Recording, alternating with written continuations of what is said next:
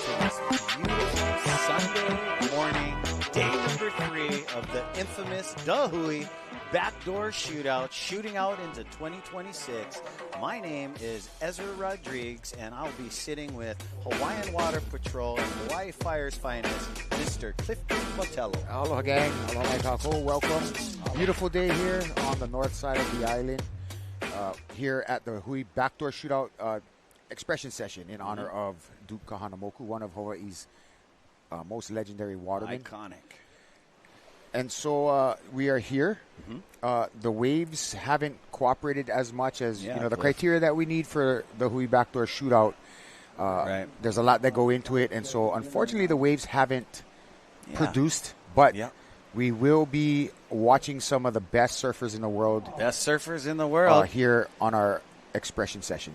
So our 8 teams are no longer 8 teams. It just turns into an all-around format. It's 11:45 here in Hawaii, and we're going to let our surfers go out there in a clear lineup and just express themselves. Exactly. And because we don't have a lot of Northwest, we're not going to have a lot of huge barrel riding that the Hui Backdoor Shootout is known for. So we kind of just broke it down to wave of the day, best overall performance judged on the following criteria. We also got longest barrel, the most air, and the best combinations. Yeah, so basically our judges are going to be doing what they would do in any case of an event like this.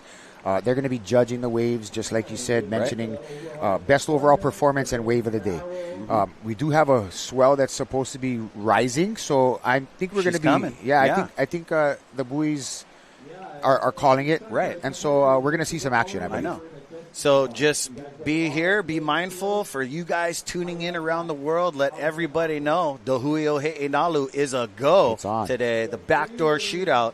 We'll be looking for the backdoors. As Cliff Botello did say, the waves will pick up throughout the day. We did talk on the balcony at the VOLCOM Bee House. Man, if we walk away from this, we all have seen what has happened in other years, and we want our surfers to be out there and playing. So we just totally changed the dynamic.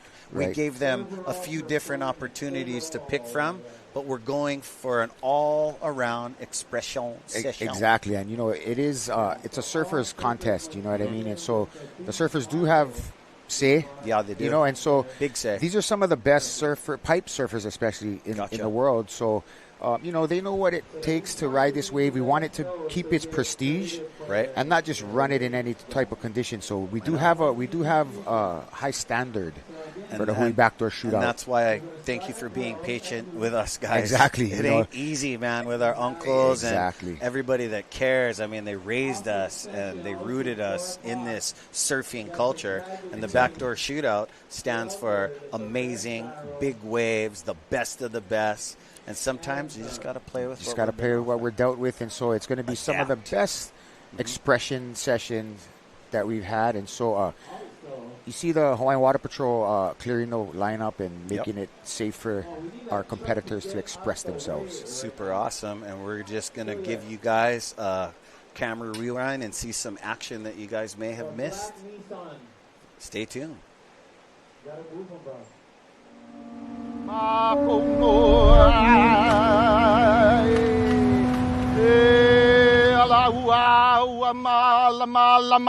Hele kanaka ai luna wa kai aku akula ka ho akale na ui hoi ka pu ava uli pu ava kea moa kane moa wahine mahiki na kau lele kalani I mua o na mamo e hopo Maikai a ke poe he nalu a pau ke ui o he nalu I vivole I makauole I koa kia poe kia I o ke kai e o la mau e o la no.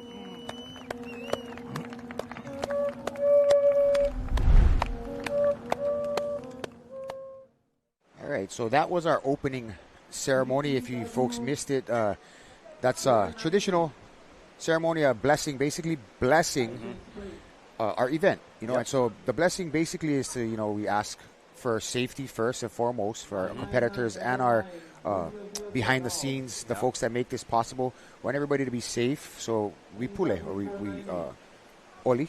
chant, and basically give our blessing, ask Akua to continue to bless the event. And here we are in the expression session. So though the waves didn't pan out as well as what we wanted throughout the holding period, we still have some waves coming today, and so we're going to get to see the surfers in action. So we just make sure everybody's safe. Oh, yeah. Safety is always first. Clutch. Yeah, always clutch. And watching that ceremony, oh, plenty mana. Yeah. You were born right into it. This is our 30th anniversary, but 51 years of the club. Yeah, exactly. 1975. And when I see the number, it's kind of classic, you know, you start to realize, like, I'm getting older, you know what I mean? 51 years old. But in 50 years, the club has gotten, you know, it's grown. A lot more members, and it does take a village to raise keiki. Yes, and it does. We all grew up in the environment of all uncles and aunties taking care of us and malamaing our next generations. And so that's kind of like what our expression session. There's a couple of competitors in here, like Cole Rothman, who was last year's winner. Yeah. Team Japan was the overall team winners. And so, you know, these guys are going to charge. They're going to charge. You know, Team Peru. It's going to be great surfing coming up ahead of us. Yeah, and if it picks up, you're just going to see them adapt. You might see some airs, some big carves, some blowtail slashes across backdoor. But then as the waves pick up, you know, these guys are getting fed every different kind of angle and degree. Every pipeline moves throughout a 45-minute degree sometimes. You know, it takes a long time for waves to come. But once it starts speeding up, we could have a lot of action. Yeah, exactly. And so basically, it's kind of cool to watch it unfold while the swell comes in. You can kind of get it to see firsthand going from 2 to 4, 6, and then next thing you know, it's just bombing. And we all know, a lot of us and you folks at home have been in the lineup, and you guys know how fast that thing rises, and for some, it's time to get out. Yeah, exactly. Yeah. Know your limits, right? Yep, know your limits.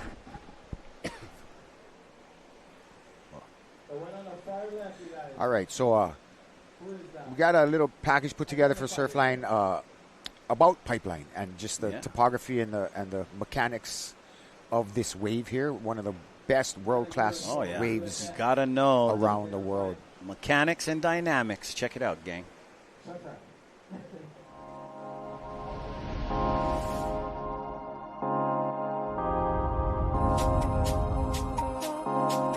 If you're looking out at the break, from right to left, you've got the Maikai channel, which is really responsible for the pipe wave. And then as you move a little bit more, that's pipeline left, you know, the pipeline. The perfect pipeline is first reef, loading up, jacking up, and just standing really tall and mean with a big square lip. And as that lip's landing, the spit absolutely explodes you into the channel. Move over a little bit more, and then that's where backdoor is. You know, backdoor and pipe they're basically the same way, but backdoor is the right and pipeline is the left. Backdoor is an incredible wave. You know, you can get a barrel from 2 seconds to 10 seconds long. This wave is incredible, and it's very unpredictable. Move offshore just a little bit. Beyond first reef, you get second reef pipeline, and that second reef pipe starts to work just when it gets bigger. When pipeline's second reefing, that means it's overloading on the reef and it's too big for first reef, so it starts to push a little further out.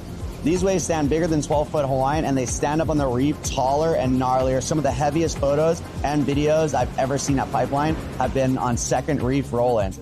And we have third reef pipeline. That is when it is too big for first reef, too big for second reef. It starts to move out onto the third reef. These are very, very rare waves to catch. And when you catch one and you ride it all the way through to pipeline and actually get shacked on it, it is a dream come true, because these are kind of the diamonds in the rough at pipeline. Is the third reef, second reef to first reef, load up, big barrel, big spit.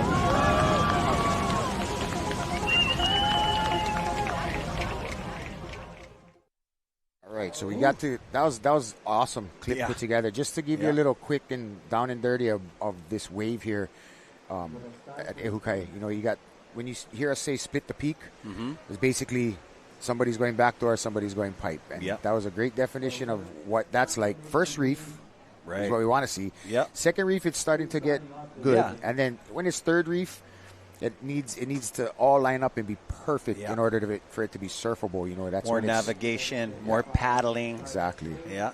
and it's big. When it's third reef, second and third reef, you know its pipe is lighting. And I know everybody's got their scales, but I just feel that the waves might pick up for us, as you've seen Shado P on that last wave, and Seth Moniz just taking a little predatorial investigation on a mini backdoor. But we all know our Moniz kids can just boost in the air and do huge carves. Yep, Sheldon too. You know, I mean, we saw his little.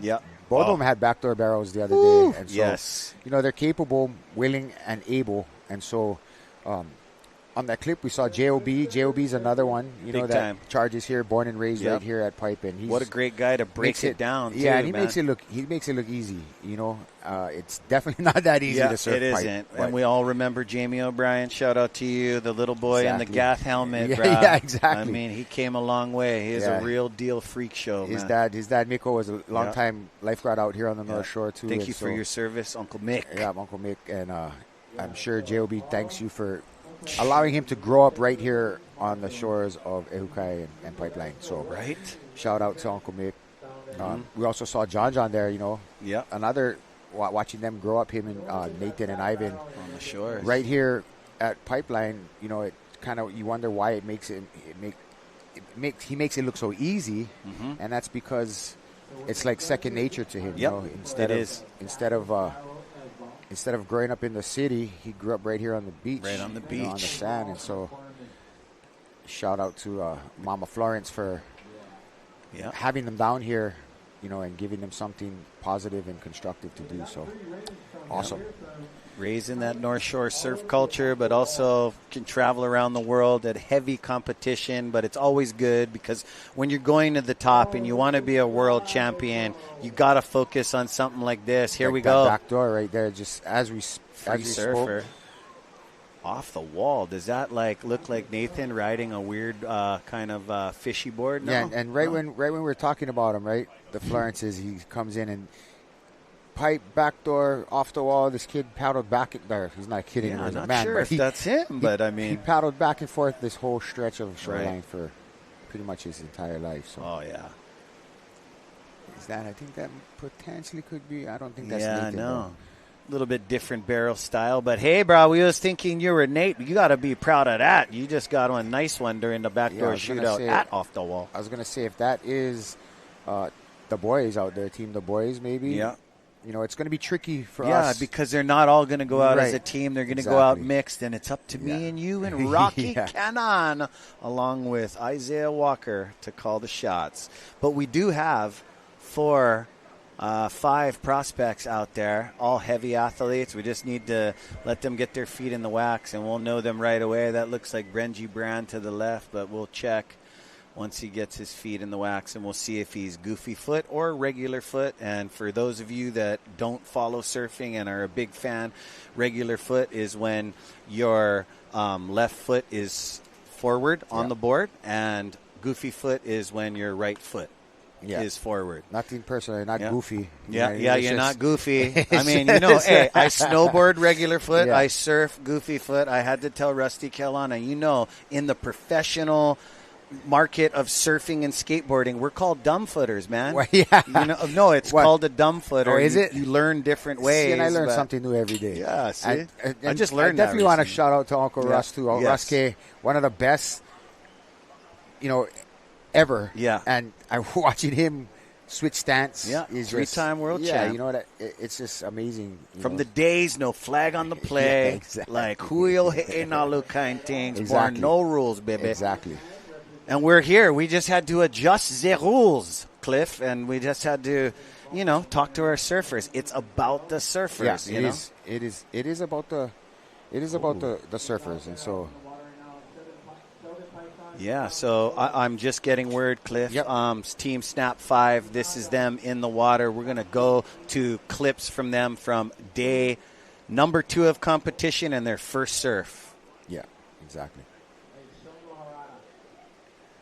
So right here we got a backdoor from none other than Mason Holt. Yeah, this guy was getting barreled hard yesterday, too. That little kick flip, 362. He's just having a great time. Nice stance, soul arch. How's that drum clip? One of my favorite surfers right here. I just like not only does he enjoy himself, but he's feeling it. Yeah, he's feeling it. You feel the vibe. Well, that was a nice sneaky backdoor right there.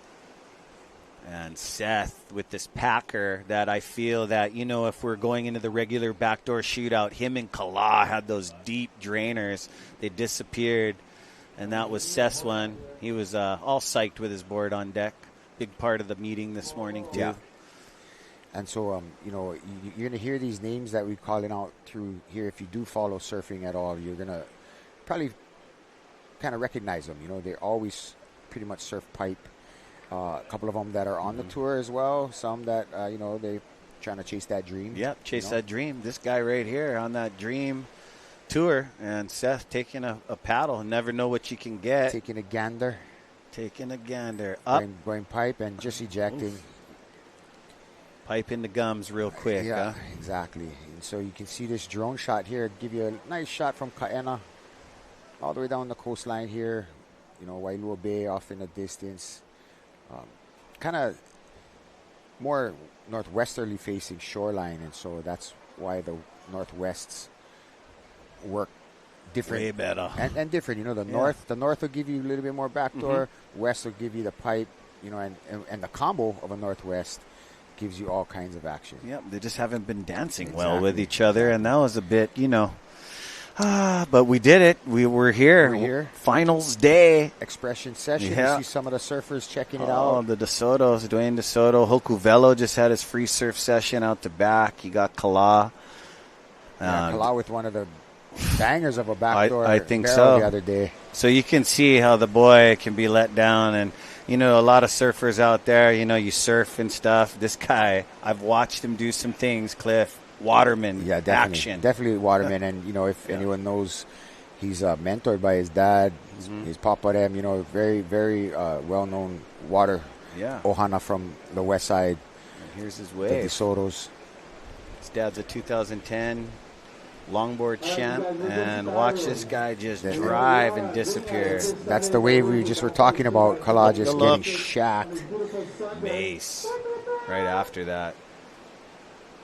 Yeah, man, these guys are busy bees. If you talked about their team the boys with Billy Kemper, Kala Grace, Sheldon Pashon, and Kala DeSoto from the west side with Noah Beshin. That's a good team, man. It's a stack, you know. A lot of...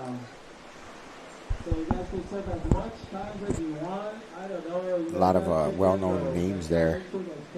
Yeah, and it looks like they got some more guys out in the lineup here. How many guys are we allowed to have in a? That's a great question because I'm ready to talk about them all. And it's not really a heat. That's why. So it's expression session. We're just gonna get out there. No, but don't you agree? 3 guys in black just snuck up behind Team Snap 5. I would think so. No, but this is what, and now it's a little, wants. Some new action. Like, hey, almost just shy of full contact surfing. Yeah. No flags on the play from where our uncles were raised. Exactly. The island was different, and it's super funny. They rarely complain, and I love to take a note from that because that's who we honor too at this event is Duke Kahanamoku. Yeah, exactly. He held plenty in his heart. He could complain and be super nasty, but he doesn't. He just moved around. Negativity and opinions like the Pacific Ocean. All aloha. And we speak of Duke, and, he did take surfing around the world.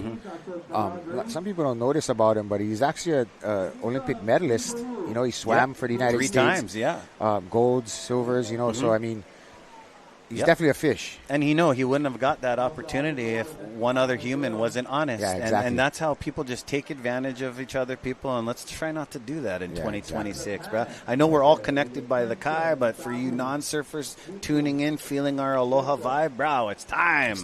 It's time. And we're here at the Hui Backdoor Shootout Expression Session in honor of Duke. Beautiful conditions for me. I wonder if I can sneak in this thing. You just paddle out there. I'm sure nobody will say anything. No, I know. Well, it would really add the dynamic if I call upon the Duke Kahanamoku specialty event and add the stand-up paddlers with the longboarders, and then a couple of my shortboard surfing nephews going to get upset with Uncle Ez. But, so now we got about 8 packs. So now you're going to kind of see people are going to start to try and jockey for position. Yes, I kind of like that. Let's discuss this. Yeah. You know what I mean? So So who's who's who and what? Hey, there's no priority. It's only respect. Exactly. Respect goes a long way, but there's called respect, poker face, pulling the fugazi on your buddy. We're still looking for a wave of the day, best overall performance, and so. Some of these guys are so intense, you might even see an accidental Lance Burkhart leash pull. Huh? You never know. The people's elbow. Oh, yeah, the people's elbow over the head, bro. Just swam. I know. So it's going to be a trick. It's going to be interesting. And so if any of you guys, the over the elbow caught one of those and you guys are watching, well, you know what happened. You guys was too close, and it wasn't your turn. Too close. And here we go. A little smaller wave, but it's doable. Backdoor. Wow. Little clamper. Yep. He had a good one, too, actually. Yeah, now you remember his electric blue board. Exactly. And so I believe that is Gabriel Villarin, but I will Team Peru. refix that for Team Peru if that is not you. Yeah, day 2. So let's check them. Since we're talking about the Team Peru, we'll check out some highlights from day 2 for these guys right here. Awesome. A little backside backdoor. Oh, yeah. It's definitely contestable. Doggy doors it. Yeah. That guy was on fire, too, with his mate right here. This was the better one for Team Peru. And he just didn't make this one we recently saw, but he made that one, A little more size. This wave that we're watching right now, the other day. A lot of foam. But we're hoping that swell starts to barrel up there. Backside, backdoor again. These guys are just wave machines. They adjusted. A lot of them are used to going pipe. They adjusted. A lot of the goofy footers forced their way into backdoor. It's always good as a surfer. Like we told, goofy foot, regular foot, it's good to have that front side and backside dynamics. Yeah, you have to at this wave. If you want to get a good wave, it's either pipe or backdoor. If you're not going to switch stance, like exactly. Uncle Russ, then you're going to have to just make an adjustment. Backside, personally, I like front side, of course, but some of the better waves I had when I was a little younger was right here at the back door and backside at pipe. So we have those people around the island. They just surf their one favorite wave. You know what I mean? And then it's like, bro, we go over there. As I get older, I like to creep more towards Pupukea. Towards the sandbar.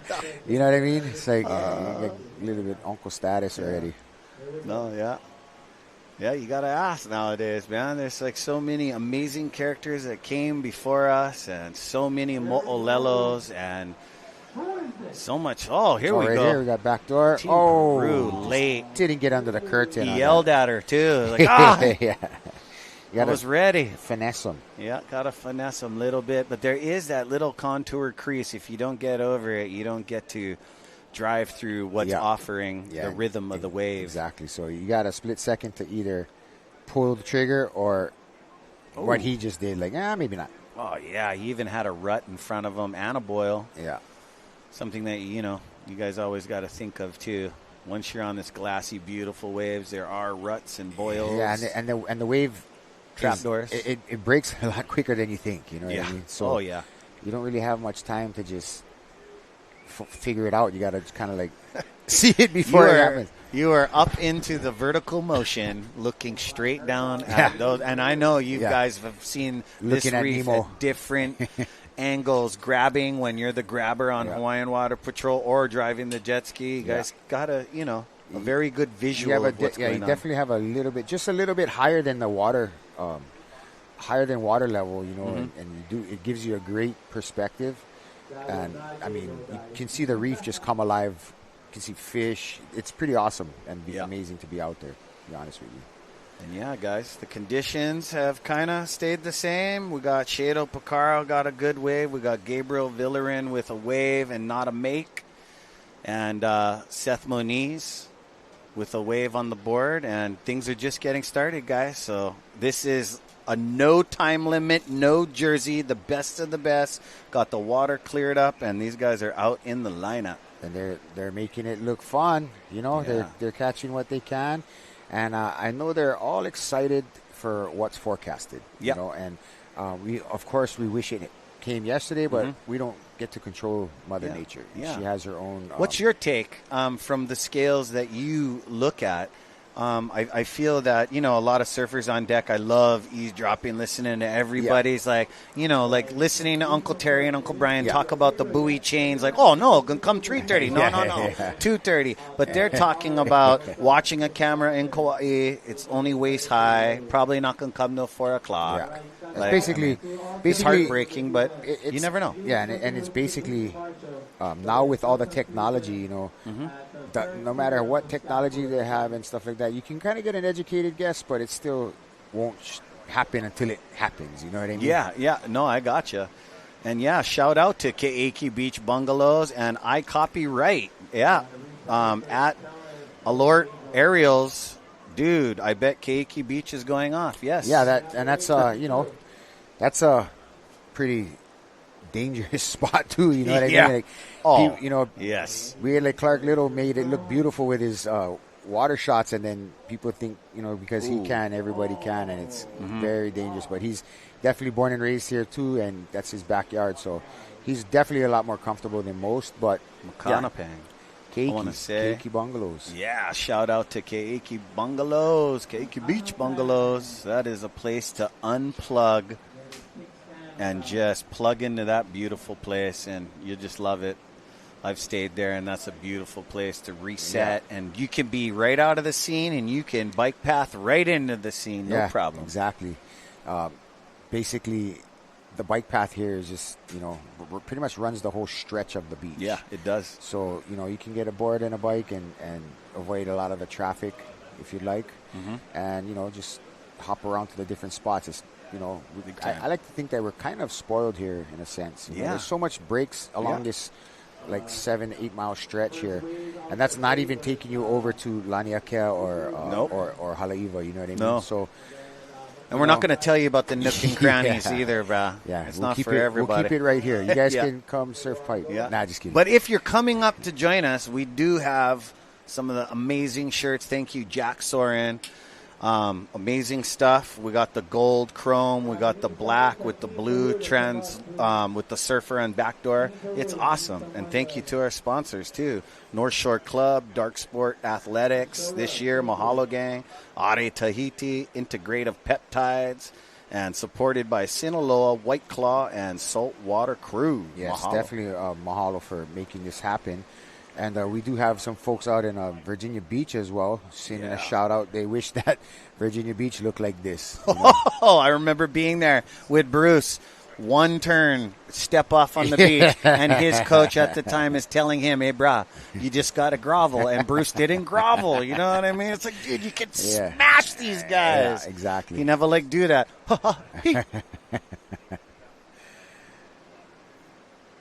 And so one of the better water women, right? The water women of our time, Mahina Maeda, is in the water actually.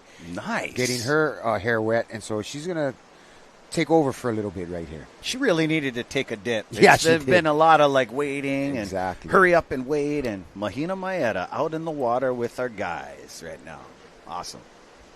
They're looking at 4, and I think that they're going to find a couple good ones.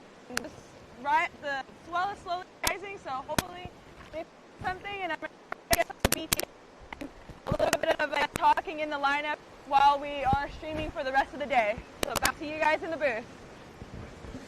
All right, mahalo nui, Mahina. Mahalo for that. A little bit of technical difficulty, but the gist of it, that's cool. What she was talking about is basically it's still a little slower right now, but the expectation of the swell coming in is I wonder if she's going to catch one in for us. You know that, boo. We're going to commentate it. You know that. She's not going to be out there just I know, for giggles, I mean, hey, as a surfer, that is, you could have to get a call. You got to go to work.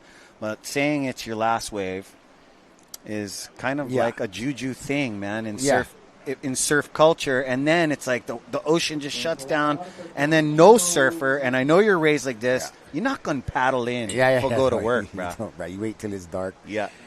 And you're going to catch a wave. That's a great point, too, because it's always you catch that one and say, oh, man, that was so sick. And then that was the one you probably should have went in on, right? Exactly. And you go back out to try and chase the dragon. Yeah. But there's also a lesson there. Take too much, you got to replenish, right? Exactly. Too. Exactly. It happens. You got to give and take. You know what I mean? But I just know when you say, I'm going to catch my last wave, you can say it in your mind. Oh, things happen. Who we got on there, Cliff? Got the world tuning in. Yeah, the world's Mahalo, tuning guys. in on this live chat. You know, there's guys that they want to clock in to our job. You know, Oh, that's cool. You know what I mean? Hey, that's awesome. I don't think there's any opening. Nah, just kidding. But yeah, no, we have a great time. Born and raised out here and on this island, and so we're thankful that we actually are able to come and share with you folks our home and commentate a little bit about what we see here and about these guys that we all pretty much know. These guys are the backyard surfers that, you know, they're chasing their dream, but they're always in the water, always surfing and all over the island. So it's a job for some of them. It's a specialty. It's a lifestyle for a lot of these guys. Yeah. And surfing has given a lot of us so much. And, you know, when you hit our age, we're just trying to get our families to the beach and also get barreled also. So it's awesome. Yeah. Thank you guys for tuning in. As you guys can see, the beautiful drone footage from our live broadcast produced by Zone Media and creators of Ocean Paddler TV, Hawaiian Extreme Sports TV, and In the Zone they are. You can also go check us out on YouTube. Yep. Yeah. So send that's us awesome. some messages. Right there, that shot right there is awesome. So you can actually see down towards Keiki Point. So that's where the bungalows are, right down in that area. And so you can just see the beautiful stretch of beach here on the North Shore. And so we're blessed, you know. Blessed I don't play in that shore break, but bro, yeah. that place is beautiful. I kind of keep my daughter off the hammocks. Yeah. You got a killer barbecue area. You got 3-bedroom bungalows. I know a lot of you guys around the world, some of you guys still think we live in grass shacks, so you're thinking a bungalow's a bungalow. Yeah. No, bro. Yeah. This is high end, so if you thought you was one baller, bro, staying at Keiki exactly. Beach Bungalows is amazing. High grade. You walk out, they got all kinds of activities, and you're right there by Sharks Cove. I mean, you know, I don't want to tell too many people, like I grew up in town, but Hanama Bay is something, but Sharks Cove, you just can't beat it. And that's the thing, too, is, you know, I work for the fire department. I'm right there at Pupukea Station. Right. Oh, you're right there. We see it every day. You know, every day people come. This time of year is not the time to snorkel. No. No. But people that come, like, oh, you know, I heard this is the spot. And I'm like, it's 20 feet. You're just looking at bubbles in the pond over here, you know. So, yeah, it's definitely seasonal. But, yeah, it's a sanctuary, you know, no fishing and stuff like that. So it keeps the sea life flourishing over there. Yeah, a lot of people do question, too, like Sharks Cove, why? They don't, you know, the usual snorkeler, and tourist snorkeler don't want to go there. Sharks Cove. Sharks, they think it's because of the sharks, but it's actually because from the air, the cove actually looks like a shark fin. And so that area, if there's pictures in the archives at Bishop Museum and stuff, you can actually see before they dredged it. So they dredged a lot of the different beaches of our island, you know, and put the sand onto the train carts and you know, sent it off into the Waikiki area to make Waikiki, you know. So. I mean, gang, don't get me wrong. There is the shark's favorite food. Right. It's all up in there. I've watched a baby taco, follow the mom. Yeah. I've watched just exactly. And then you look down, and 20 feet down deep, you got snorkelers. Yeah. You know, and I heard there's some caves that you could go. Yeah, there's caves. Caves that actually go all the way across Kamehameha Highway. That's and so the gas station. A lot of times we do get, you know, people that get stuck or, you know, missing and stuff like that. Or you know who was one guy iconic not to go follow to Sharks Cove was Tamayo Perry. Yeah, he wanted to free dive in there. I was like, hell no, I won't guys, go. And they use it kind of like for training, right? Training, hold your breath. Hold your breath for catching the big waves. And Tamayo, like you mentioned, one of the greatest to surf pipe. Big time. We very tragically and sadly lost him, you know, recently. And so definitely always in our thoughts and our prayers, and a big mahalo to the ocean safety throughout Hawaii, but especially the North Shore lifeguards for what they do and all they put on the line to help protect us as well as visitors that come to Hawaii, you know. It is, and it's very imperative that we try to help and, you know, donate when we can make a donation to these amazing junior lifeguard programs, North Shore, because it's teaching our youth how to save a life, how to adapt. Exactly. And you guys at Hawaiian Water Patrol with Uncle Terry, it's like you guys do this risk assessment and you guys are just always upping the ante to be quicker, swifter. And you know what I mean? Yeah, you know, it's surprising, not really surprising when you've been around it for so long, but it surprises me that how quick, like Uncle Terry and and Brian Keolana, like they're always like almost 2 steps ahead. You know, like they see it before it really is going to happen. So they always kind of try and prepare. All you can do is prepare for the worst and hope for the best, right? So. Try to tell the kids, don't just loiter, bro. Absorb that knowledge. You know exactly. what I mean? So the junior lifeguard program actually is killer for parents who maybe aren't so adapt to the ocean. Get your kids out there to learn. We live on an island. It won't hurt to go get some running and swimming in, and they actually teach CPR, first aid, all that kind of stuff. And so it's basically, like you said earlier, it's life-saving potentially, You know what's another one that you guys do that Nolan showed me? He made me go limp in the water. Like, I'm 220 pounds. And then he showed the young kids how he pulls a big boy like me up on a flip surfboard. Yeah. I was like, I didn't even know that, but that is awesome. And I will hold that with me. That's just, you guys are always. Not to mention he's a gorilla, Yeah, he is. He's one of the best in the world, and it comes to, like, especially ocean knowledge. And, like, when I was working on the west side, ocean safety, and he was just a younger kid, but I would see him every day. Yep. In the water. You know what I mean? And, like, just the years of that, water is just, he's probably more comfortable in the water than out, you know what I mean? Yep. And he's a big part of you guys' wild cowboys on the jet skis, bro. Exactly. Part of that Ohana. And who do you guys have out there with you? Today we got out there, we actually have some of the best, Abe Lerner, Kavika Foster, of course. Nice. Uncle Terry's down there, And then we got Jarrett Lau. We got Bonga Perkins, Nice. BP. BP. Champion longboarder. Oh, we got some cinematographer, and thank you to our photographers and everything. And Mahina Maeda is just floating right next to you. Let's check it out. Mahina, who you got?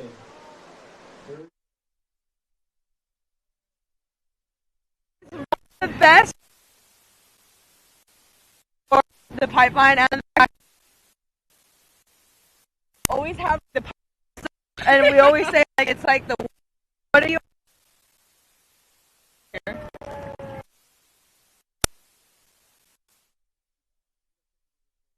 Mahalo Mahina, it's all good. We roll with it. Just heard Rocky light it up.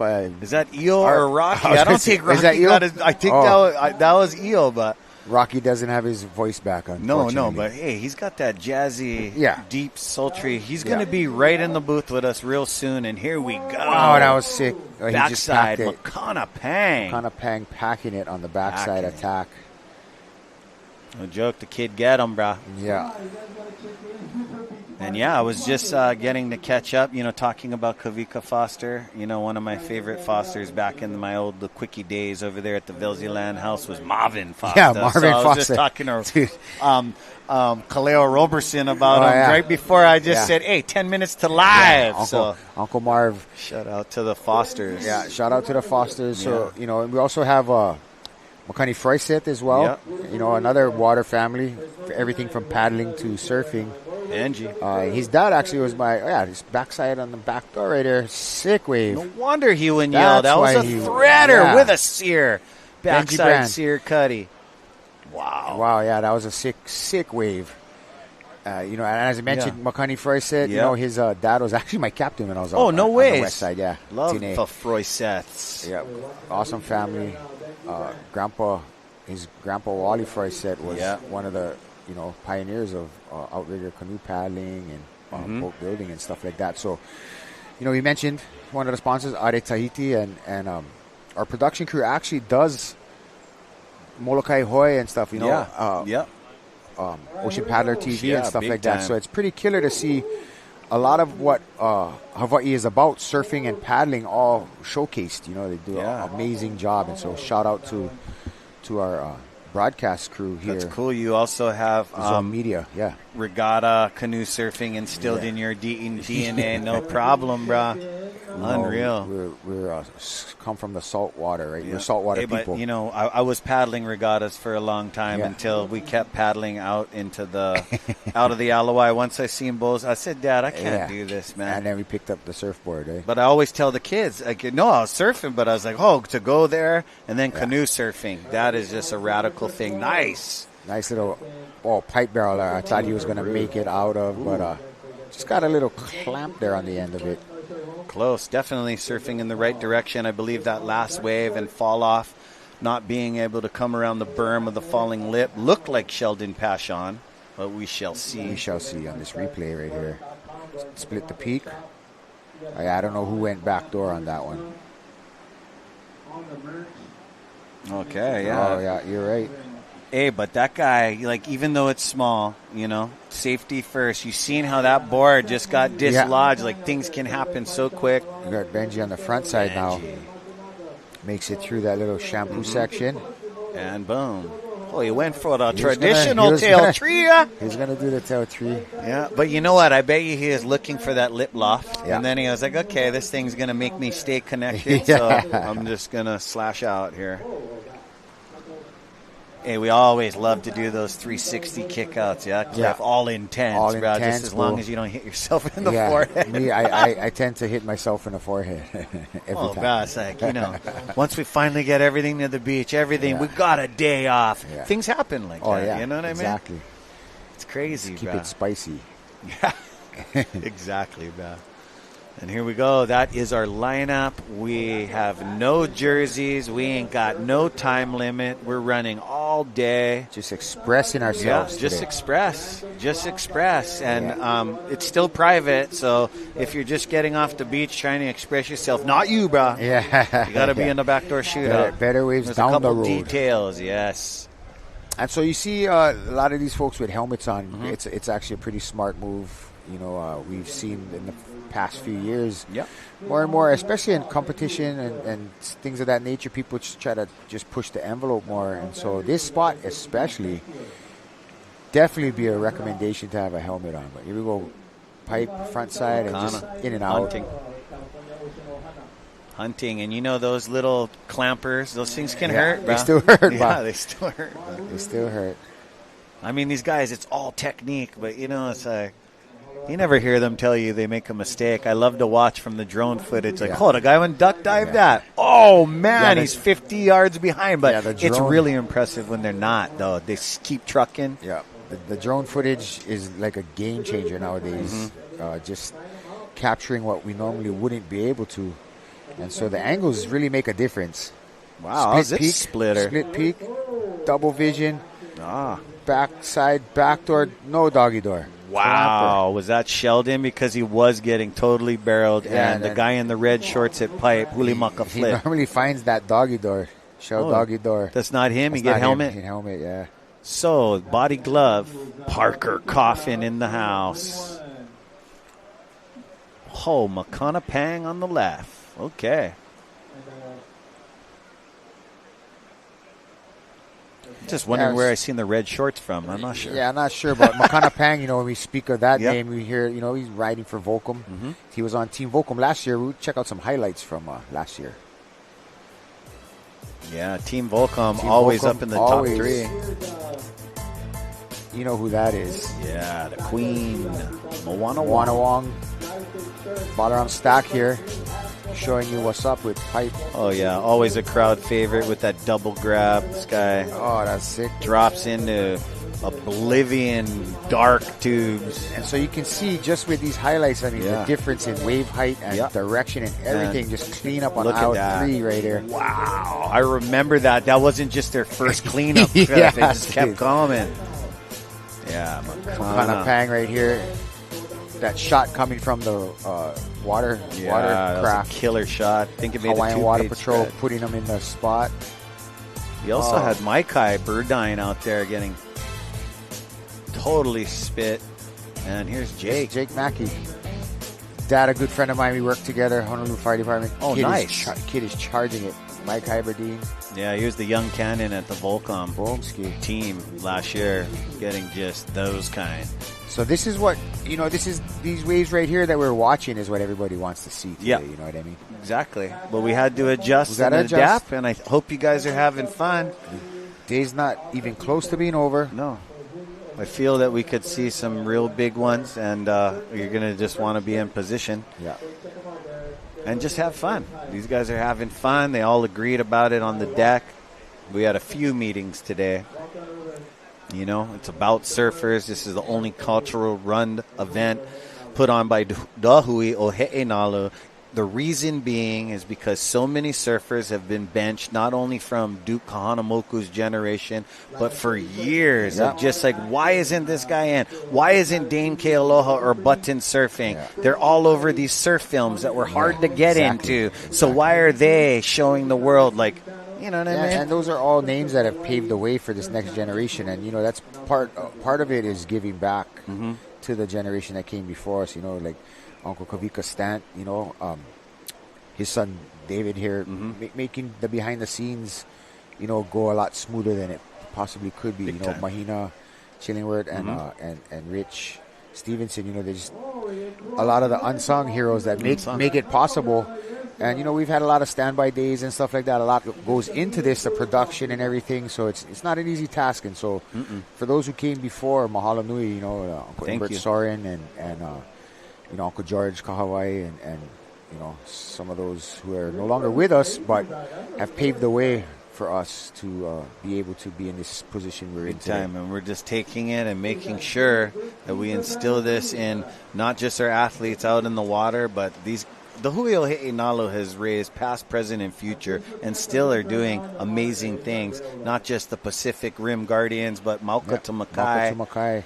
I mean, all islands taking care. Yeah, all things Polynesian. You know, if you go down to the South Pacific, we got brothers and sisters down in Tahiti. I want to shout out to Brada Teps and the boys down there in Huahine, Smitty. And Smitty was here at VLAN back in the day. You know, one of the OGs that surfed VLAN. So shout out to the Huahine boys down there in Tahiti, Teps and Smitty, bro. Aloha nui. Yeah. So during this amazing from 11:45 expression session and on, we're going to give you guys a quick commercial break. So grab something out of the fridge and stay tuned. Stay tuned, guys.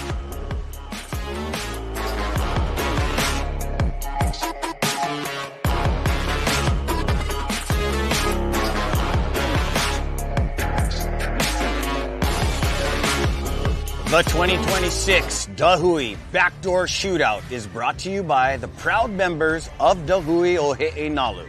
Presented by Keiki Beach Bungalows, Welcome to Aloha. Sponsored by the North Shore Club, Dark Sport, Ade Tahiti, Integrative Peptides. Supported by Sinaloa, White Claw, and Saltwater Society. This live broadcast is produced by Zone Media, creators of Ocean Paddler TV, Hawaiian Extreme Sports TV, and In the Zone.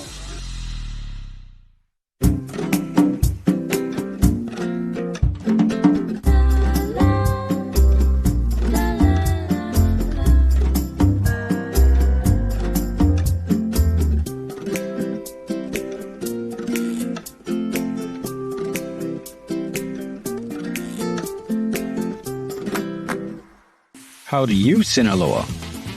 My kids love cheese quesadillas on fresh Sinaloa tortillas. We only make our fish tacos with fresh Sinaloa tortillas. My family loves my chicken enchiladas using fresh Sinaloa tortillas. We use Sinaloa tortillas in everything that we do. The freshness really makes the difference. Get your fresh Sinaloa tortillas today at your local markets throughout the state. How do you, Sinaloa? Allow us to help you grow your events by reaching Hawaii's giant outdoor sports and ocean enthusiast demographic. Zone Media specializes in social media content production and distribution, drone and video production, cutting-edge live productions, and more. With over 25 years leading Hawaii's action sports market, give us a call at 808-343-3310.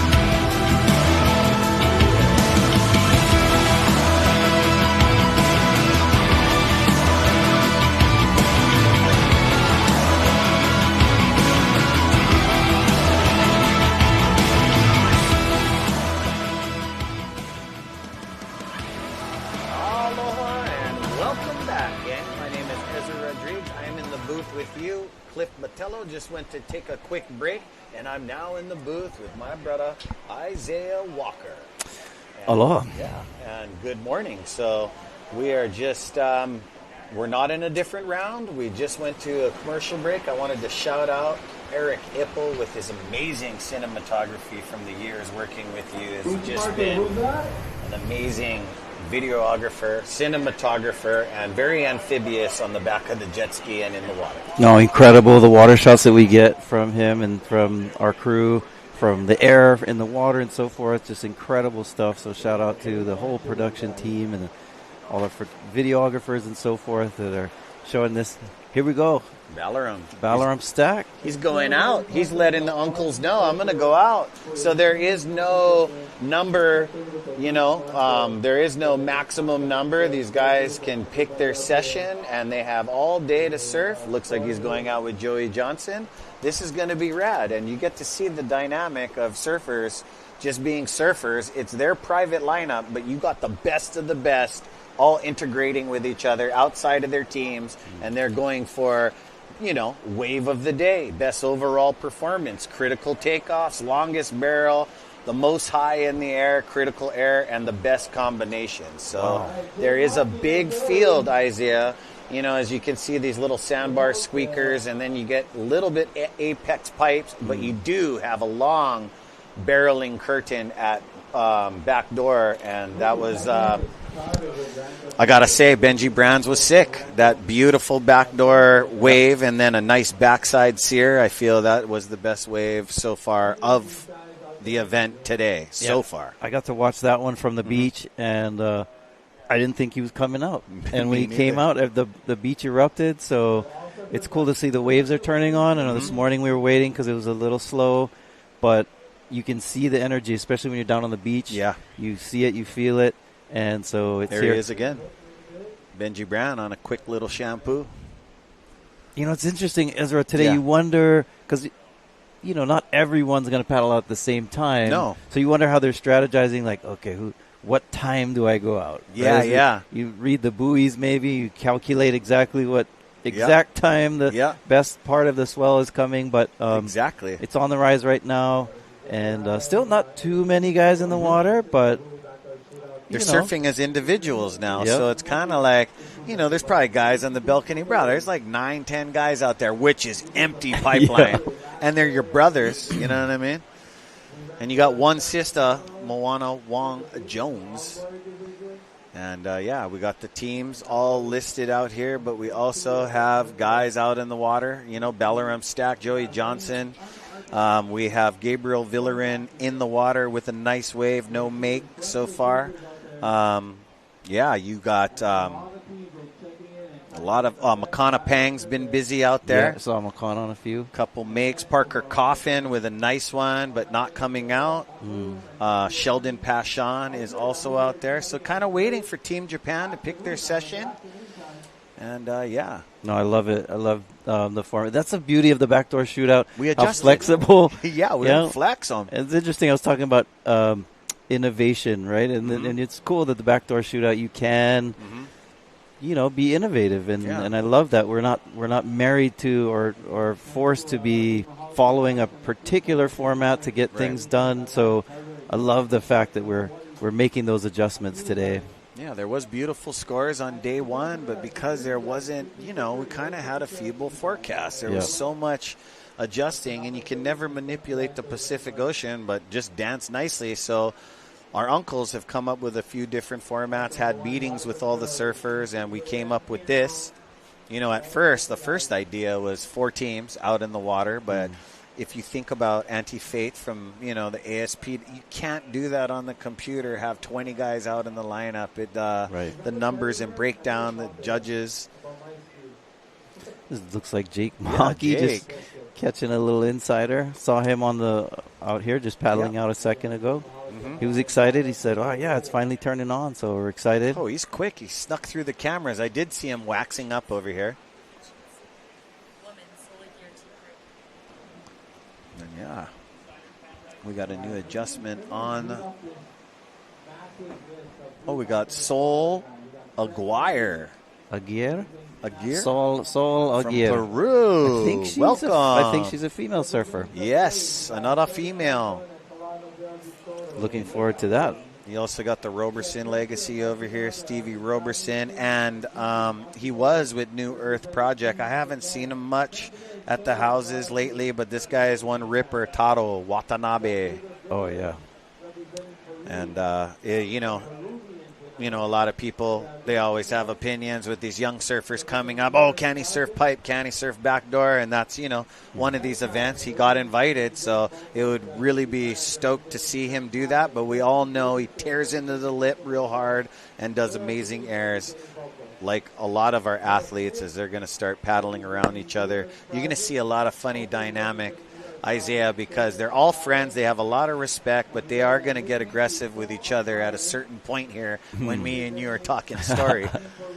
Yeah, it is different from just 5 guys in the water. We've got, looks like 15 or 18 right now, which is, like you said, Ezra, is still a low number for pipeline, especially on a day like today. The conditions are beautiful. Swell is on the rise. And but yeah, it'll be interesting to see. It will. How gentlemanly these brothers can be out there with each other. Look at this. There's something on the horizon. Nothing too big, but it looks like 3 waves might be approaching. It is rising slowly, and we hear Iolani on the live mic. What's kind of cool is you can see from this perspective here how not steep it is. Right, that's an illusion. It's definitely steep. But I mean, how people jockey for position, where they sit, and when a wave comes, where people move and why, and who is sitting furthest out and furthest in. And today, even though it's not as crowded as it would normally be, what's missing is all the kind of the grovelers. Because at Pipeline any day, you get some people that really shouldn't be out there. Oh, big time. So you're kind of erasing that. So it's still, even though there's fewer bodies in the water, it's an elite group of bodies. So there we go. Makana Pang. Nope. Benji. Whoa, nice little flare up too, huh? I like that little check fade too, straight up in the lip. And he got barreled. So this guy's got 2 on the clock, on the scorecard. And Benji for Team Snap. He's also a previous winner here at the Backdoor Shootout. Look at his technique, how he slows down, gets covered, comes out. I mean, he's had that backdoor wave, and now he's got a left at Pipeline. Hit the lip is one of the categories, right? Is best combination. So barrel to snap. There we have Jake Maki. Oh, with the short pull down. Kahuku's finest. Yeah, such a good brada right here. The waves are too small for pull up your VOLCOM shorts too high, but he did that full on, I'm out. I made it out. And, barrel riding is going to get honored, even though it's not super big. Nice. Pull in. Whoa, the tall kid fully coned with the shape of the wave, Jake Maki. That was a nice one. It was. Yeah, we're seeing more and more corduroy lines out into the ocean as this new swell is approaching from the northwest. It's a better angle. Winds are looking good today, too, which is another good sign. As you know, Ezra, we've been, struggling over the last 2 weeks, really, trying to find the right day. And we've been here every day, scouring for half days and moments. And we're just grateful to still be here this weekend. Could call us surfers picky, no? I mean, I know a lot of you guys watching at home, you guys have drove up here with 5 friends, too many characters in the car, pulled every break apart, and then you guys drive home, no surf. Yeah. But not the Backdoor Shootout. We are on. We got to get our guys in the lineup. Yeah, we ran, day 1 a while back with the Duke Invitational Division, the Duke Division specialty event. That was fun. That was fun. And then we had a half day of where we ran 1 round of surf. And then this is our last day here at the Backdoor Shootout. So a different type of year than normal. Yep. Right? We had to wash maybe the second day of the first round of the main event, I believe, and we're into, wave of the day, a fun, big expression session where there will be, I believe, 2 winners. Yep. Now, as we're, waiting for action, this week was a big deal for Hawaiian history.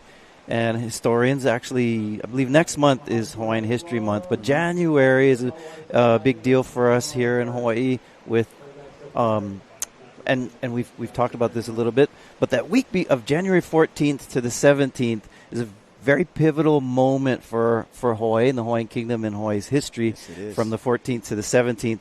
And so anyway, so that's been something that we've heard a lot. And at the Backdoor Shootout, we like to celebrate the past. We like to talk about community and culture and history and so forth. Yeah. So that's something that's been, important to us this week, and kind of cool that the shootout is ending on this particular week that we're here. So January 17th was the official day where the Queen, Liliuokalani, Hawaii's last queen, was overthrown by this group that eventually called themselves the Provisional Government. And so it's amazing, because in Hawaii that event on that day was so impactful. It's been 133 years, and yet people talk about it like it happened yesterday. Yeah, very important to our Aloha gang. Thank you for joining us. Yeah, beautiful. We have some cloud cover, which is actually good for, keeping the winds down here. So it's not your, bright blue day out at the moment, but the ocean is delivering some beautiful conditions here at the Backdoor Shootout.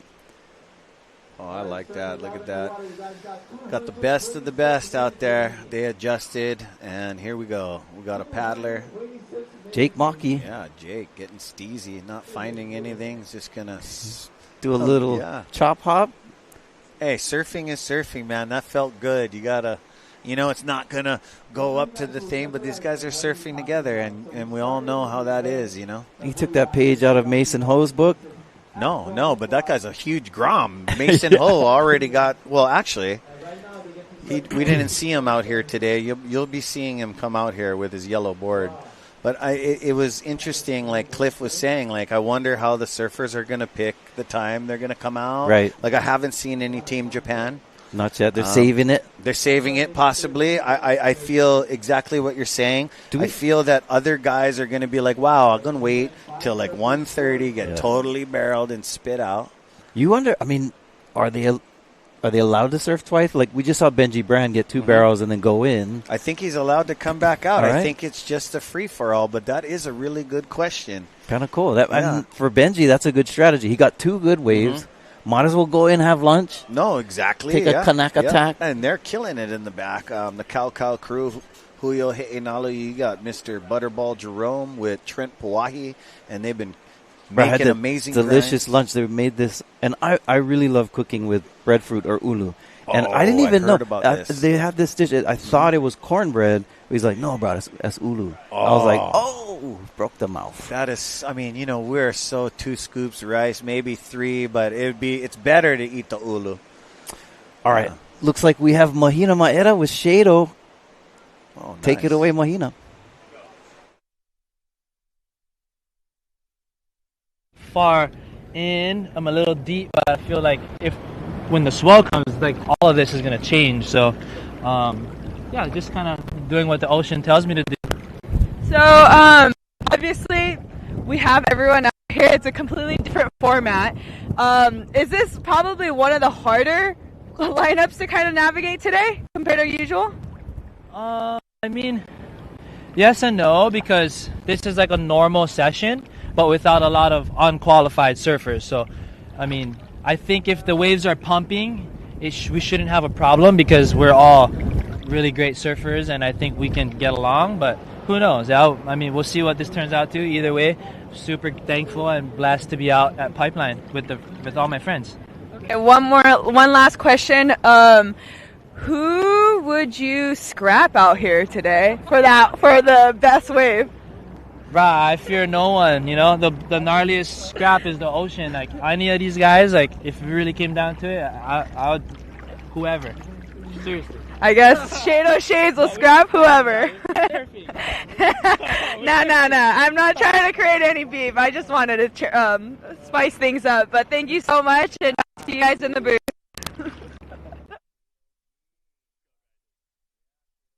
That's been a thing right over here as we're just trying to get this last day and get the surfers what they need.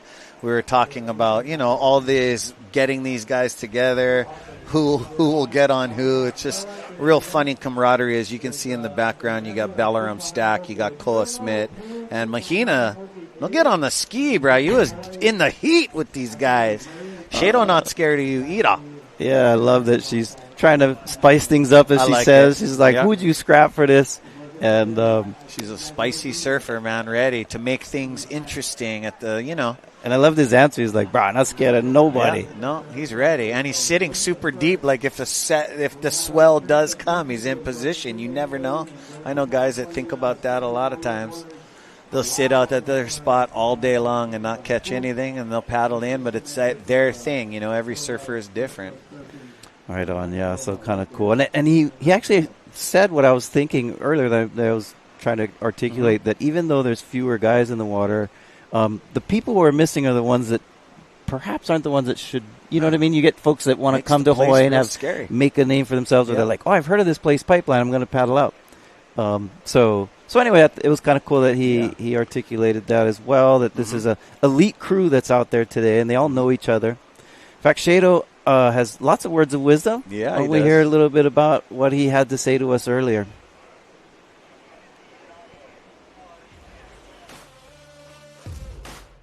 I've competed a lot in my life, and in the QSs, and lately I've been finding myself not really aligned with it and being really stressed out. But this event, it's just so much different. There's none of that where you're trying to make a heat and you're looking at the guy next to you and you're hearing scores. It's just you're really free, and I think there's no better way to honor surfing than just being out there in the ocean with your best friends. You got the brothers on the jet ski, like watching after you, cheering for you. Everybody's on the beach, your family's here, and you can actually stop thinking about what you need and go and enjoy. So there's no better contest than this.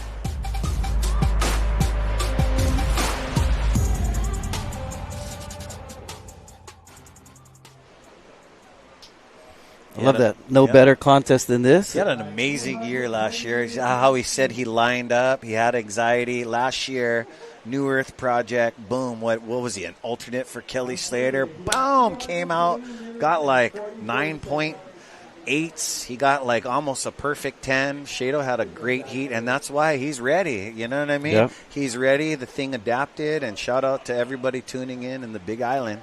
That's your island as well. Yep. Oahu, Big Island, what a great balance. Actually know his dad really well, so we grew up. I grew up a different generation, right? Gotcha. But kind of cool Still to see the next generations come in, and Big Island has quite a few good surfers that we have that come from there and really good. Make the move up to the North Shore to surf these waves on Pipeline. And Jake, he's practicing for the Buffaloes. Oh. Yeah, Jake, you just got a helmet dent on your brand new board.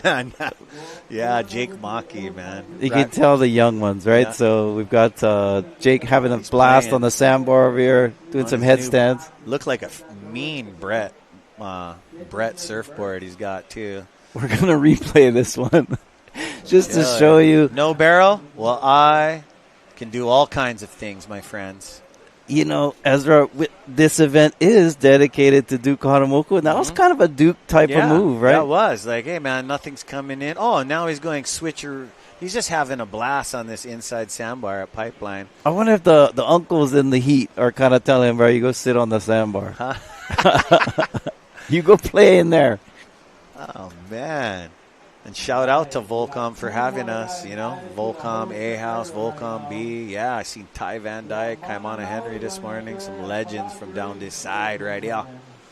And we are stoked. There's a nice little line. It is like friendly fire out there right now. It's supposed to be 12 feet. What they say at noon. Here we go. Parker Coffin loading up. Nice backside blowtail, little backside sear, redirecting into the whitewater. Getting that lash out to off the wall. Yeah, Parker and Connor Coffin, brothers from Santa Barbara, California.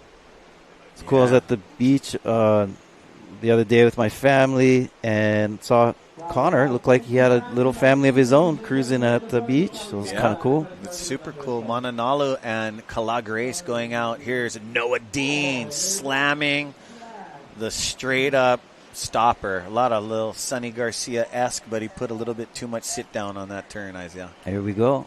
Is this Moana? Nope. Stevie. Ah, Roberson. Stevie's charging. Been doing mixed martial arts, getting in the ring, getting in the cage. Loves surfing. At home in Maui. Also been a part of Team VOLCOM. Also instilled in VOLCOM's DNA. As we always honor Justin Roberson, one of those guys that pioneered the backside air. Like Luke Tema. Oh, yeah, Tema. So it looks like we got a lot of New Earth Project in the lineup. Tema had an excellent showing last year. Oh, yeah. Yeah, he's really proven himself at Pipeline the last couple of years.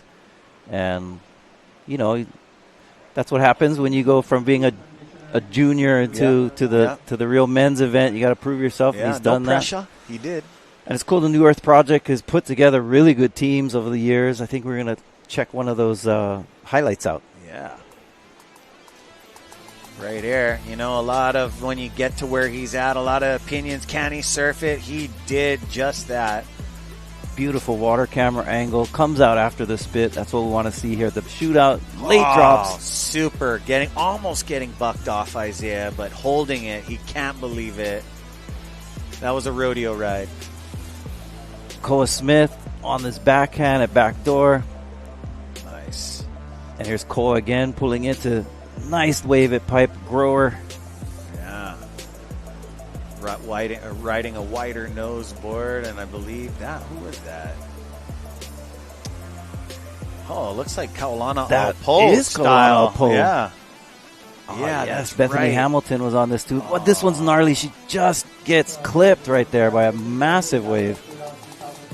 If anybody mans up, it's Bethany Hamilton, I tell you. Next level, Shayden Pacarro. This guy has been on a tear. I mean, always on a tear, but since the backdoor shootout last year, it just ignited this guy into amazing surfing. He's had a great winner already at Haleiwa, some beautiful backside cosmetics, and look at all the pipe bombs he's got. Yeah, New Earth Project, done a really good job at the backdoor shootout over the last couple of years. So we're stoked to have them here again at Pipeline here today, Ezra. Yeah. You know, we were talking about the Duke Kahanamoku event and how here at the backdoor shootout we honor Duke Kahanamoku. And I was talking about that week of January, January 13th to January 17th. Yeah. And the overthrow. Right. And Duke, this is 1893. That's another cool thing, too. We also talk about Duke Kahanamoku. Like 1891, correct? Correct. He was born. Good job. Yeah. Right. I know you was on Water Man, but I pay attention. Good job. So he was, like 2 years old when this happened. Here we go. Jake Maki. Keep him busy. Hold him, Jake. So, yeah, people like Duke Kahanamoku, Queen Liliuokalani, we talk about them as if there are aunties and uncles around here. But that was, Duke was born 135 years ago.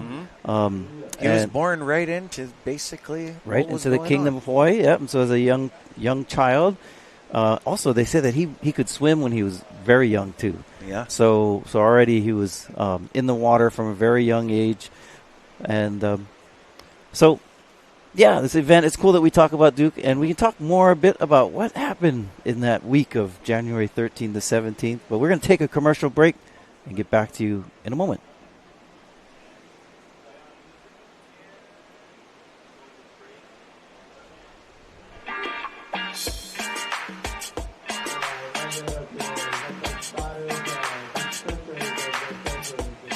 The 2026 Hui Backdoor Shootout is brought to you by the proud members of Hui Ohe'enalu.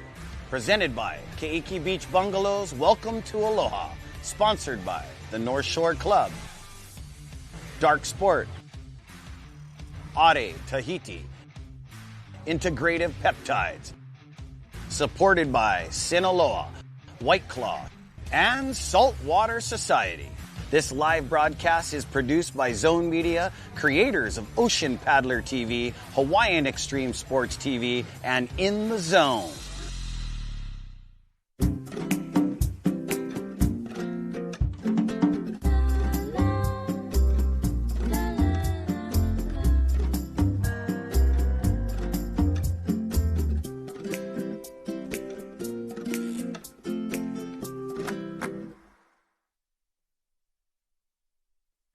You love water sports, and you want to look your best when you're paddling or just hanging out.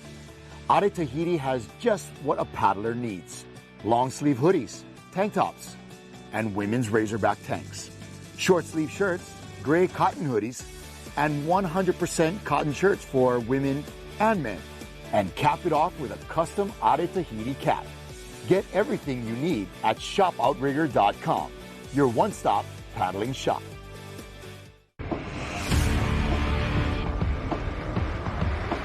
Allow us to help you grow your events by reaching Hawaii's giant outdoor sports and ocean enthusiast demographic. Zone Media specializes in social media content production and distribution, drone and video production, cutting-edge live productions, and more. With over 25 years leading Hawaii's action sports market, give us a call at 808-343-3310.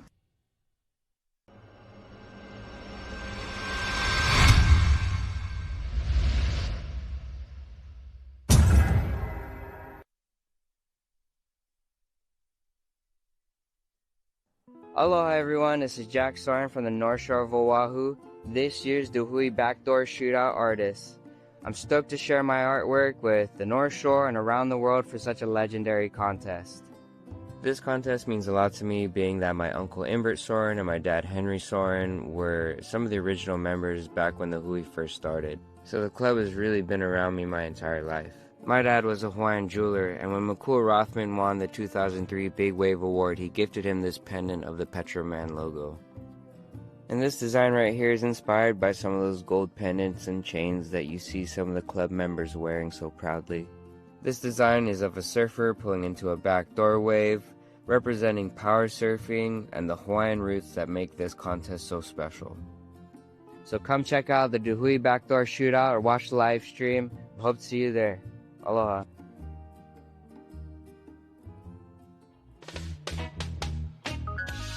Aloha and welcome back. That is Zone Media in the air. You got to see Ade Tahiti on those commercials. You got to see Brother Jack Soren. Our t-shirt booth is open at Ehukai Beach, and wow, these guys are about 200 yards up in the air there, Isaiah. Beautiful, and you can see the different crevices in the reef and the cracks and the sand where it comes. We've seen the past 2 weeks the sand go all over the place. Oh, yeah. It's on the beach, and it's in the water, and now it's covering half of the reef. So beautiful shots, beautiful angles from the drone. Yeah. I think where we left off before we went to commercial, Duke Kahanamoku and 1893, the overthrow. Yeah, so 133 years. 133 Please years. do. We talk about it like, it happened yesterday as we remember our kupuna, who are surfers. We have a surfer here. This must be Sol Aguirre. Sol, you got it. From Peru. Congratulations, girl. Getting in the alternate spot for somebody. Sol Aguirre from Peru. Peru in the house. I know you taught me last year, like how we have Alaya and he's going for the air combinations, Jake Maki. Which apparently is one of the categories. Yeah, today. It is the category. So we'll see how that factors in. But you were also talking about Alaya and all the boards. They have a straw surfboard that they put together as well. It was really interesting. It almost looks like a canoe hull. Right. And they ride waves. Real smart.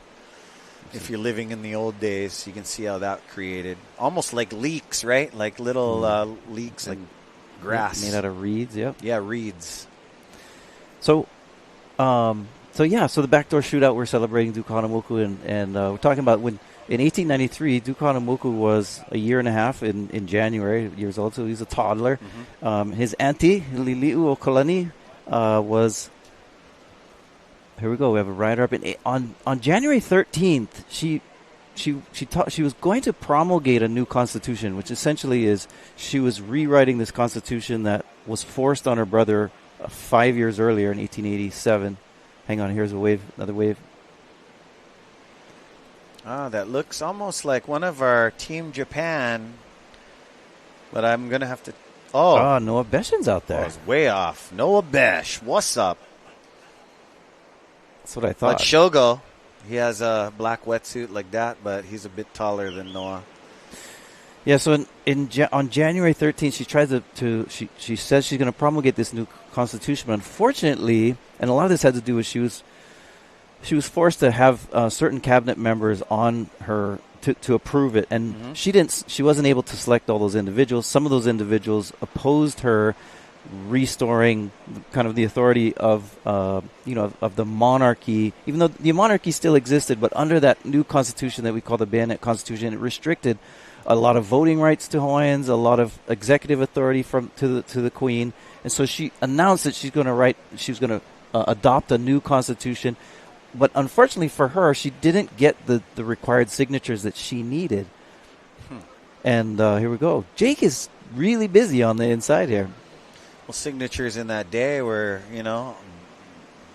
on going by ship, months at sea. Well, so because of that, it really became apparent to the opposition folks who eventually called themselves the Committee of Safety. In fact, the next day they formed this committee called the Committee of Safety. Those folks made of the business community and also some of the grandchildren of some of the earlier Calvinist missionaries that came to Hawaii. And so that's what kind of triggered it. She says, I'm restoring this monarchy's power with this new constitution. The very next day they were like, we can't let this happen. That was on the 14th. On the 15th, they had talked to a guy named John L. Stevens, who was the ambassador of the United States that had troops in Hawaii. Here we go. Backside barrel riding, traveling. Nice too. Makana, the gift. Makana. He's been hunting that before you came in booth. He's been working on that, not coming out of any, and right there, that was pretty good. He would have loved to landed that inverted backside floater. Which is cool because we're not used to, at the backdoor shootouts, watching Makana go right. He's usually the guy dominating the left. He's usually flexing on the left, but yeah, this kid's got both ways. Yeah, so after that, on the 14th, 15th, here's a replay there of Makana dragging, stalling in the tube. Sits in it like Uncle Derek Ho. And he would have loved to have landed that. That was critical, though. His inner fin kind of got stuck on the coping, and he decided to let it go. Cool. I love that we have these new this new water interviews in the ocean with a new character. Yeah. So go back to the lineup with Mahina and Sheldon Pashon. I call him Sheldon. Hey guys, Mahina down here pretending to be Strider Wazulewski with Sheldon Pashon. We're currently sitting in the backdoor lineup. Can you explain to me why you were kind of late for your last heat the other day? I live on the west side, so I had to drive through a little bit of traffic, but I'm so glad I got here in time. Well, I'm glad that you made it to your heat, and I'm glad you made it today. Currently, can you explain to me what you're doing right now at the moment? So right now I'm waiting for a wave. I paddled out, and I didn't catch a wave yet, but I think everyone's waiting for a wave, but we're surfing in the backdoor shootout expression session.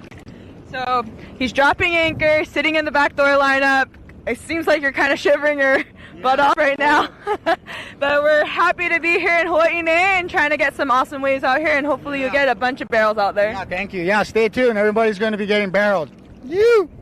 Back to you guys. Mahina, try paddle battle him. Shell Diesel from the west side. So yeah, he was a little late on day number 2. I realized that it was a weekday, and wherever you live on the island, even though we live down the road, you got to hurry up with this morning traffic. People are doing, nails, eyelashes, eating a McMuffin, no blinker, just, Oh, I'm so glad I live on this side and don't have to deal with that. You live country. It's rugged. And then back to the history lesson, Isaiah. So January 13th, she announced that she's going to restore the monarchy's power through this new constitution. On the 14th, this group gets together and decides to call themselves the Committee of Safety, which is a name they got from the French Revolution. Interestingly, they saw themselves as revolutionaries, as the good guys. Yeah. Which, history is, right? Who's the good guy, who's the bad guy, depends on who wins and writes the history. Yeah, exactly. And then on the 14th, 15th, they convinced, they're working with John L. Stevens to convince him to come and help them. Now, the only way they could justify this, if American lives and property were at stake, like there was that was the only way that you could justify the U.S. getting involved. Here we go. Getting involved in this barrel. Slipped off the front. I don't know if you saw that, but the front foot came off the wax, and That's never fun. Yeah, things happen when it's medium. I mean, to a regular human, this is big, could rip you apart. But there is, magical playing with this place today because it's not really showing its teeth. But wow, we got a lot more members out there. Yep. See a replay of what happened here. Got that pump. See the slip. Took a knee to the board Familiar too. with this guy, but we got a new Raul Rios from Peru. That may be Peru. That might have been Parker Coffin as well. Parker Coffin, yes. The bummer with those moves, I Looked do a that little bit sometimes, taller. especially as we're getting older. Getting that front foot on the board isn't always as easy. But when you get that, when you put your knee into the deck of your board, that's never fun. No ways. Okay, Koa is out there. New Earth Project. There's a few of them. So Koa Smith with the green wetsuit, noted, with the black helmet. And he's been choosing the helmet the last few years. Hey, talking about standing up, though, have you seen these guys on the internet now? They're showing you, there's all these lesson guys, you know what I mean? The pop-up? No, the pop-up, but pop-up next to the wall, Yeah. right up next to the wall. It adds a whole new dynamic. You're just going to fall forward. Whoa, I just looked into some big pupakea down the beach. Our surfers are definitely on the hunt for some scores. Yeah, there was a critique in one field called anthropology where you had folks that would kind of try and teach from the comfort of their home. They call them armchair anthropologists. They're armchair surfers. Oh, man. You got to get out we get in the field. You armchair gotta get over out here, there. but we're just open, man. We're not, like, opinionated like that. Sometimes, in surfing, opinions could be seldom some knowledge. Some comments here. Love that you guys are dropping comments. Surfing history is priceless. Now, even though we're talking Hawaiian monarchy history right now, a lot of this aligns with surfing history as well. Most notably, the person that was most involved with all of this story is a guy named Prince Jonah Kuhio, actually, and his brothers, too. He had David Kwananakoa, and Edward was his other brother. All three of them were surfers, and they were very much so in the mix of this story that we're talking about here from January 13th to January 17th. I'll bring him into the story in a moment. Let me, sorry, I sometimes get so wordy that I have a hard time getting to the point, so I promise I'll get to the point. You're good. Convincing John L. Stevens to justify using U.S. troops to help this Committee of Safety to do so. They had to convince them that American lives and property were threatened. So with that justification, they came to shore, and on the 16th, they took these troops up to the streets of Honolulu, to the where the palace and the government building is there on Queen Street and King Street area, and then on the 17th, kind of in very non-dramatic manner, just a formality, they read this document in the government building. I don't even know if people were listening, to be honest, saying that they were taking over the Hawaiian government. And now this is where it's interesting and always misunderstood, because Queen Liliuokalani did surrender her executive authority to the United States in protest. Now, oftentimes people read that and say, like, oh, see, the Queen, she surrendered. That's not what that means. That's not what happened. What means is she didn't surrender to them. She said she surrendered temporarily her executive authority, not the government of the kingdom, just her executive authority to the United States at that time. Miscommunication. So, well, it was just the way that we remember and tell history. At that time, they knew exactly what was going on. Well, beautiful shots here. Oh, big time. What's up, gang? This is me and Isaiah in this beautiful booth. Right behind us on the second floor is Bonsai Pipeline with a little bit more of backdoor in store due to the northeast. We're looking at, it's supposed to be 12 foot at 12 o'clock. It's 114, and it's maybe 4 to 5 foot Hawaiian. In other perspectives, it could be 6 feet to others, but it is pretty cool, calm, and collective free surf for our athletes out in the water as we are looking, Isaiah, for wave of the day. We're looking for best overall performance, critical takeoffs, creativity. I feel that in surfing, judging surfing, it should be all about enthusiasm, and imagination is a key factor, and that's why me and you are still here, because we got the imagination. Now, January 17th in 1893, fast forward 100 years forward in 1993, there was a big deal because it was like 100 years, and there was this big march that was organized to kind of, after the 100th year. Yeah, for I don't want to say anniversary, but commemorating that event, and that's when we have this. Even this last week, we've continued for the last 33 years. Every year there'll be a march where there's speakers and so forth that talk about the history. Here we have the young DeSoto, Oh, yeah. Kala. He probably got the biggest score on day number 2. That was sick. That was like a good lead to it, as this young kid thought that maybe more rounds, but now he's adapting into the free surf. But I'll tell you what I just said earlier with Cliff, the kid is kind of got all kinds of stuff in his repertoire, right. You know what I mean? From understanding old Hawaiian alaya, from steering canoe, and he loves shortboarding, and he loves longboarding. Comes from a great surfing family, too, and his family very immersed with the ocean and culture, and all of them, Olelo Hawaii, speak Hawaiian. It's really cool. Shout out Nakamaka. The Soto Ohana. Aloha. So also 100 years later, in 1993, with that, there was this recognition, and some of this had to do with some of the senators, U.S. Senator Daniel Kaka and also Daniel K. Inouye had worked with the president at that time, Bill Clinton, that actually apologized for what happened in 1893. It was called the Apology Bill that was written into law, recognizing that it was illegal. On a hole for the DeSoto. Oh, pulls in. Yeah. Oh, making it. Makes 2 since he's just been out, huh? Good stuff. But the fine print of that document, you have to read the fine print. It was this doesn't give you legal, entitlement to do anything in particular, but it did recognize, which was a big first step, important. Here we go. Kala. DeSoto. Yeah, short one. He knew if he continued, that little doggy door offer made him a make. Now, since this is an expression session, kind of a free surf, you surf it differently when you're in that mode, right? You're like, well, I might as well catch waves. I'm out here, even if they're smaller inside ones, and still get a fun barrel.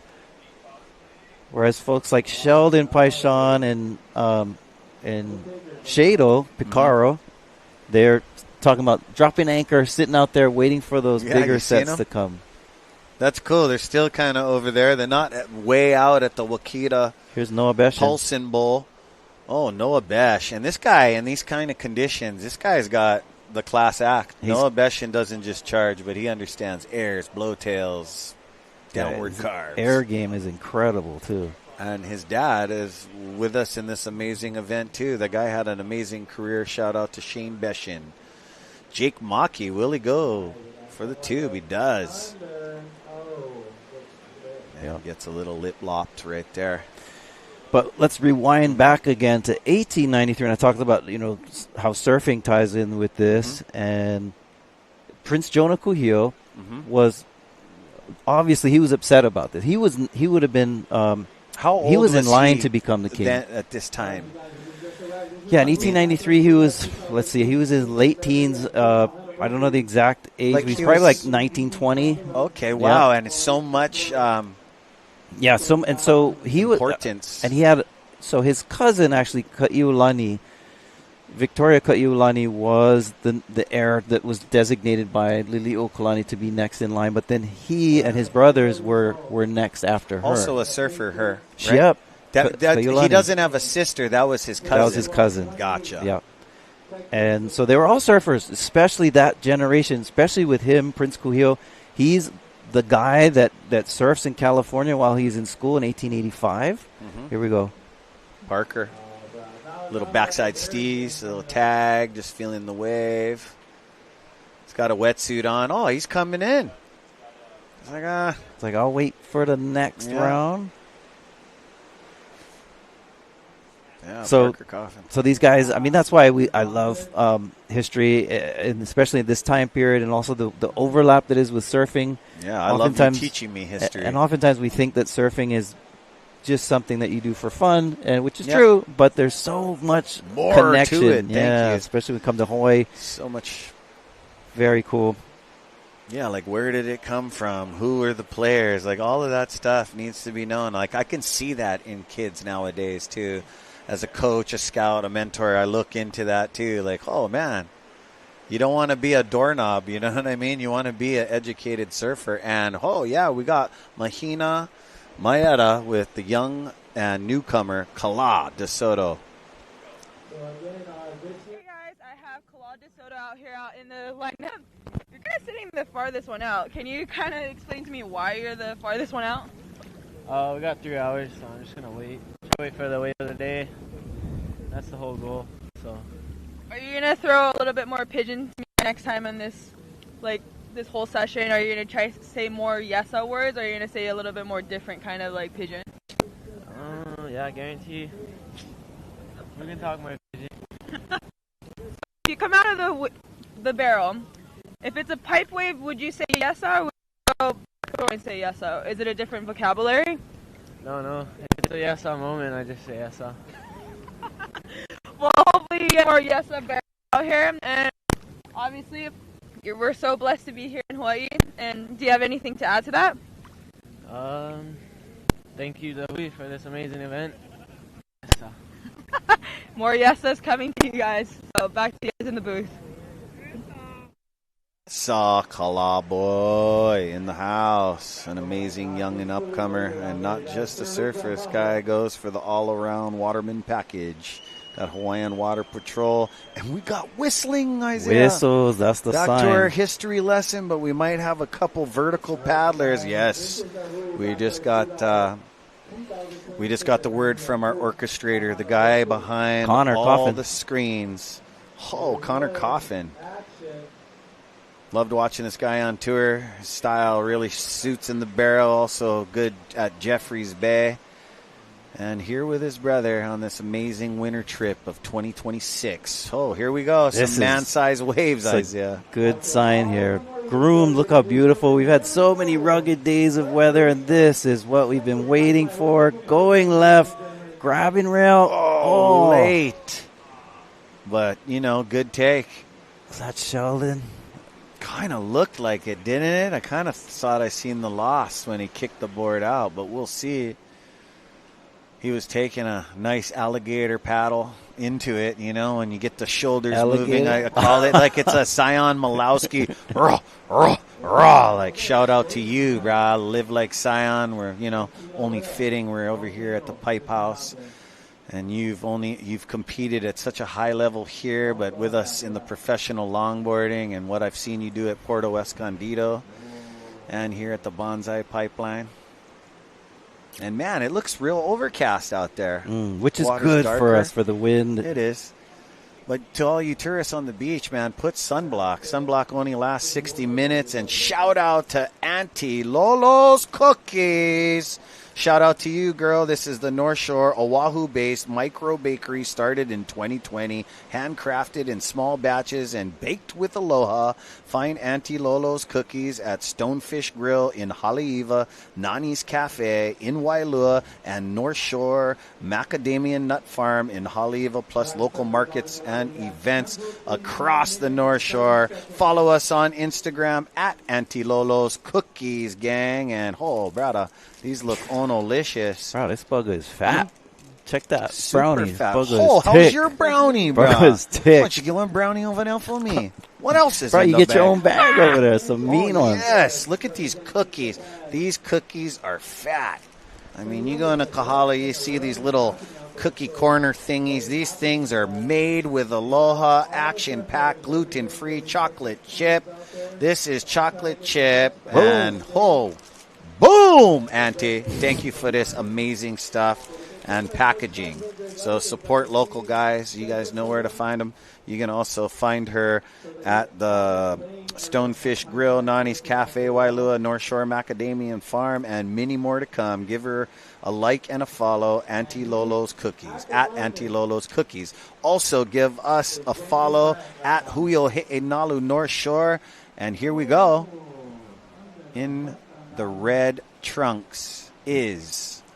Yellow helmet. Yeah. Young. I've Goofy seen him. footer. He was out there earlier. That was the guy in the red trunks. He just got a quick slip. So red helmet out there is Jake Maki. Yep. And we got another young youth. 2 new add-ons. Sol Aguirre from Peru, congratulations. And Raul Rios, congratulations. And shout out to everybody tuning in around the world. Right. Yeah, beautiful morning here. And surfing, beautiful sport that we share and we have. And we love it for so many reasons. Now it's a real sport, they say, huh? It In was Hawaii. an unwritten law. It's been a while, but they finally made it a recognized high school sport here in Hawaii. Connor Coffin. Long welcome. overdue, but mahalo to our Long local overdue. authorities for doing that. But also, there's got to be a lot of knowledge and stuff when you come into the sport of surfing. It is the ocean, Pacific Ocean moves. You know, we are not born as dolphins, amphibious fish. You know what I mean? You can drown. The ocean can be dangerous. And Team Peru looks like he's ending his 2-hour session right now. Yep. He's got a backdoor wave, 1 make, and 1 fall. Oh, well, travel through the barrel. You're getting judged by the world's best up there. And Makana.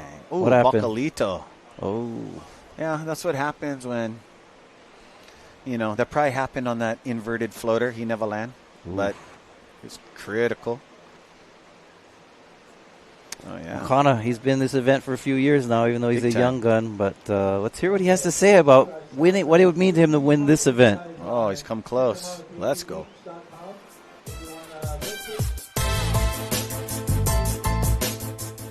Rick, to win this event is a really special thing. I mean, because this is basically every surfer's favorite event of the year, to be the guy to win it is obviously going to feel good.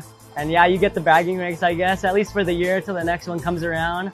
But I don't know, it's not all about winning, it's just about enjoying and freaking getting to experience this wave with just a few people out. It's amazing.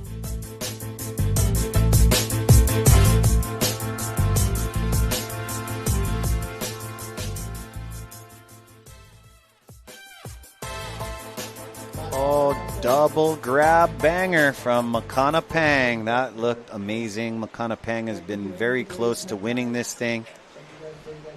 He also surfs for all the right reasons. You know what I mean? I watched him since he was a little boy. Shout out to Uncle Dennis Pang. He knew me since I was a little boy, and really awesome to watch your son become a pipe specialist. But not only that, this guy's got rhythm of the ocean, rhythm of pipeline, backdoor, and rhythm of the music, as this guy is an amazing DJ. So watch out, brother fish. Makana Pang is coming, and look at that drone shot. 300 yards in the sky now. Yeah, I love that he said that amongst the surfers, is one of their favorite events. And I'd agree. I don't know if it's a combination of things, but another thing that I really love, and the reason why this event too was made, was to be able to give surfers, a decent winning check. Yep. And I've noticed in a lot of the other events these days on the North Shore that the prize money has dropped significantly. I'm not sure exactly why. Yeah. But this event, these guys take home some cash, which is cool too. Super cool. I think we're going to go back into the water, into the lineup with Mahina. Yeah, Mahina, waiting for you to catch one wave and talk to us. Back to you, girl. Hey everyone, Mahina down here with Noah Beshin. I feel like we're kind of reminiscing Blue Crush, where we start off in the sandbar. So why'd you switch over to the sandbar? There's just there's maybe a couple little barrels and there's no one here. So we have all day, so I'm just like playing around. Well, I'm glad you're kind of, channeling your inner Anne-Marie. And honestly, that's kind of one of my favorite movies. Kind of into the route of like acting and stuff too. So what is your favorite movie quote? It is from a movie called Troy, and he says, the girl says, "Why did you choose this life?" And he says, "I chose nothing. I was born and this is what I am." And I hope you know what my favorite movie quote is. It's actually "Show me your lady." It's actually from Surf's Up. So what are you writing today? I'm writing a Mayhem Driver 3.0 lost words.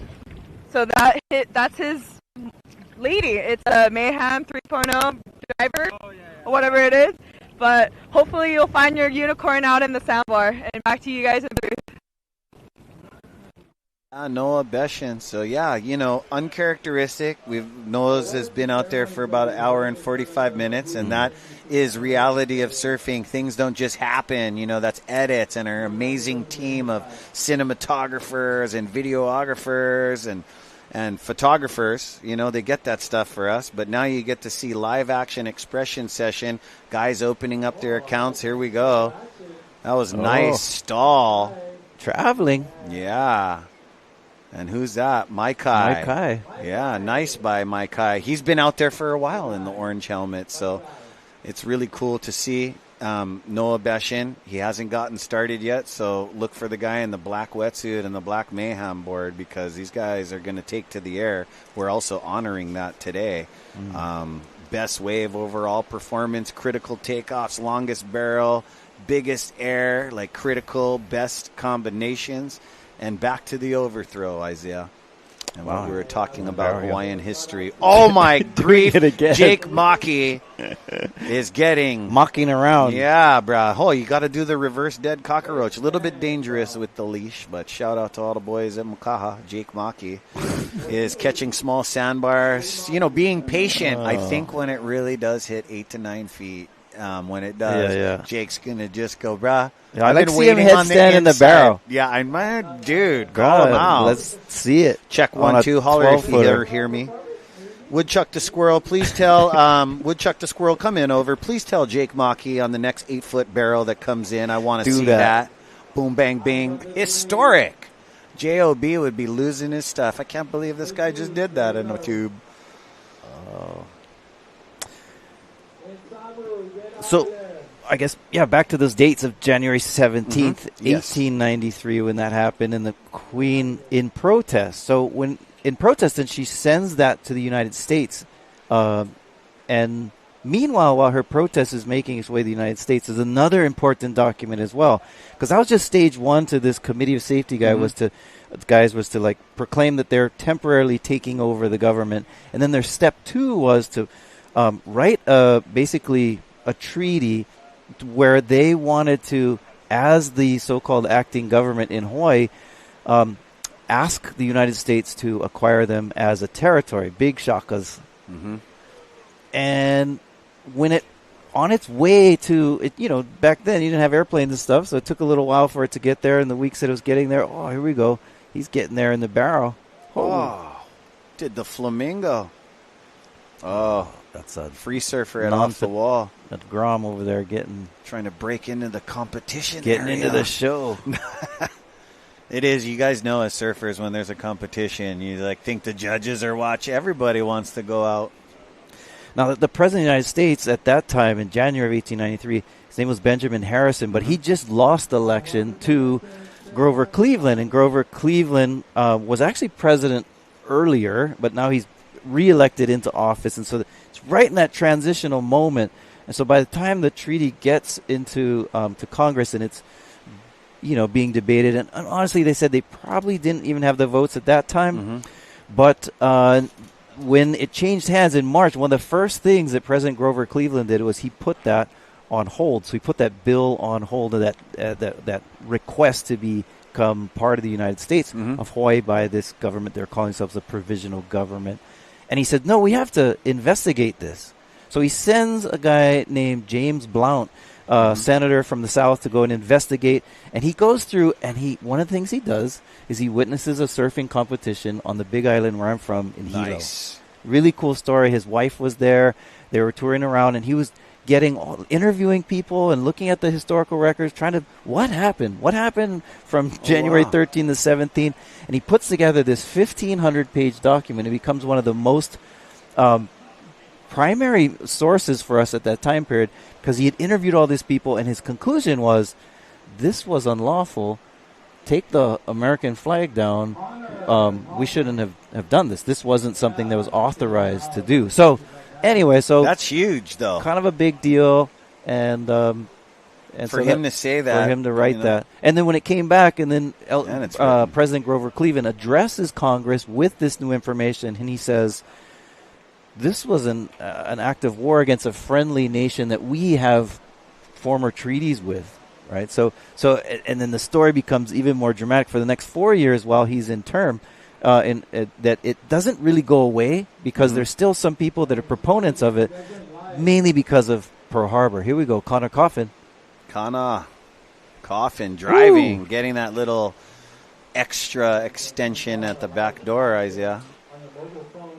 You know, it's fun. To our viewers here who are watching this are probably thinking like, this looks fun. I could go out and surf that. But when you're on the beach, you realize like, oh, these waves are not that easy. They're still pretty. There's some mana or some power. Yeah, you can meet my friends at Ehukai Tower. You know, you don't never want to get the bullhorn. You know what I mean? Everyone, we have a comment here. Everyone in the water. What happened? If you're just joining us, we have a creative change to the format for the day. Instead of sending out teams, because we only have hours left in the waiting period, and the surf is finally showing up, we've converted into the Shootout Expression Session.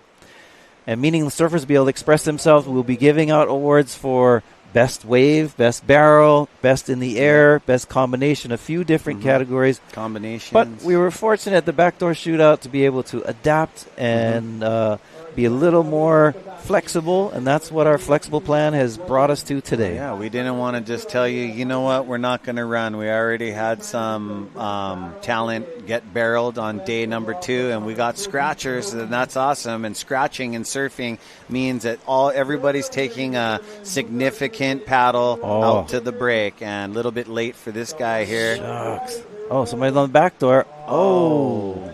Rib shot.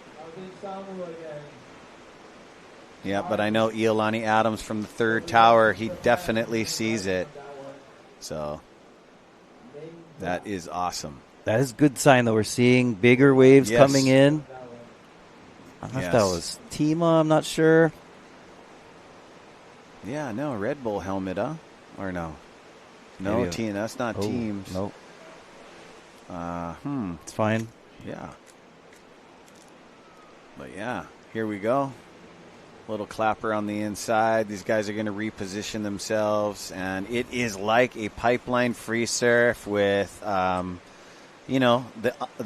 unwanted is not out there. It's just the guys that here we were go. forged by the Pacific to do it. Oh, come on. Oh. Traveling. That looked like a Balaram. That's what I was going to say. Right off the bat. So cute. Balaram comes over, and his mom just cruises with him. She is so cool. Shout out to you. I mean, it's cool that Balaram hangs out with his mom. That says something about a guy cruising with his mom. That's old school. That's good stuff. Here at the house, the VOLCOM house, cruising. She's just chilling, and he's not annoyed by her, which no, it's a good sign. I mean, unless he doesn't make it out of a barrel, she could maybe turn into Evil Knievel or something. You know what I mean? The kind of coach I never seen her. She's such a nice lady. I think at the VOLCOM house they could use a mom around. You know what I'm saying? Oh yeah, all the time. Yeah, you got these surfing moms for forever. Always take care. And some moms, when you have a whole batch of young surfer boys, you're going to become this all-around mom of surfing. Raising 20 boys, going to Costco. Some moms can barely afford it, you know what I mean? But it's surfing lifestyle. Is that Balaram? Kind of looks like him. It's coming in early, but you know there what? She is. There's Mom. And there's Rory Russell. What's up, brother? Pipeline extraordinaire and the real owner of a Lightning Bolt surfboards from the day. So much rich surf culture from that man right there. Oh, so cool. She's always sitting there on the porch, hanging out, talking story. She brought my old coach from Quicksilver over here, and he's done stuff for Andy and Bruce. He just raised generations, and for him to see Levon and Donald come on one of our off days was awesome. So thank you for bringing them. You never want to leave Neverland. Once you say no, you start falling out of the surf industry, not surfing. You want to keep it going. She's talking with the dog, or Rory Russell, who was a OG surfing with he was Jerry Lopez's guy. The two of them out here at Pipeline were redefining what was possible here at Pipeline, and so cool. He brought this beautiful black. I seen that black board with his signature on it, the lightning bolt. Yeah. So very cool. Yeah, man. These guys were the originators. I know the only time you don't see Uncle Roy Russell smiling is when someone's biting their creations. Here we go. This is a legit wave. Okay, that's Just a pipe paddle. Headstand. Oh, come on, Jakey. Boy. He had a bit of a split and contortion. Noah Deane's going to duck dive under this one. And yeah. Here's another double up. Let's see if anybody wants this one. Ooh, looks like they were going to take a look. Jake. Oh, Jake got to go onda. Broke right on. Wow, him. it just manned up on that one just a little bit. You can hear the clamp. You can feel the vibration. Yep, it's here. Here it is. Someone. Wow, nice. Super deep. Not Jake getting on the head again. I thought he was in the safe zone, Isaiah, but not at all. Oh, bro, but he's right next to Hawaiian Water Patrol, so he's all good. One thing, Brett Matsumoto. Oh, that's what I was going to say. Brett's probably watching going, don't break that board, Jake. Oh, attack. Pink. Muramoto, isn't it? Muramoto, excuse me. You thinking shave ice? Yeah. You hungry already? No. Hello, yeah. Shave ice. Yeah, but also skateboard maker and North Shore boy extraordinaire from the day. And makes a lot of the best. Of good boards, yeah. And here we go. BP, Bunga Perkins, around the corner through all the kerfluffle. And yeah. Oh, Maikai looking at that one. Oh, Jake's swimming now. Yeah. Broken board. He's a big boy, but he could ride that tail. He's talented. Look at the waves turning on, Ezra. I know. Just now, too, right? Here's Bonga picking him up. Hawaiian Water Patrol. I can't see who's grabbing him, but that's the grabber on the back, either Kamalans or Pomai. That was an awesome piece, by the way, on Pomai Ho'opili. Oh, Surfline wave faces. Loved it. Here we go. Pull in. Nice. Oh, that's one of the Tenori boys, one of the Chandlers, I believe. Oh, small kind yard sale. They almost crossed leashes. That has happened over here throughout time. That isn't fun because you can't entangle a leash at Pipeline. You guys both got to undo.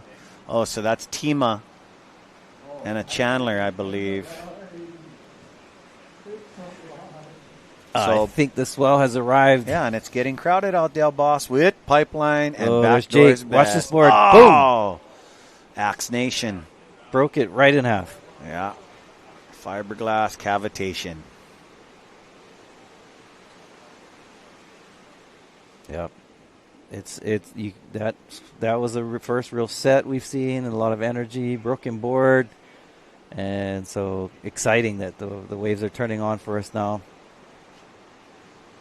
Yeah, so a lot of you guys watching at home, what Isaiah and me were talking about for the last hour while we were watching our surfers is the 133 year of the Hawaiian overthrow. So yesterday, as we were all checking in, I was MIA yesterday, but checking in over here at the houses, there was a lot going on, right? The march went through, and they met at the Capitol at around 11 o'clock. Yeah, so they start at Mauna Ala, which is the mausoleum, the royal mausoleum, where most of the ali'i are buried, and Nu'uanu, and then they walk down the street and go all the way down through downtown, and then they end there at Iolani Palace. And then at the palace, a lot of activities and music and celebrations and just remembering that history, that time, that culture. So really exciting to be a part of those events. And I've taken my kids many times where we've walked through, and it's really, pretty fun. It's a way of kind of establishing community and getting to know each other and just kind of celebrating our kupuna. And at this event, we're celebrating those kupuna as well from that time period. Dukano Moku is definitely part of that generation and crosses through to our generations as the father of modern-day surfing. We honor him. Connor Coffin. Yeah, ejection. Smart move by him. Why travel through something that's not going to open up for you? You know that thing can't hurt. It can move your neck a certain way, and you start paddling crooked. So it's always good to be a smart surfer.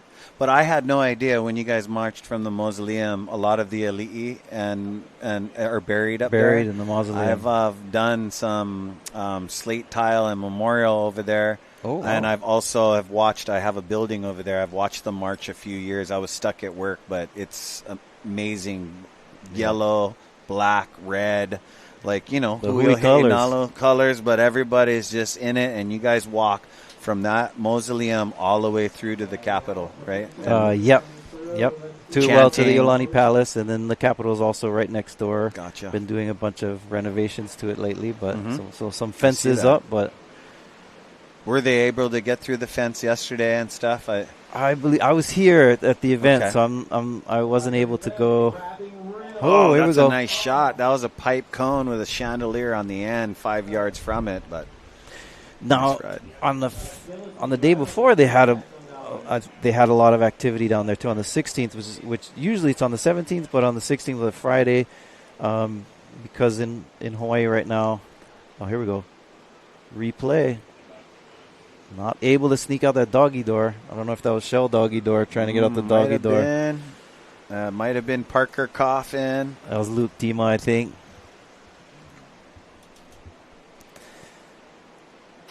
So, interestingly, you know, with those stories and those history, I mentioned earlier how Jonah Kuhio.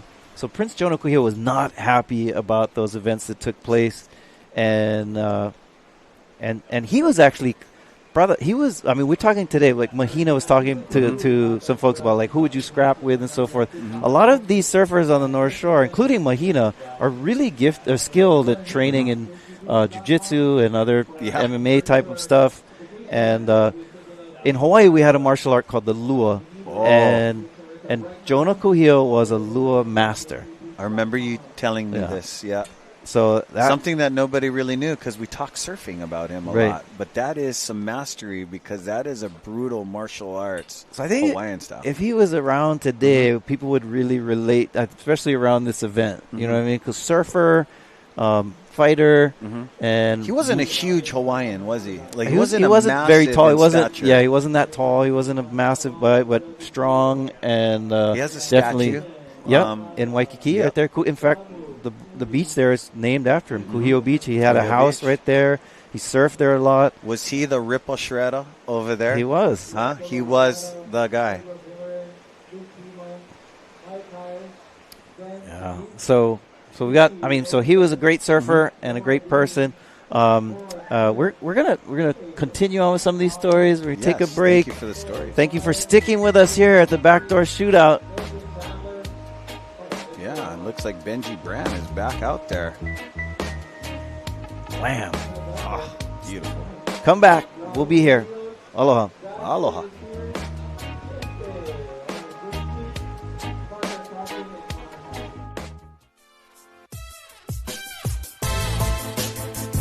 The 2026 Hui Backdoor Shootout is brought to you by the proud members of Hui Ohe'enalu. Presented by Keiki Beach Bungalows, Welcome to Aloha. Sponsored by the North Shore Club, Dark Sport, Are Tahiti, Integrative Peptides. Supported by Sinaloa, White Claw, and Saltwater Society. This live broadcast is produced by Zone Media, creators of Ocean Paddler TV, Hawaiian Extreme Sports TV, and In the Zone.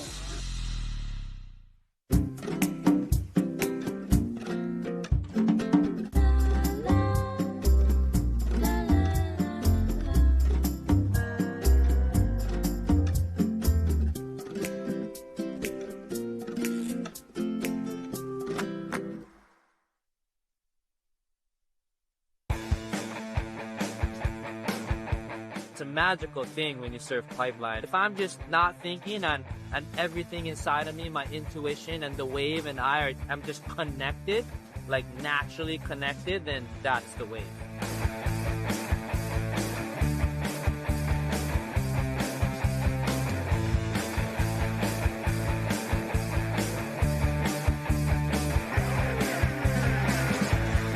just kind of it starts getting better and better and better year after year. The longer you surf pipeline, the better waves you get. For me, surfing pipe is number one, the crowd, and then number two, like in the back of my mind, like doubting myself. Am I gonna fall on this wave? Am I gonna hit my head? And I wish that my mind would just be clear, and then it would be a lot easier. You're just like being caressed by pipeline at the very best. I don't think you ever master it.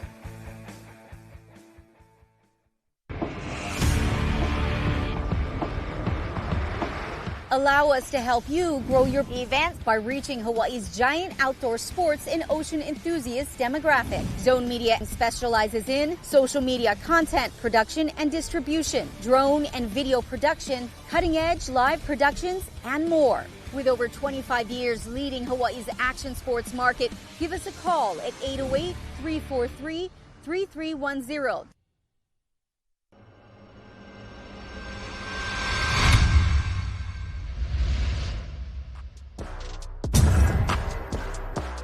Welcome back to the 2026 the Hui Backdoor Shootout Expression Session in honor of Duke Kahanamoku. Brother Cliff Botello here with Isaiah Walker, dropping some knowledge about Hawaii's history. That's awesome to get all that, the history. We got to know, in order to understand where we're headed, we got to know our past, right? Yeah, awesome, and love that because we can also watch surfing while doing it. Nothing better than that. And let's watch this replay of Noah Deane on the sandbar. Sandbar action, and we're starting to see the swell start to come in, and there is still a lot of sand there, and it's kind of just starting to do its thing. We'll see what transpires. Yeah, I love that sandbar there. It comes some cool videos of the Florence brothers playing around on that sandbar. Yeah, those kids have been here since I can remember. When I was a little younger, they were just a couple of groms down here just living their best life. Well, that was Luke Tema from New Earth Project. He's been getting busy in this free surf expression session. If you're just joining us and wondering, is this event on? Why are there so many people in the water? Essentially, we're doing an expression session today, allowing the surfers to go out there and enjoy this beautiful day that we have to celebrate surfing here at the Backdoor Shootout. Unfortunately, because of the limited amount of contestable days that we had at the event, we're just today on our last day, we're able to just throw everybody out there and see who can get some of the best waves of the day. And just express themselves, basically. And like you mentioned, unfavorable conditions throughout the holding period. It's a very prestigious event, and so we do have criteria not just for the surfers but for the waves. And we expect them to be just a certain way so that the event gets some of the best ridden and sizable waves that we can see and witness here at Pipeline. I mean, in some ways similar to, the Eddie event at Waimea. Yeah, if it's correct. not good enough, we're not going. And at the Shootout, we've always had kind of the reputation for having the event, always having the good window.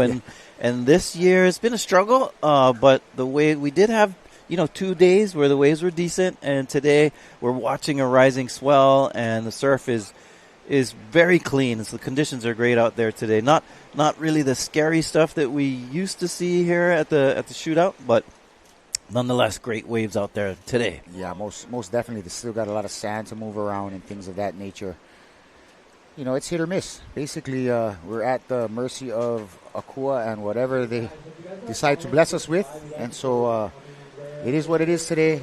And that's why we have an expression session as opposed to actually having competition. And so these guys are still competing. They're competitors looking for the best wave of the day as well as a compilation of maneuvers. Oh, getting a little jiggy with it. Yeah. Extremely shallow in that area too. You saw earlier, Jake Maki kind of was trying his best not to break his board, but just Mother Nature. See that guy? Look, see how shallow that is? He's standing up right there.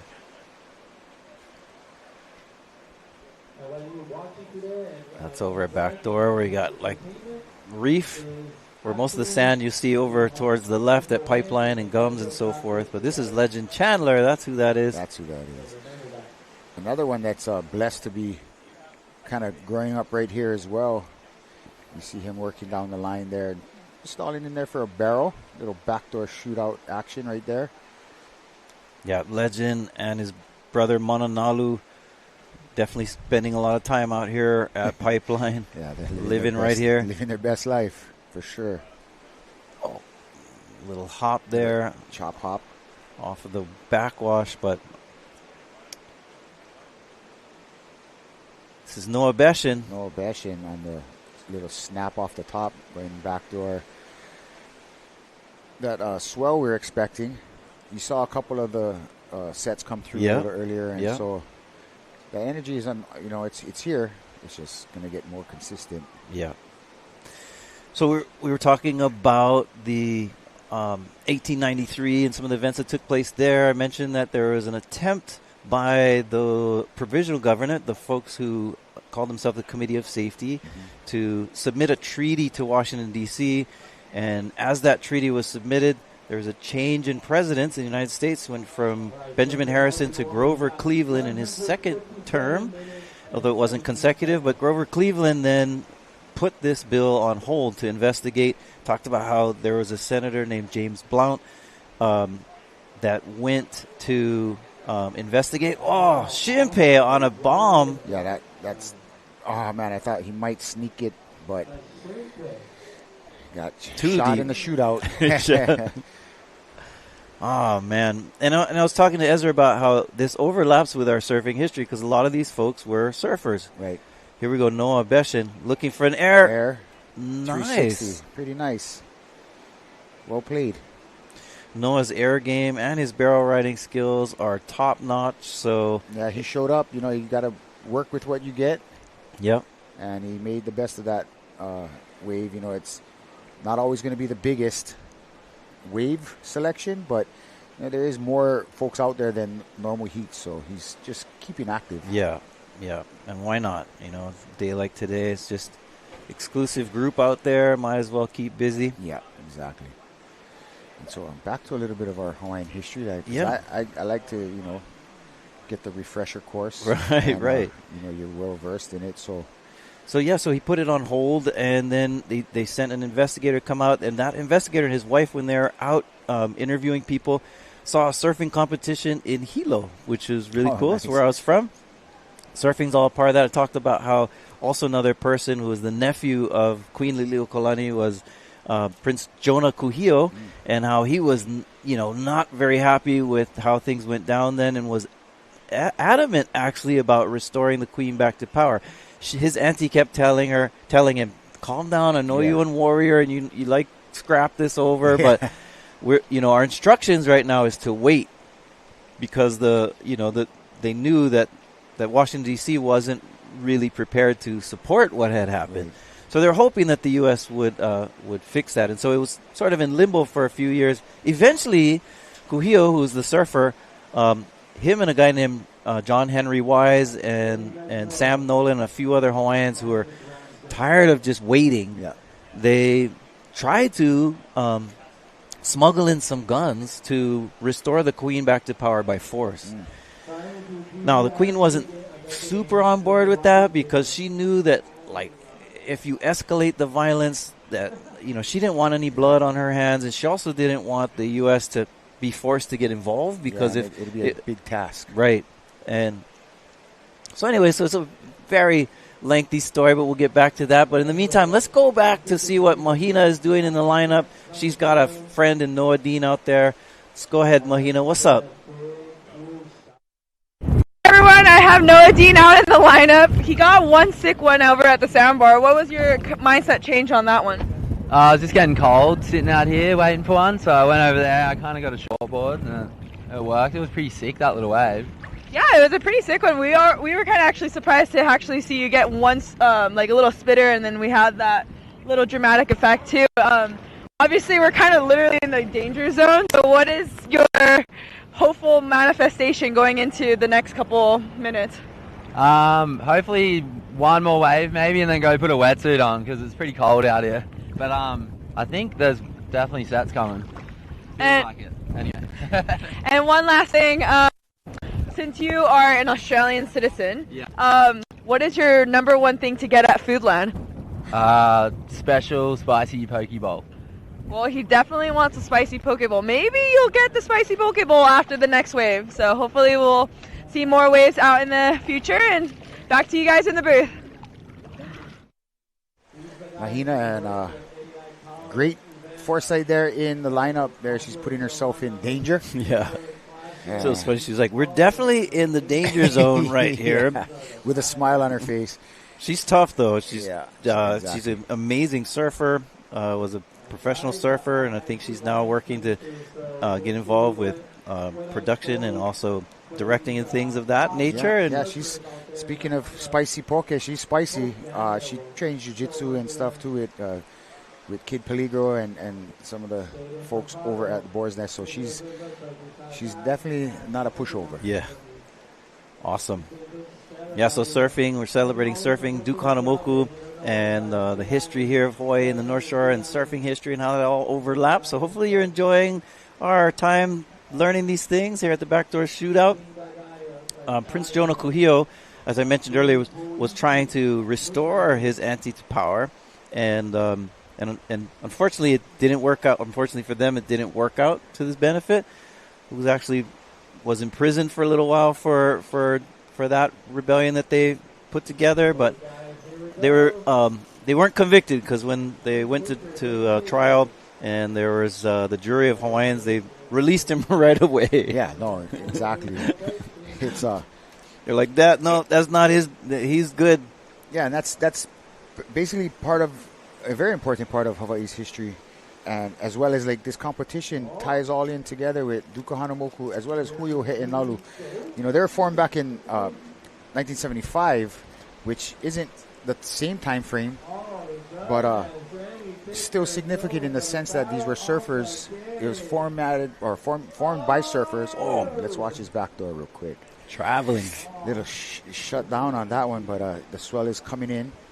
And when we talk about surfers and Huio He'enalu, basically was formed in kind of a similar situation where, you know, you had these foreign surfers coming in and basically, you know, wanting to kind of take over the place.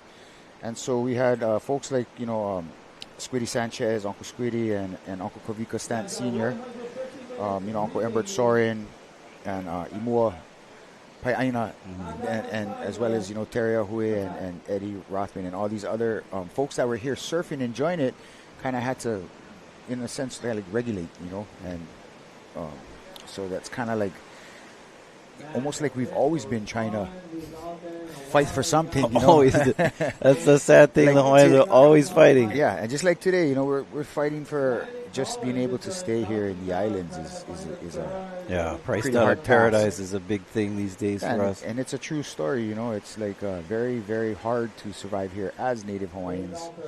And so through education and things of that nature, you know, it's partially how to become successful, I believe, is to, one, you know, stay in school, but also follow your na'au and your heart, and never forget the path of our kupuna and those who have come before us, making an impact and influence on those of us who are here now, so that we can have another generation and pass it to the next generation, and so on and so forth, so that we would never see the day where there's that we're, you know, unfortunately extinct. We never want to say that, but basically knowing our history. Yeah. No, it's one thing that's cool too about the event here, right? The Backdoor Shootout, 30 years of it. We're a local run event where we're celebrating our community here and our surfers that are able to surf it. And even this expression session, right? You get out here basically, it's still controlling the peak. Yeah, and it's still uncrowded, right? All right, well, we're going to take a quick break. We'll be back with more action here at the Hui Expression Session, the Backdoor Shootout 2026. Stick with us. Hang in there, gang. Be right back.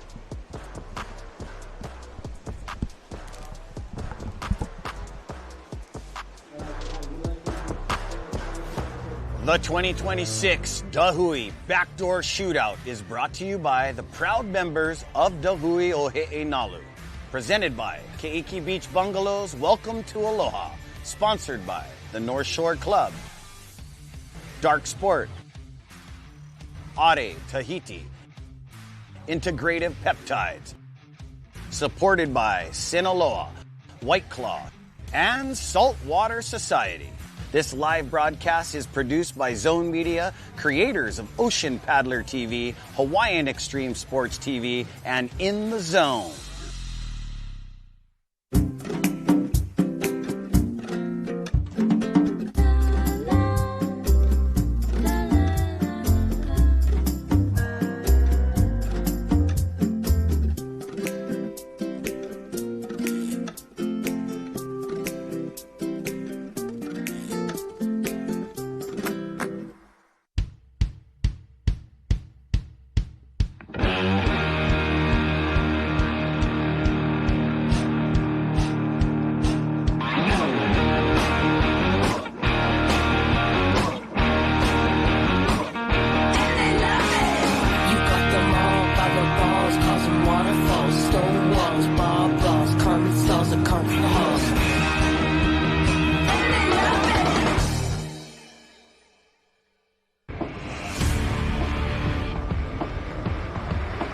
Allow us to help you grow your events by reaching Hawaii's giant outdoor sports and ocean enthusiast demographic. Zone Media specializes in social media content production and distribution, drone and video production, cutting-edge live productions, and more. With over 25 years leading Hawaii's action sports market, give us a call at 808-343-3310.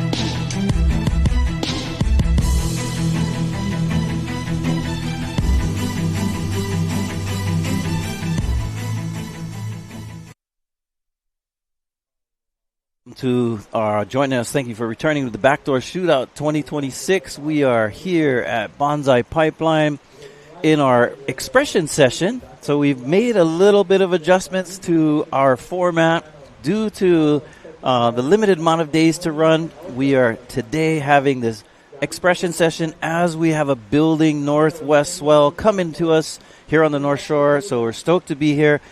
Just because the lineup looks like there's a lot more guys out doesn't mean there's no action and there's no event going on. We're running the event as an expression session. Isaiah Walker, Cliff Botello. Aloha.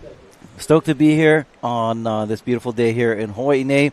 And Cliff, your thoughts about the format and how we changed it up? Well, like before we came back from break, we saw Team Japan from last year, some highlights. And so they were last year's winners. And so to keep the event prestigious, just like you mentioned earlier, it's like the Eddie Aikau. We kind of require a certain wave height, a certain type of pipeline and backdoor. It's not the normal type of surf contest. And so our contest is very prestigious in the sense that we want pipeline and backdoor firing, you know what I mean? And unfortunately, we didn't get the conditions that we require. And so here we are letting the surfers express themselves in our expression session. Yeah. No, I love it. And I love that in this event, we've got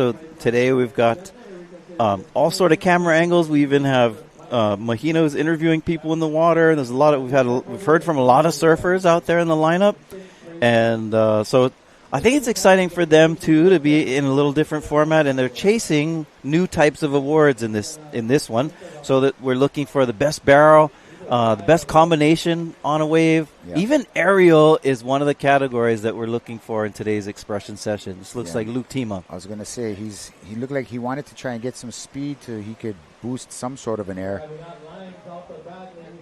And I can hear, we hear the beach announcers talking about something out the back. Oh, and Rory Russell. A fun story about this guy. So he's a pipe master, right? Yeah.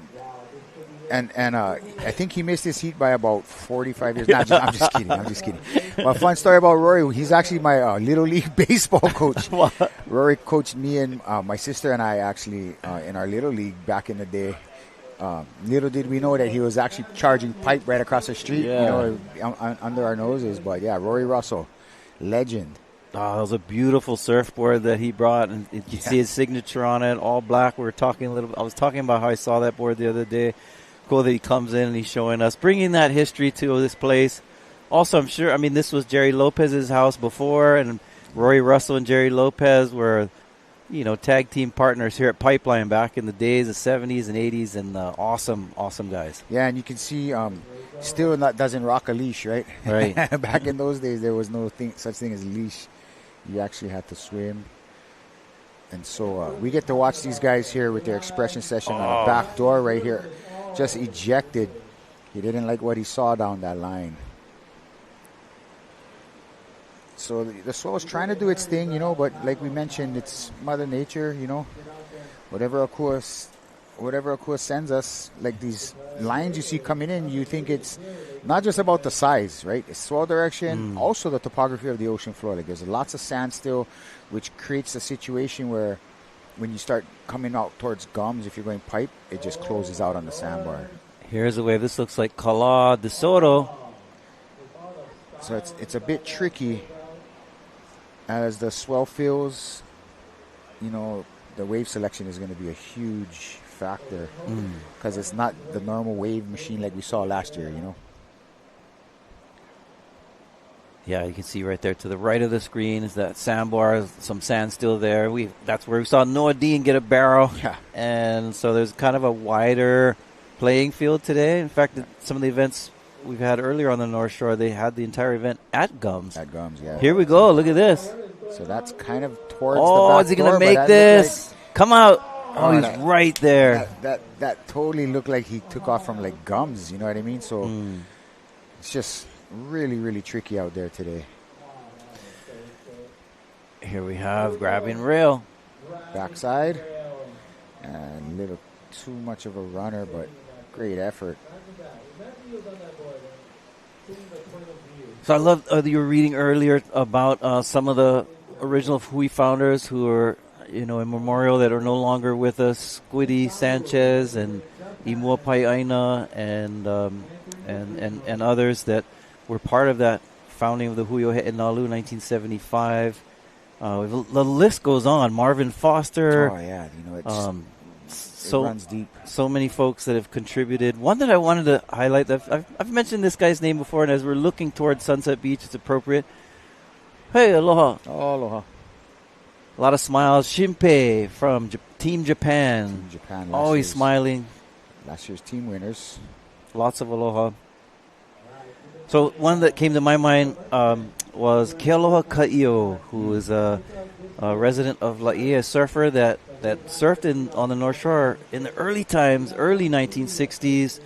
Loved to surf Sunset Beach and was surfing it when a young boy named Eddie Aikau was just starting to surf it, and they said that Kealoha Ka'io kind of took him under his wing or surfed. Also, Kealoha was really good friends with big wave riders that surfed, and he surfed amongst them and was one of the standouts at Waimea Bay with Greg Knoll and those guys in the early 1960s. Looks like Luke Tema is taking a break now. Yeah, no time limits, right? New Earth Project team. Surf at your discretion. But yes, you did mention Kealoha Ka'io. And a lot of times those types of names, people kind of just, don't know. Or remember, we didn't have Instagram and all that stuff back in those days, right? So I had the real privilege many years ago when I was kind of collecting a lot of research on surfers and Hawaiian history and some of the founders of the Hui. I got to sit with Kealoha Ka'io before he passed. He's passed away many years now, but in the early 2000s, and it was a real cool experience where I just wanted to ask him about. That must have been pretty. Yeah, because a lot of these guys, you get some characters like Mason Ho, Jamie O'Brien. They're very boisterous and like to be in the spotlight, but a lot of surfers don't, right? Yeah. Eddie Aikau is one of those as well. Duke Hanamoku was like that too. So was Kealoha Ka'io, just a real quiet, humble guy. Look at another humble kid here, Kala de Soto. And but I was really taken by spending time with Kealoha Ka'io and asking him stuff. And one thing that he regretted, he says, my only bummer is that I grew up in the wrong time period. It was like we didn't have leashes, we didn't have jet skis, we didn't have any of that stuff. And he was like, man, if I lived today, I would have definitely been towing into some of these big waves at Nazarene, these type of waves and stuff, because he was like, they would have gone, right? He said one of his favorite waves to surf was Pipeline when it was macking. He said they would paddle out to third reef and catch them out there. And with the boards they used to ride, you could, that's when second and third reef are breaking and guys are surfing it, you see Mason Hose and like his, Uncle Derek and Dad Michael, they'd have a lot bigger boards. Yeah. Just so that you could, one, get to your break, and then two, a lot of energy moving, you want to be able to paddle in and catch that that wave. And so the boards they rode back then really made it possible, but also, like you said, no leashes. Yeah, you're swimming. You better be in shape. A waterman, waterman, for sure. You better be in shape. I had a really cool experience where this was many years ago, but I was at an event where I was sitting next to Greg Knoll. Actually, I was with K-Boy, who's Keloa Ka'io's son, K-Boy Jr., and we're at this dinner, and I was hanging out with them, and I was just really impressed with how much Greg Knoll really honored and respected Keloa Ka'io Sr. And the whole time I was sitting there, he was just, the whole time, Greg Knoll was just saying things like, man, your dad was so amazing, talking to my friend K-Boy, talking about his father. And he said, one thing that stood, I said, like, he was one of the first guys to bottom turn properly, take off deep and bottom turn around that section at Big Waimea. So that's kind of cool. Killer. And that's always, that's cool. Always a joy and a pleasure when you get to sit down with Kupuna and they, tell you about how it was, and you can kind of take yourself back there and envision it. It's kind of, it's awesome.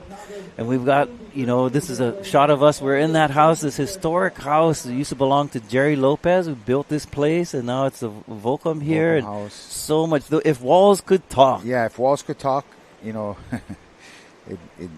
say a lot over here. You get to see that shot right there is actually a sign of the times, right? Like we mentioned Jerry Lopez, this house being built and all that, and we call it kind of like corporate row now. You get the Vance house, the Billabong, this and that, all the way down the coastline when it used to be actually like little cottages, Yeah, families, and it's definitely a change. You can see rock piles over there, and then there, Keiki Point, going towards Kaena.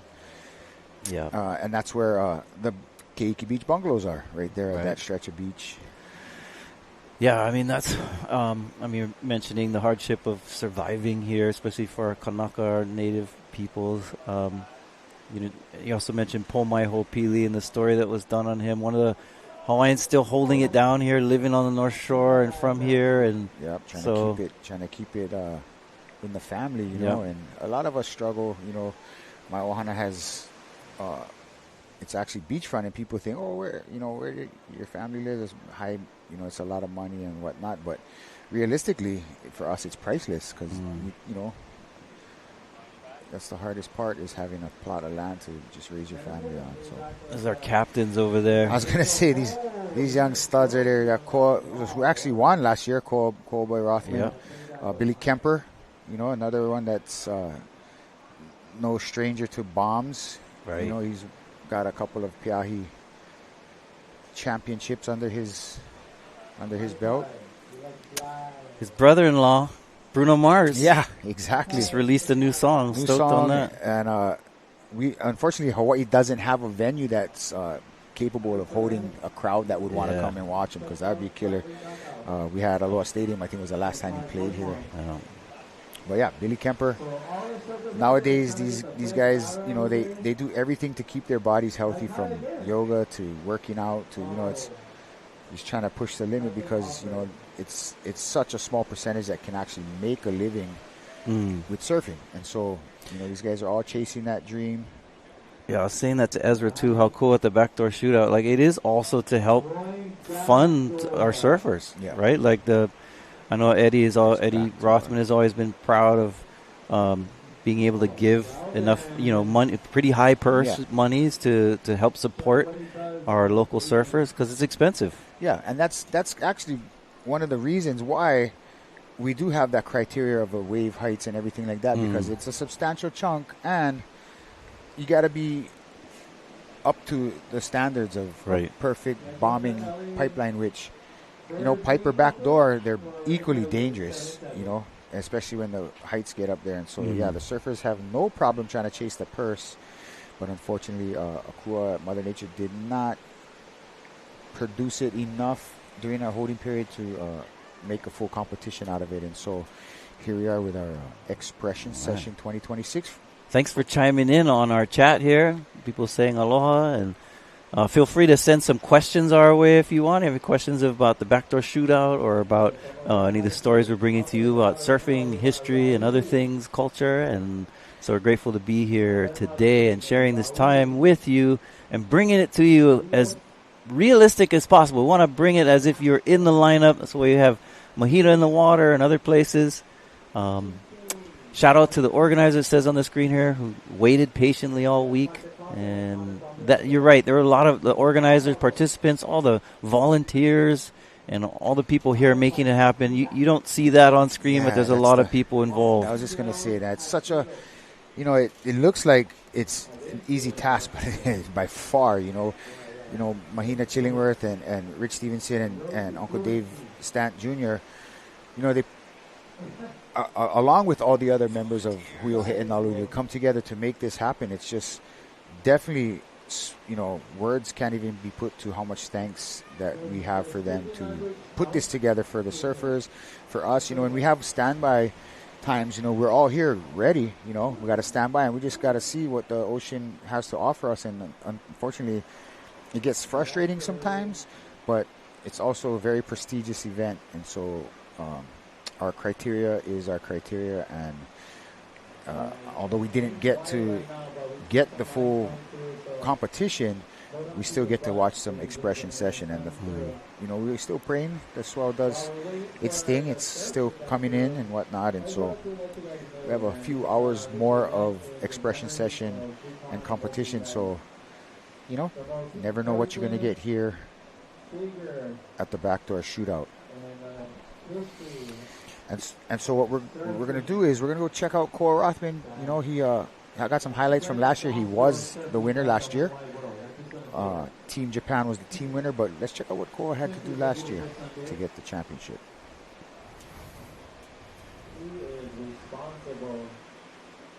So here's Nate Florence, another one of the born and raised kids here on the beach. Airdrop, and so now you can kind of see what we talk about, like how dangerous this wave is. I know he might not be John, but he's just as versed. There's his other brother there. Ivan. IV Flow. And so these guys are like making it look a lot easier than it actually And look is. at Ivan was one of the standouts to me last year as well. He's really put on a great show. Cole Smith. Boy. Oh, Cole Rothman, excuse me. Yeah, Cole Boy making it happen. These drone shots are just out of this world, man. It's amazing to see what technology has offered us up. Yeah, this is one of his top waves. He had quite a few good waves, but this was the money maker that was at the end. Yeah. Gave him the win. Yeah, congratulations to him, last year's champion, Cole Rothman. And his dad, shout out to Uncle Eddie for, always, when I was a kid growing up here, it was always about the kids, and anything for the kids. He'd, do whatever he could to help however he could. And so watching his kids grow up is awesome. Makukai Rothman, Cole's oldest brother, won a XXL award back when he was 18 years old. He was charging. Oh, there was a question. Here we got a little pipe wave. Close out on the sandbar. There's a question on the screen. Top 5 pipe surfers of all time. Oh, good question. Good question. I mean, wow. Give us a moment to think about that. There's, of course, a lot. And when you say the all-time, I mean, it's definitely going to go in layers, right? Yeah. I mean, Jerry Lopez has to be up there. Even though, they're riding different boards back then, and most people weren't, charging it like he was. And so we have come a long way since then because of the boards and other things. But nonetheless, I would have to say he's definitely in the conversation because he really showed us how it was possible to do what we're doing today. We saw Rory, he's had his moments, but then we get into the Kelly Slaters and the Andy Ironses, and you know what I mean? There's top 5. We'd definitely have to think Kelly and Andy would probably be. there. Kelly, I think, has won more events here than any other surfer. And with that said, with Kelly, because normally I'll be on the ski, so watching from a different angle and seeing where he actually gets to come out of the sickest, deepest barrels is just out of this world. He puts himself up right in the top of the curl, and that gives him the line to make it out of those deep ones. I mean, Derek Ho has to, of course, be in that top 5. Yeah, Derek. I mean, when I was a kid, he was the guy. Like, he was world champion. He dominated at Pipeline. Yeah, there's like Sean Briley would be one that though you don't see him in the water or whatever much anymore. He was one of the chargers too. At Pipe. His brother Kalani Boy Chapman, another one. Oh, we got. Jamie O'Brien. Jamie O'Brien. I mean, there's just so much to. Yeah, but we got to pick 5. Yeah. 5. I would say Andy and Kelly. Yeah. Are in there. That's 2 for me. This is for me. Well, I would. I'd put that in there too. I would probably go with Jerry as one of those, and the last 2. It's a tough one, man. I'm sure we're forgetting some individual. Call him. I apologize for that, but maybe send in who you think. I'm pretty firm on those 3. But I know there's many. Oh, Derek Ho. I forgot Derek Ho. Derek Ho is 4. Yeah. And, oh, man. Listen. I mean, Deane Kealoha is one of my tops, too. Now, he was mostly what Deane did was he really introduced how to surf backdoor. Yeah. And by showing us how to pump in the barrel. So that would be my 5 right there. I'm sure somebody will come up and be like, oh, what about this guy? Oh, shucks. Okay. No, I forgot about that. But those 5 to me definitely groundbreaking because they broke through different barriers. Like Deane Kealoha broke through that barrier of surfing backdoor, in my opinion, because people weren't. When it got to a certain size, most people didn't go right. And the way that he would pump through those sections, you look at some of those Wave Warrior videos from back in the day. That the Fletcher family put on. To me, that was my 5 for now. That's a decent 5. I'd probably go with. Somebody thought, how are we not saying John? Yeah, I was just gonna say. I was gonna add John. I knew I was forgetting somebody. I was gonna do John, Andy. Andy and Kelly, John, of course, Derek Ho. And then my 5th is where I'm kind of stuck because if I had to take somebody out of my 5 to make room for John, I'm trying to think who that would be though. It's a tough one. You can't get rid of Kelly or Andy and Derek. Yeah, and then Jerry. Granted, even though it wasn't the same era, he was still a legendary pipe surfer. So that's a tough one. I mean, maybe Deane Kealoha, but I have too much aloha for that guy. So yeah, that's a tricky one. And John's still young. You know what I mean? The other guys we're talking about is kind of like have already made their years of it. You know, they're legends. He's still got time. Yeah, for sure. All Ohana there. Yeah. And so you kind of see everybody sitting sporadically, and it's. There's more guys in the lineup. It's still uncrowded pipe. But here's some. Oh, here we go. Backdoor wave. Off the wall, traveling, non-competitor. Couldn't quite. No doggy door on that one. Wow, somebody threw out a name here that I didn't consider earlier, but now they said it. Mike Stewart. Oh, that's a good one. That's a good one because we don't want to leave them out. I mean, I would say he's got to be legendary in not only. I mean, he's bodyboard. Any event like he's won more titles out here in the bodyboard division. Little backside attack, just not holding open for him.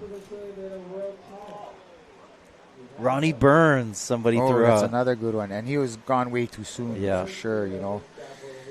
Oh man, there's definitely gonna be some that we're gonna.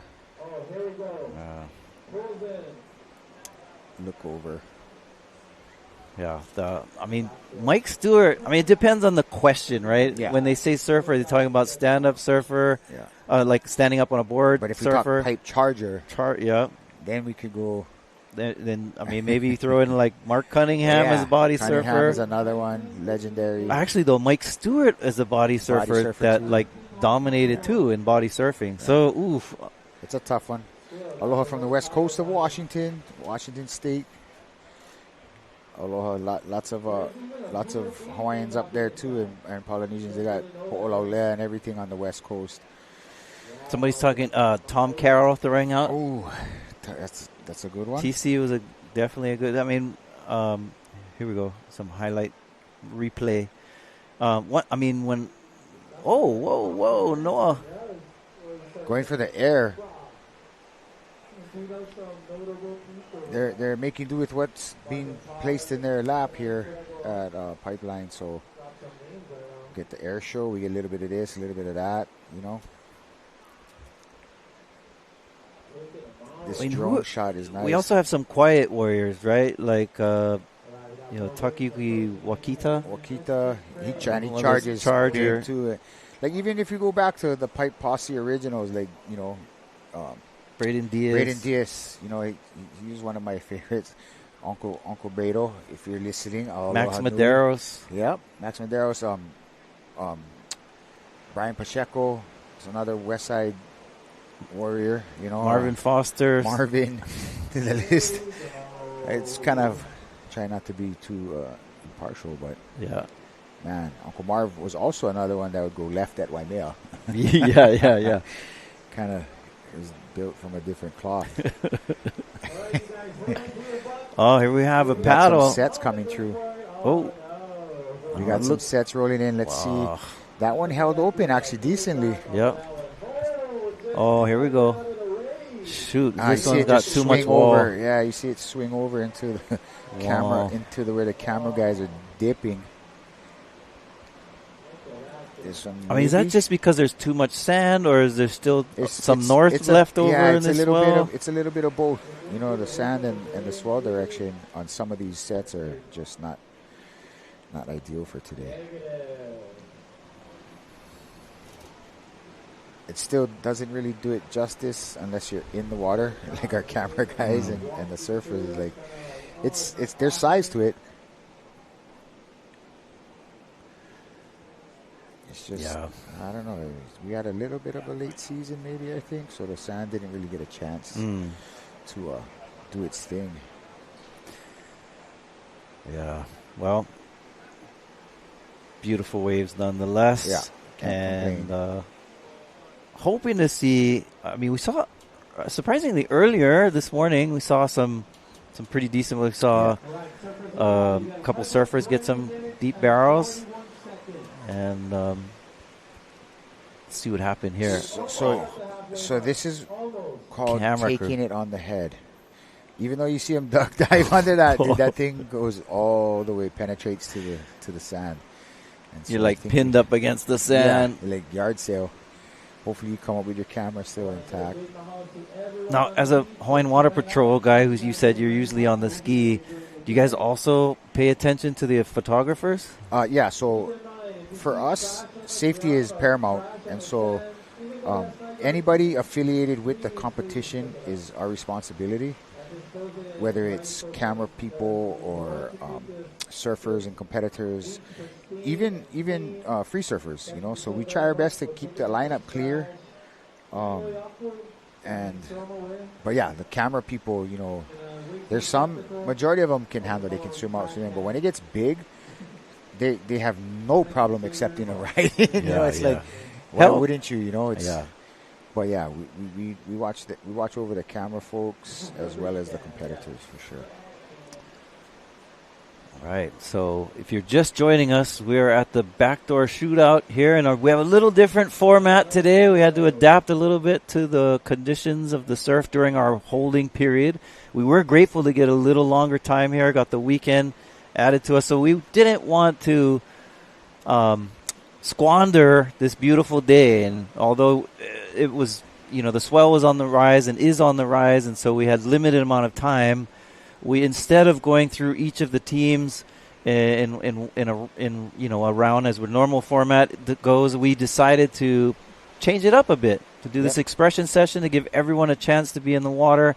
We're still judging and looking for some of the top rides of the day, and so we have different categories: best barrel, best combination of maneuvers, and also aerials is on the list there. Yeah, but it's all here, all part of it, and that's why part of it is like the back of the house nobody sees is like the diligence that Mahina and Rich and Uncle Dave did to even get, we got granted a little bit of an extension, and it was basically to allow the most potential to possibly run. But unfortunately, the criteria of the wave didn't really transpire. So, like you said, beautiful day, the sun's coming out. We're going to take advantage of this expression session. And we'll be taking you to a little break here. Yep, we'll go to commercial. Stay with us. We'll be back with more of our expression session. Hang tight. We'll be here. Aloha. Aloha.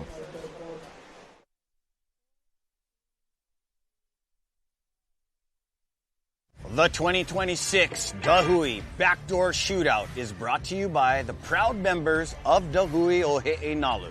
Presented by Keiki Beach Bungalows, Welcome to Aloha. Sponsored by the North Shore Club, Dark Sport, Ade Tahiti, Integrative Peptides. Supported by Sinaloa, White Claw, and Saltwater Society. This live broadcast is produced by Zone Media, creators of Ocean Paddler TV, Hawaiian Extreme Sports TV, and In the Zone.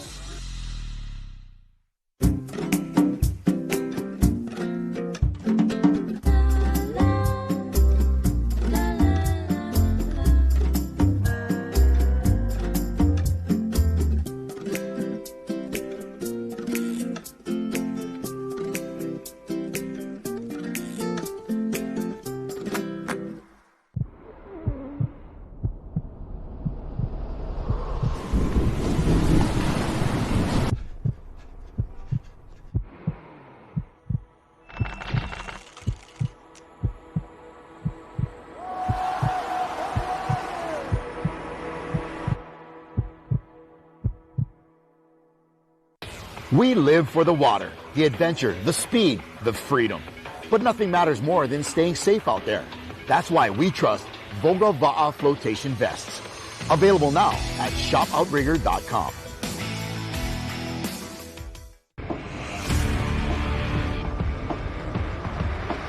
Allow us to help you grow your events by reaching Hawaii's giant outdoor sports and ocean enthusiast demographic. Zone Media specializes in social media content production and distribution, drone and video production, cutting-edge live productions, and more. With over 25 years leading Hawaii's action sports market, give us a call at 808-343-3310.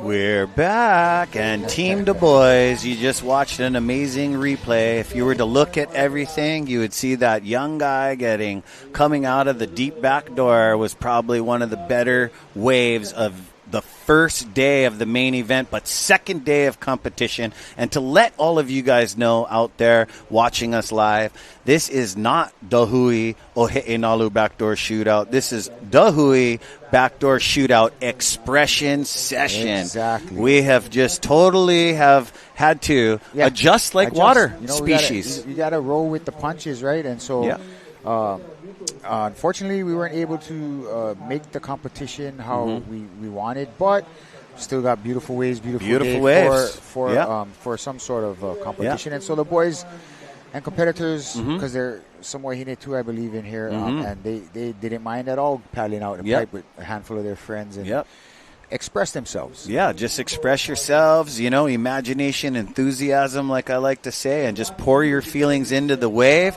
The Hui Backdoor Shootout is designed to just be like a heritage cultural event where it's the brothers and sisters just surfing at the apex top level of barrel riding. No, and that's exactly what the backdoor shootout is basically similar to the Eddie Aikau in the sense it of is. There's criteria, and the waves have to be a certain height. Oh, yeah. And it has to be pipe and backdoor. And the uncles and the surfers called the day. They've, been involved since, 1975. So it's only right, and we're right here. And as you can see right behind me in Cliff Botello, there is a lot more white water from earlier, bro. Yeah, there's still energy. Swells coming, filling in. These guys are having a great time. Guys and gals having a great time here at Pipe. Still a lot of sand there in the gums, between the gums and pipe area where, when the swell comes in a little bigger, it's just been closing out. But there are some gems, and they've been finding them when they have to. Yep, and you got a bunch of talent out in the water, just to name a few. I just talked to Koa Rothman and the boys. They're going to be paddling it out soon. And you had Benji Brandt put on a very nice show from the beginning. Some of these guys already surfed 2 hours. You had Elvero out the back. You had Balaram Stack out there. With Makana Pang. They put on a great show, and they're just expressing themselves because they can get an award for being the all-around best wave, the biggest air, the biggest combination and maneuver, and, here we go, splitting the peak. We got a little pipeline action and getting the speed needed to get out of there. Shado P, huh? Nice on his Arakawa surfboards. He went with the rainbow color. Yeah, he did. Yeah. A little tribute to the day. The sun just came out. The rainbow's out. Yep, the rainbows are out. And look at this pipe wave. It was a frothy, white, foamy one, but there was an exit on it. So these guys, it's time. It's time. And the time is now coming into the 3 o'clock hour. We're hopefully going to start to see some action. We've been seeing some action the last few hours, doing their best with what they have to work with. Yep. And here we got some sets rolling through here. We'll see if we have any takers.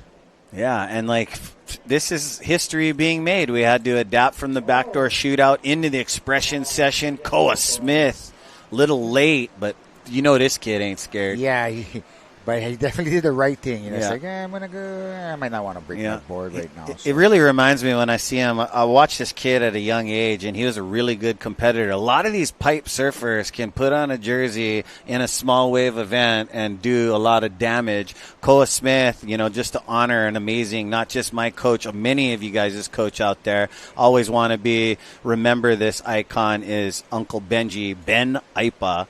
And I remember him, pulling on my shirt, telling me, hey, watch out for this kid. One was Bruce and one was Koa. Yep, and he called it, Yeah. Uncle's been around the block a time or two. Oh, yeah. Surfboard shaper and design, and shout out to that legacy. Hole, Kala, coming around the corner. Around the corner on this one and decides not to do it. Probably a good decision. Yeah, he was winding up half the window right there, and the thing imploded him a different direction. And you did mention Legacy and Aipa and his son Akila Aipa. Yes. Still banging out boards and stuff. Big actually time. shaped me one of my first boards. So was your first board? Shout out to Akila. My first board actually was shaped by Barry Kana'ea Opuni. That's awesome. He's a good shaper. Yeah, he's my first board.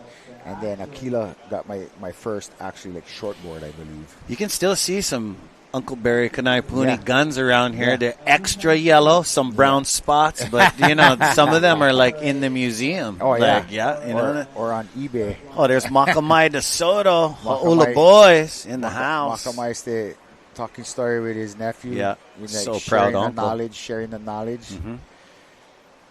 The boy. He never hang up his longboard, just for the day. No, just for that day because Uncle Eddie gonna tell you one event. One event, you cannot just be the all around athlete. Some people try to sneak in they entered in tree, bro. Once his eyeball hits that, call him up. Yeah, and the thing is, you gotta spread the wealth. You know what I mean? Yeah. I mean, the kid is, all around waterman, but he loves that shortboard. Yeah. That's where he wants to be. That was Dad's thing, pro longboarding and stuff. But, what he did in 2025's Backdoor Shootout, I was stoked. Yeah. You know what I mean? For sure. It's the wind's picking one of up those there. Things, a legacy of water men and women, especially there on the west side, Makaha. some of the finest, you know, anti-rail.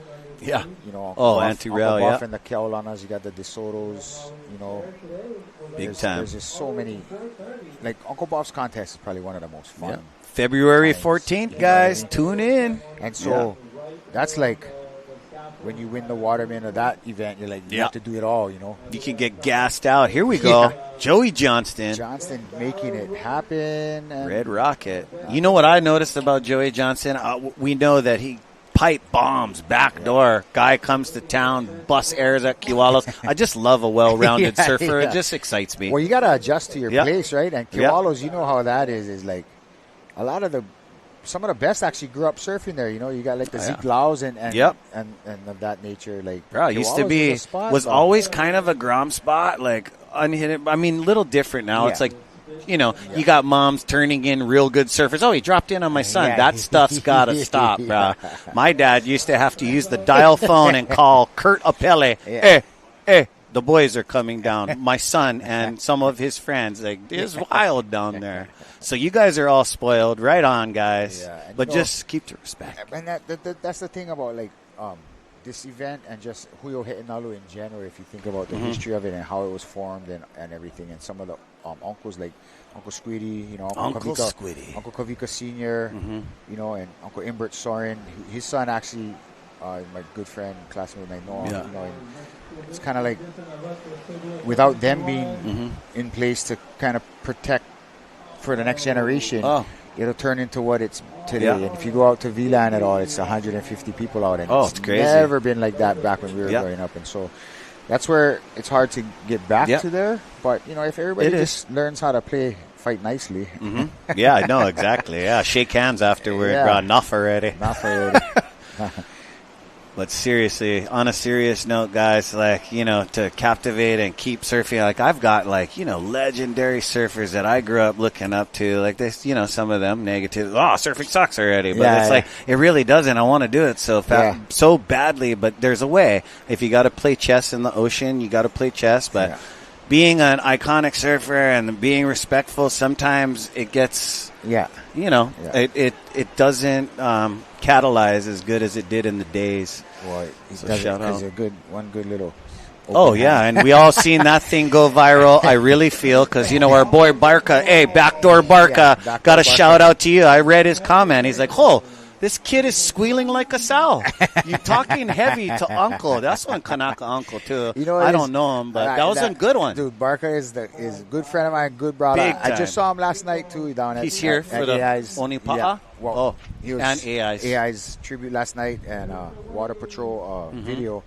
And it was good to see him, you know, and he's got a growing family and everything. But, man, I remember him. He grew up in the era when he was young, and, you know, you got people that mentored him, like Borg, you know, Kai was like, brah. Excellent surfer. You know, excellent surfer, but, not even on the mats or whatever, you know, Borgie was a beast. Regulated, and so that's the kind of mentor Barca had, and that's what he molded him into the beast of a... I know, because, you know, in Barca's little kid days, he was at the airport by himself with all his bags. No plan. And we tried to kidnap him. And, this guy would negotiate his own deal. Yeah, and, you know, he has a gym up there on Kauai, too, his Boar's Nest, and he mentors the next generation. It's like, you got to do idle hands make for problems, guarantee. So he gets these kids training and keeps them... My dad and mom, them used to always say, in sports and out of trouble. That's why I believe surfing is a sport. You know, if you surf all day, you're too tired to be a meathead. You know, and you have all those hours of surfing, and all you want to do is surf.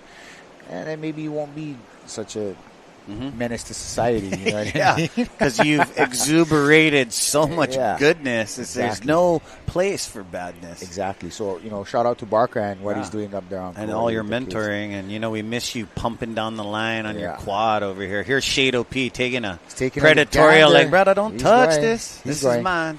Sandbar special. Boom. Oh, nice low. Oh, made it. Oh, wow. With the Flamingo one leg, 2 kick out. Completion. Awesome stuff. Good stuff. On this expression session all day long. It doesn't even matter. You're like, you don't even have your name on a heat. You can just check in. Check you just in and paddle out. Yeah, check in, paddle out. free surf. Check in, paddle out, and that's, it's tricky in the morning time when they got to make a call because it's like, hey, what are the surfers doing? So that's why this event is such an awesome event by allowing the surfers to have a word about it. But it's also because of the requirements, Uncle Kavika Stant Jr. and the directors and the folks running it, they have a hard task to say go or no go. But that's why we have such regimented size and stuff like that, because it is the backdoor shootout. It isn't easy putting that big name on the line because these guys were the guys that paved the way, protected the island. And Shado P getting some waves. And we all liked, his interview with Mahina. Yeah. She asked him that, we were just playing around over here like, well, you guys don't want to surf. Oh, well, then, it's a light wrestle in the sand or a scrap in the water. But violence has no place in the water. I know a lot of, Pomai said it the best on a post. Take it to the beach. Covadiners have just came out of the cracks of the earth and just have paddled out past their uncles and goes, what do you, take the, know what I mean? Yeah. Take, it's not a scolding. It's somebody telling you that you're being dangerous. Yeah. It's pretty crazy. That's why now when you're uncle status, I have horse blinders on. Oh, I know. And then paddling, I'm going. I'll go wait one more year, but pretty soon I'll be like, hey, all you kids, I'm blind, bro. I cannot see. I cannot see nothing. Yeah, it's true, man. I mean, growing up with a lot of double glass board. The double glass. I mean, a lot of my uncles in Waikiki with those 11-foot boards, I reckon they were lying to me in Bonga. They wasn't blind. They were ripping. They seen me because they did a little rail hoover. Like, oh, that's Samson. I'm like, run them over. But, dude, seriously, surfing has so much amazingness, the characters, the boards. There's so much waves, too, to be ridden that there's enough to go around. Yeah. But you know what's cool, guys, out there, for you kids, too? It's cool, to keep some things inside. No need to post everything. You know what I mean? Share it with your friend and then, brah, that was between us. Especially your spot. Your spot. I know, brah. Hey, don't even try to, edit it yourself. There's the boys on the beach. Yeah, don't edit it. Yeah. A lot of boys hanging there. You got Mahalo nui for all you guys do. Hammers. Uncle Craig, Uncle Manny, Uncle Ray. Uncle Manny, Uncle Ray. Oh, yeah. You got Big Island. A little next-gen action. You got Brother Jacob. You also got to the left over there, one of our longboarders in the Duke Kahanamoku specialty event from the Big Island is Freddie Hui. Oh, Freddie Hui, yeah. He went to the AI thing at Wailua, which everybody had a great time. I missed the session with Bonga this morning. I stayed I stayed on the outskirts with Uncle Kimo and the KT. Nice. I mean, Uncle Kimo and the Kanaka Solution Gang. Also a big part of our event. Mahalo, Uncle Kimo Leon. Yeah. Kanaka Solutions was holding it down as usual. Yep. I mean, hey, they've heard it and seen it before. You know when you come up, hey, no, bro. Yeah, Uncle does it. Yeah, Uncle heard it and seen it all, so try another excuse. Just behave yourself. Yeah. Protecting us from, obstructions and foreign objects that is just out of control. Yeah, and we also want to send a shout out to Auntie Lolo's cookies out here on the North Shore. I tried a chocolate chip one as my weakness. But you can find Auntie Lolo's cookies at Stonefish Grill in Haleiwa, Nani's Cafe in Wailua, also at the North Shore Macadamia Nut Farm there in Haleiwa as well. I lost my cookie. I don't know if I left it in a safe place. Every once in a while, hey Cliff, I'll be right back. I'm going to run across the street, see if it's at VOLCOM. Go check them. I might have left it on the coffee table. That thing's gone. Yeah, no. Guarantee. Dipped in the coffee. Hey, there's a thing in the islands, too, for you guys from around the world. I don't know what you call them, but it's a thing called aku birds. Aku birding. Aku birding. Like right here. Hard. This backdoor aku bird just got one right under the right under the radar. Oh, he's been out about 3 hours, Connor Coffin. He's trying to, work up that appetite. Yeah. Parker got a couple, smaller ones. He had one on day 2, a barrel at Pipe. But then he just had these backside cosmetics. I love it because I'm goofy foot. There we go, and the young prince. You know this guy right here. The Rothman. The returning champion. Yeah. And this is living. He's decided to paddle out and maybe find a nug and give us a little bit of a show here at our 2026 the Hui Backdoor Shootout Expression Session. And you know what's super funny? I hope I helped out. I said, Cole, how come you guys aren't surfing yet. Yeah. Him and Billy before I came back up over here. He's out there. Yeah, he's out there. But he must be watching the buoys. He's trying to wake the swell in. But until then, we're going to take a little break here. Stay tuned for more action here at the Backdoor Shootout Expression Session. Oh, it's live, huh?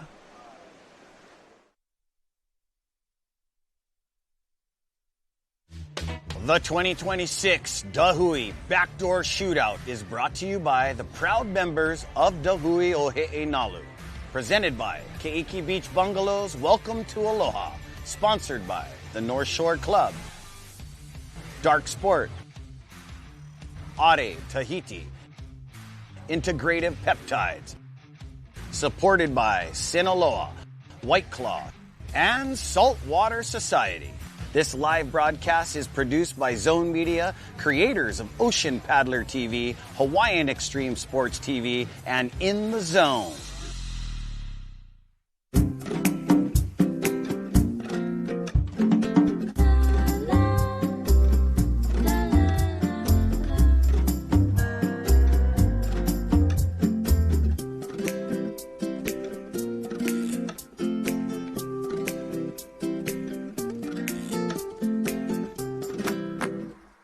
How do you, Sinaloa? My kids love cheese quesadillas on fresh Sinaloa tortillas. We only make our fish tacos with fresh Sinaloa tortillas. My family loves my chicken enchiladas using fresh Sinaloa tortillas. We use Sinaloa tortillas in everything that we do. The freshness really makes the difference. Get your fresh Sinaloa tortillas today at your local markets throughout the state. How do you, Sinaloa? Allow us to help you grow your events by reaching Hawaii's giant outdoor sports and ocean enthusiast demographic. Zone Media specializes in social media content production and distribution, drone and video production, cutting-edge live productions, and more. With over 25 years leading Hawaii's action sports market, give us a call at 808-343-3310.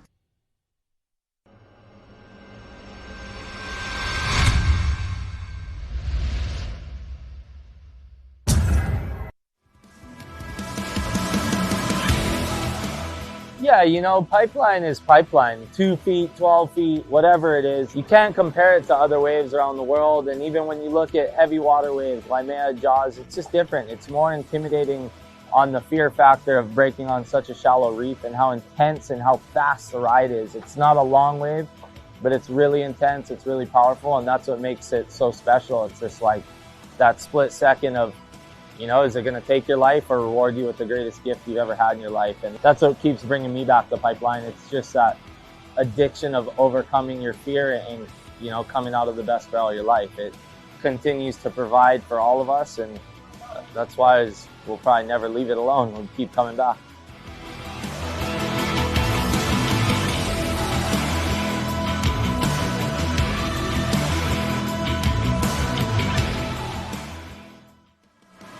All right, and welcome back to the Backdoor Shootouts Expression Session. We just saw a little bit of bad boy Billy Kemper. Oh, yeah, 2024's Backdoor Shootout champion. That is correct.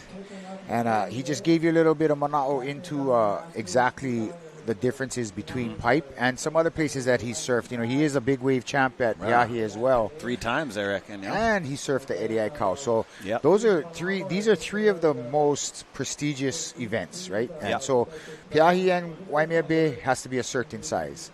And so only thing to do is, you saw that little backdoor right there. So oh, wow. The wall. So a little bit further, that's free surfer. But so to make this, to keep the prestigious tag here on the Backdoor Shootout, the criteria for the waves is very important, and so that's kind of like why we were unfortunately not able to run the event completely, and so we're having an expression session today. Well said, Cliff. We're just going to have a fun day with our surfers. Yes, we got the day. It's Sunday. It's a holiday tomorrow. Why not just run the contest our last day, have an open free surf session for all our athletes? And there's really how me and you were raised by the Hui Ohe'enalu. No rules. Just go out there, have fun. Surf. But, We do have judges still. Yeah. They're judging these waves because we are looking for a wave of the day. Yep. No jerseys. Maneuver. Yep. No time limit. They can pick any session they want, 3 hours, 4 hours. There's some people, I bet, Cliff, since me and you started 11:45, still sitting there. I hope you got your wetsuit top. Because you know what happens, right? Like clockwork. You come in and it starts firing, right? Yep. So Exactly. they hear the swell is coming and they are salivating and they're Big waiting. time. Little backside, backdoor. Oh, who's that? In and out of there. Changed it up a little bit on the boards. I thought that was Shayden, but no, that's not. That might be Olivero from Peru. I noticed they were teaming up and going to go out. You know, watching the Young Prince and the champ from last year, Koa Rothman, I bet you there's a few guys waxing up. Like, what does he know? Yeah, what does he know that we don't, right? And so we're going to see, Cowboy maybe pull out some magic. Billy might, Yep, Billy's going to hunt the action. back door, but no stranger. And so we're going to check out some Team Peru highlights from last year. And so let's see what the potential that we're looking for is right here. Yep. Team Peru, they've been with us for years. Textbook pipeline right there. Big time. Here we go, textbook backdoor. So, I mean, this is the criteria we're looking for is at least a minimum of that. Joaquin, Olivero, Partida. Backside attack on pipe.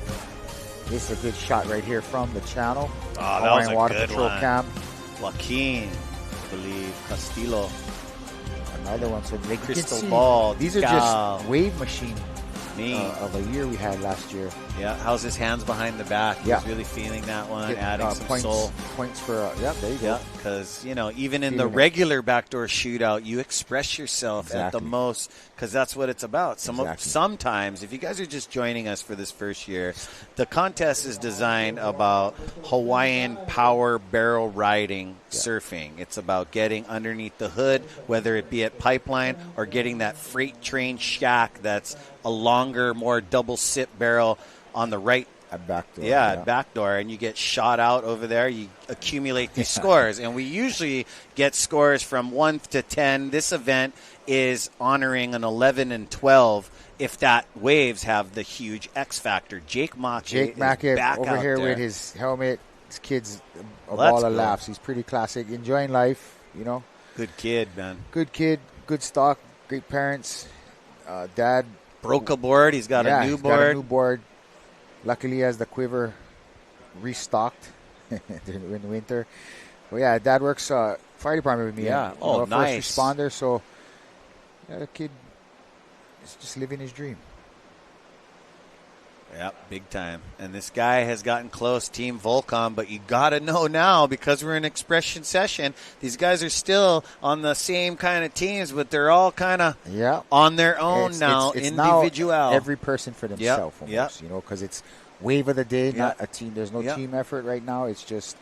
I do notice, though, they're kind of like still a team. They're still kind of paddling out with each other, you know what I mean? Pipe action here. Wow.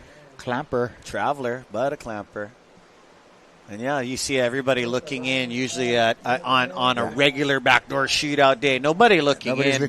Yeah, it's until just when they hear the crowd roar, then they're like, okay, let's see if he kicks out, if he makes it out. But we've all learned from our coaches, hey, mind your business, focus on what you're doing. Back. Yeah, you hear people's whistles. And that's why I don't look back. Yeah, no, I know. Hey, we uncles, no, I'm not looking back either, bro. Watch out this summer. I'll come in now. Oh, man. So much fun, and we got about a couple hours left. 15 guys out. Yeah, I wouldn't give it 20 about actually. There. Yeah, and maybe 21. It's still uncrowded pipe, right? Bro, unreal for what they got. And look at this amazing drone shot from Zone Media. Thank you guys. Yeah, Zone Ocean Media Paddler producing TV. Some great footage. Yeah, and they capture Hoi Va'a as well. Hey Va'a big time. Molokai Hoi and Navahini Okekai. And which is, it's our national sport too, just like surfing. It is. And the Hui perpetuates it, not just the racing side, the canoe surfing side. That's another part of our culture that is very important. Very important. Racing is a big thing. And very fun. Oh, very fun. Yeah. Very fun. Hey, guys, get into the part of the paddling instead of cruising for a bruising with the Vipers, with the hickeys on the neck. Don't look around. Huh? Yeah. Focus on the paddling. Especially fun when it's like 10-foot makaha. Oh, yeah. Oh, yeah. No. Well, you've seen what the boys have done out here. Canoe surfing, Waimea Bay is gnarly. And I believe Hawaiian Extreme Sports and Ocean Paddler TV is always there to cover it. I hear the Pu'us are coming from Makaha, so shout out to you guys. As we're going to have the award ceremony down at Ehukai. So you guys, if you guys are already surf potty cruising, make sure you guys come and join us for an amazing, closure to a beautiful event that Big time. is for the surfers, by the surfers. And proudly brought to you by Hui Backdoor and the Hui Backdoor This is their Shootout dream, Expression their Session. vision. Exactly. And you think about it, I don't like to just keep repeating my age, but they've been around for 50 years, going on 51. And so paving the way to be from where they started to where we're at is just awesome to see. And so shout out and big mahalo to all the members that sacrificed to be here and make this happen. Yes. And I know Brother Rocky, we got him on he's busy on the computer making an amazing memoriam He's losing his mind because he's normally has a voice. Yeah, So no, he's losing he his always mind. has a voice in our So surfing. now instead of the voice, he has thumbs today. and But he's yeah, texting. he wouldn't do double Yeah. gigs, so now he's writing up an amazing Shout thing. out to Rocky. Shout out and to we you. Appreciate all the tutelage and stuff he's sharing. Connor, quick up and out. There is a couple peaks when you see the camera zoom out. It gets peaky, sandbarry, and then you get to see those alpha ones. I know my friend is super pumped when he sees the northwest. Dwayne gets all stoked, but there's only like 3 northwests that come in, and then it dissipates, goes back northeast. Exactly. And the trades, looks like we got the ideal winds conditions for this event. Just the criteria didn't stack for the swell that we were waiting for, but so here we're we are, still having fun, expressing ourselves here today at Ehukai. I still get excited, the backdoor shootout, the way it's designed when we're not in an expression session and these guys are going for gusto. Sometimes someone gets an okay ride and just rides it so good, like Clay Marzal. Didn't factor in a big score with Snap 5 last year, but hell of entertainment. Hell of a time. Yeah. So, this stretch of beach is just amazing. And so we're going to check out Tosh Tudor, if you know their last name, because what's up, Tudors? An amazing longboarder as well. World champ, but he just got a mantle on it off the wall. Yeah, nice. This guy, Tosh, I've been really impressed, not just with his edits, just his live surfing. Unreal. So it's coming up right here. We'll show you what you guys might have missed if you weren't down here live. Wow, nice. Nice. So it's kind of like throughout the day I've been watching, and the swell, literally, it's here. It's hitting off the walls. Had some bombing nuggets run through there, and so these guys might push a little further over to catch a couple of these nugs. Yeah, and he's he'd be fraught to be in this event too. His dad's a world champion longboarder, but this kid has been entertaining us around the world with his backside barrel riding, his front side. So hey, Dad, you taught this kid well, bro. Good job, Joe. Tosh is coming true. And yeah, here we go. You can see our lineup. You see the 2 Hawaiian Water Patrol jet skis, and off to the point of Paumalu. There's Kona. Kona went out, wetsuited up, and this guy walks around 220. Yeah, a little heavier. I mean, it depends if he's got a fight coming up. Got to get in shape, and I believe he's just staying in shape now too, as he got into the federal fire department. So he's a first responder good for him. too. Yeah, right on. Serving and protecting our. Because he's a new daddy, too. A lot of surfers, you guys got to get into it, man. Into the workforce. Yeah. Me and you were raised. You cannot just be one pro surfer. You have to work, son. You have to work, son, or all your boards are gone. Yeah, my oldest son and him, same class in the recruit class for really? fire. Yeah, right on. Both of them, into the real world. I also was tripping when Uncle Eddie was talking about cutting weight, like he's telling his nephews, because, that guy's on fire. Like, hey, man, you don't need to cut that much weight and fight in that weight class. And I like listening to that, too, because I remember when Uncle Eddie used to train with Sonny them. I was like, holy shoots, you guys training for 300? Yeah. Part 2 or what? Exactly. And shout out to you, Sonny, as you just had a birthday, to the Sonny Garcia Ohana. Aloha, love Sonny. you, brah. Love you, brah. Sunny Strong every day. I know you'd be here with us. Me or Cliff or Rocky would be interviewing you, and we'd be having some laughs, bro. You are missed always, my brother. Yeah, and you know, we hope and pray that 2026 brings better for everyone. You know what gives me chicken You know what I skin? mean? You ever see Kelly talk on his interview saying, in 10 years, I'm going to have a conversation with my friend Sonny. That, like, gave me the, inside. Like, so shout out to the family, man. Sonny Strong every day. Look at Shayden P, bro. He's got his game face on. Hey, brother, it's an expression session. This guy ready. Express yourself. Yeah. They're ready. Yeah. They stay ready. No, but he's like all twerked like when Tiger Shark, bro. Huh? Just take from me, cousin. Gotta kick sometimes. I like it too, man. These guys are busting open the afros right now. You know, Mason got one. Letting it all hang. Yeah. Just a little bit more weight when you get held down.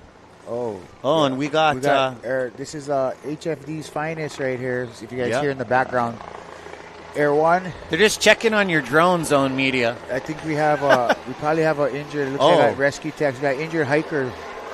It looks like, so we got a landing zone. Shout out to Honolulu Fire Department's rescue. I think that guy just went look at you through the booth light and shaka at you. No, I mean, he shaka at you. There we are. There we are, where you see the light onto the right of the second floor. And shout out to Sacred Hearts, your first practice surf, because surfing is a state sport. Yeah. And so what they're doing is a landing zone right across the street. And speaking of landing zone, he's landed a little backdoor barrel. Oh, almost. Couldn't pull it out. But, yeah, shout out to the rescue company of Honolulu Fire Department for keeping everybody safe. I hope that whoever it is up there that's injured or lost or whatever finds also, it's a safety. As humans, we need to be smarter. You know what I mean? You got to think like this. This is... You know, when you're not supposed to be on these hikes, up on these ridges, it costs money and it puts other lives in danger. And I like to say common sense is not common. Oh, it isn't. It isn't. Thank you. So we're going to go send it down to Mahina Maeda, who's down there for a little bit of beach interview. Oh, she's still in the water? She's still going strong. She's on the sand. She made it back to safety. Go get him, girl. What's up, Mahina? Hey everyone, I am down on the beach now, not in the ocean, and I have Alvaro down here with me. How was your session out there? Yeah, it's always good to be out of pipe, and it's always a pleasure when there's like less guys than usual.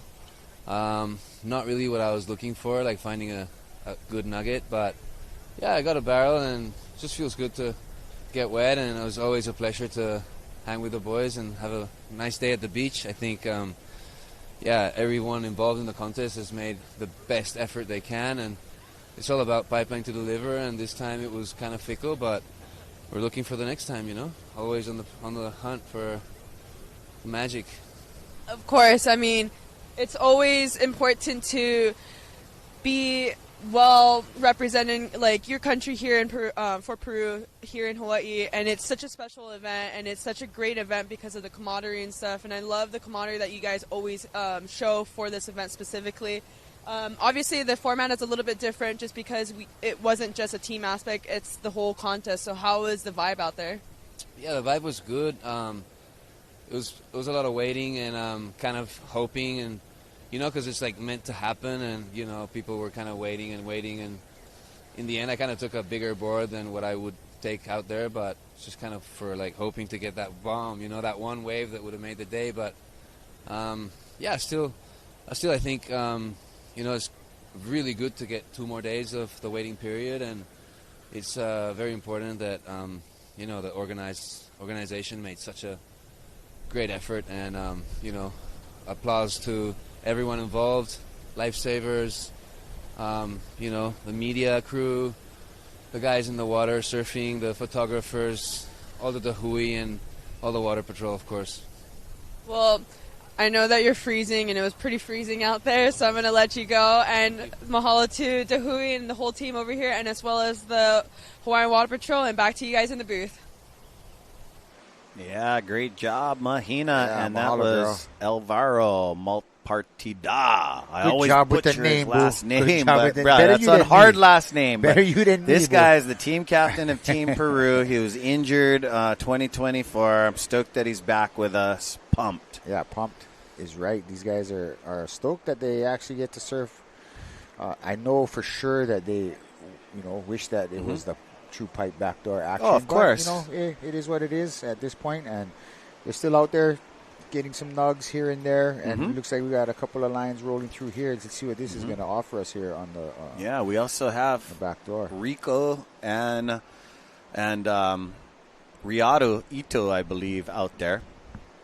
I'm not sure if these guys came in. We also got the new Peru Sol Aguirre. I'm not sure if she's out there right now. Yeah, it's the female, right? Yeah, she was out there earlier, but you never know. These guys could start anywhere and just stay in the water until So it's up to us to catch you guys on a wave. You just got to catch one wave. Just got to catch one wave. If you go over the falls, we might catch that too. We'll do the rest, yeah. Huh? Catch the wave, we'll do the rest. Yeah.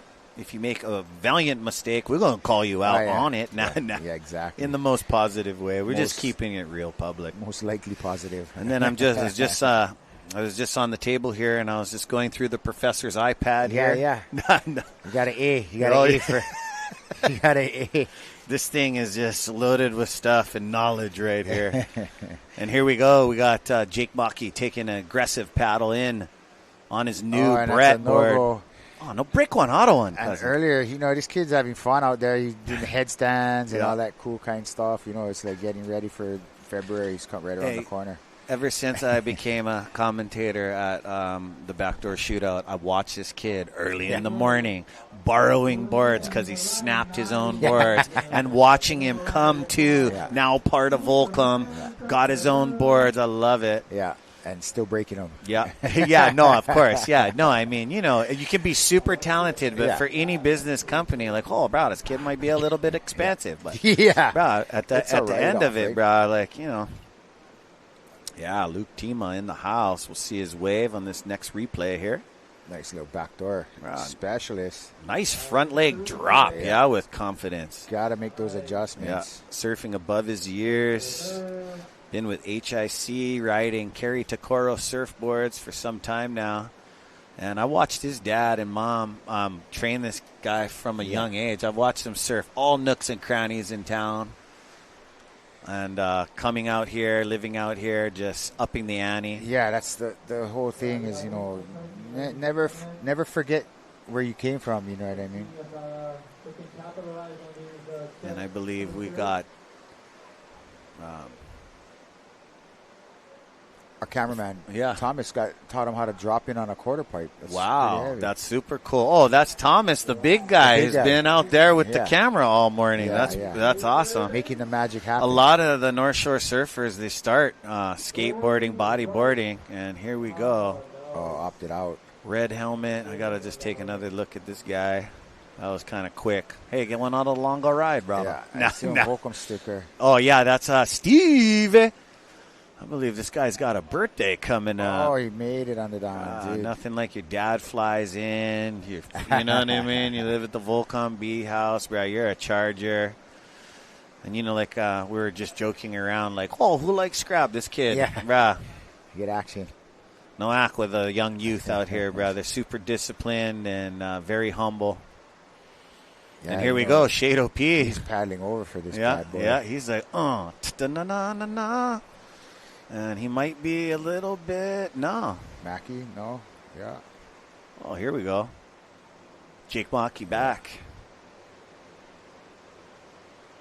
And knowing, if we were not in an expression session, Jake Maki would not be catching the inside waves. Yeah. He's just having a great time. Yeah, and, You never know. You never know what the potential is until he goes. And so... this kid is destined to catch something out here, especially when it's an unlimited time frame. Yep. You know what I mean? Oh, yeah. Here's a inside long one, but not a pipe cone, so we're going to see. Oh, I thought maybe air. Yeah. I was thinking get some speed. But not just way too dumpy for an air. Close out. For years, though, when you come out here and surf, you learn about those ones. No matter how good they look and you think you're going to get anything, you're just wasting your time. Yeah. You alleviate some energy. And right here, right down the pipe steps, we got more Team Peru headed out. And there's our lineup, gang. We're starting to get that 3:19 later in the afternoon kind of glare coming from Kaena Point. Yeah. And so if you guys are just joining us, the Hui Backdoor Shootout, this is way different from it. This is an expression session type shootout because of the hard forecast of waves that we've been getting from our waiting period starting from the 4th. So we're super blessed to go on our 3rd day of competition here. You know, in other years, sometimes we go 4 to 5, sometimes 6 to 7 times. But this year, you know, you can never manipulate Mother Ocean. We just got to play along with it. And only fitting with Huio He'inalu, we just adjust and talk to our surfers about it, because this is, you know, created by surfers. The Huio He'inalu legacies have been fighting for us for years. And in a little moment right here, we're going to go with our boys downstairs. Thank you so much. Spectrum, a big part of our why we're live right now. Mahalo, guys. And we're going to go cut to a Spectrum break. Stay tuned, gang. Stay tuned, gang. Aloha.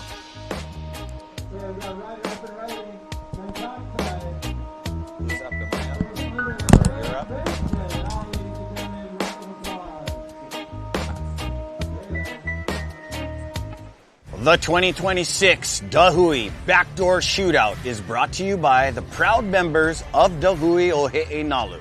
Presented by Keiki Beach Bungalows, Welcome to Aloha.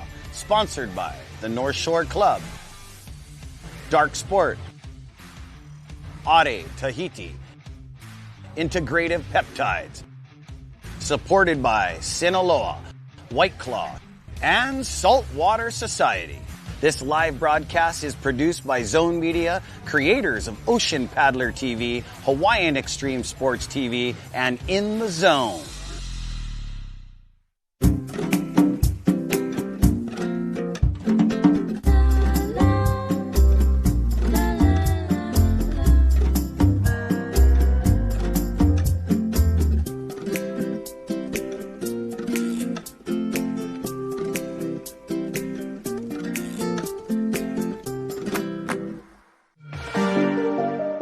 For me, it's a Ferrari, this canoe. The V1 teaches you a lot.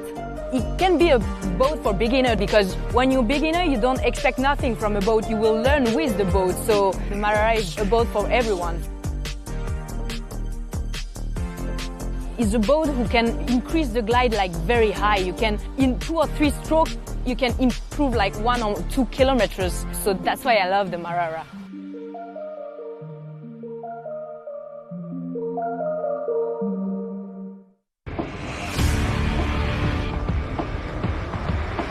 Allow us to help you grow your events by reaching Hawaii's giant outdoor sports and ocean enthusiast demographic. Zone Media specializes in social media content production and distribution, drone and video production, cutting-edge live productions, and more. With over 25 years leading Hawaii's action sports market, give us a call at 808-343-3310.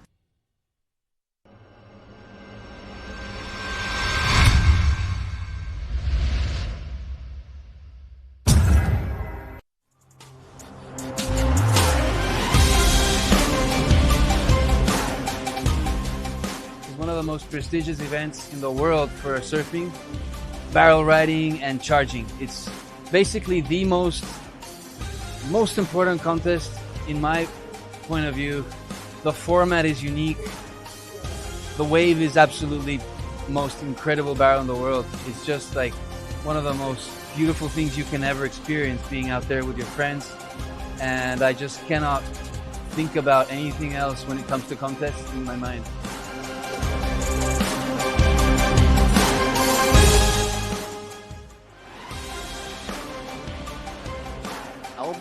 Alvaro Malpartida in the house, and this guy had a bit of an injury in 2024. He is back Team Peru, and you guys can see why these guys get invited to the comp every year. These guys charge. And back in the booth with me is Professor Isaiah Walker. What's up, my brother? How's it? So we had some waves during the break. We're going to do a little bit of replay on that. Let's see what happened. Jake Maki's been busy, and he threaded it out of that one. I did not see that one. Good for you, Jake. You've been working hard on the inside. I'm not super sure who that is right there. Oh, that was Kona Oliveira, and here we go. Tema. Boom, with the Larry layback. Nice figure eight swoop to Made that. Oh. little cone on the inside of Aints, or is he past Aints? I got to look off the balcony real quick. Live action. Ooh, pincher. That sandbar is making the exits difficult It for is. our surfers. It is, but look at the guy. You can see his afro. Shado P keeps paddling hard, 45-degree angle out and away from it, because I feel that these guys have been out so long, they're starting to get some rhythm. And there's Luke Tema. Yeah. Keep him busy. And, yeah, where did you guys leave off with the amazing history lesson, Isaiah, what you guys was talking about? Man, boy, we were kind of jumping all over the place. We were definitely talking about that week of January that we've been, talking about with January 13th through the 17th. Those of you just joining us, we're at the Backdoor Shootout. We like to talk about surfing and we like to talk about our history and culture here in Hawaii while watching people race down the line like this here at Backdoor. At our expression session, where me and Isaiah and Cliff and Rocky are just going to express ourselves. Right.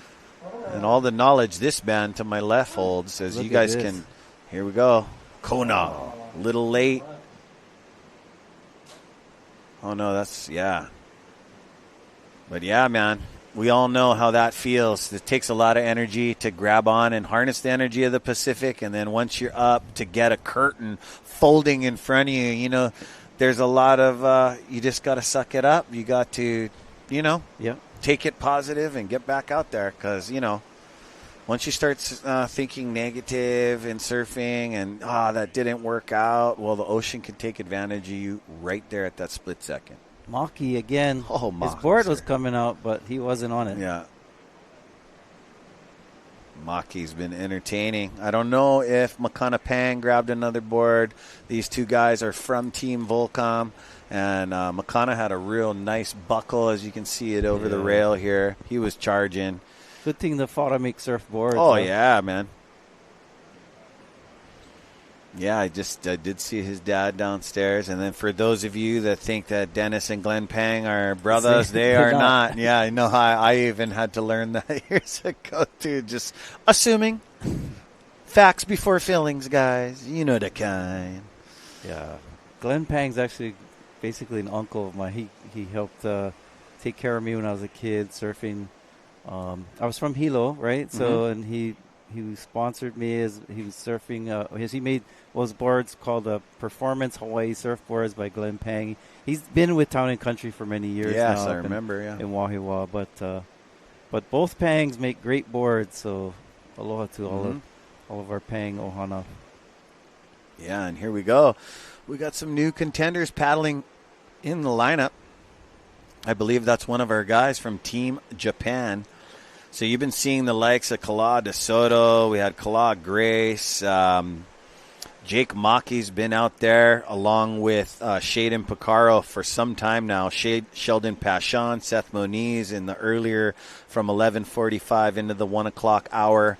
Parker Coffin has been out there putting on an amazing talent show, but at the same time, the expression session fed him some littler waves at Backdoor, and Connor Coffin's been out there for the last 3 hours trying to make it out of the backdoors. He's got one make, but these guys are also getting judged. At the same time, it's an expression session. They're just getting judged for wave of the day, best overall performance, and that's kind of like what a contest is all about. Who's out there having the most fun, just laying it on rail, making it look cosmetically pleasing to the eye, to explain in the most simplest way of professional surfing. Yeah, I appreciate that flexible format too, because also if you have 5 guys in a heat on a day like today, they'd be more patient. You wouldn't see them taking off at gums and so forth. So for the viewer, we get to see a lot more waves being ridden, even though they're, we don't have those massive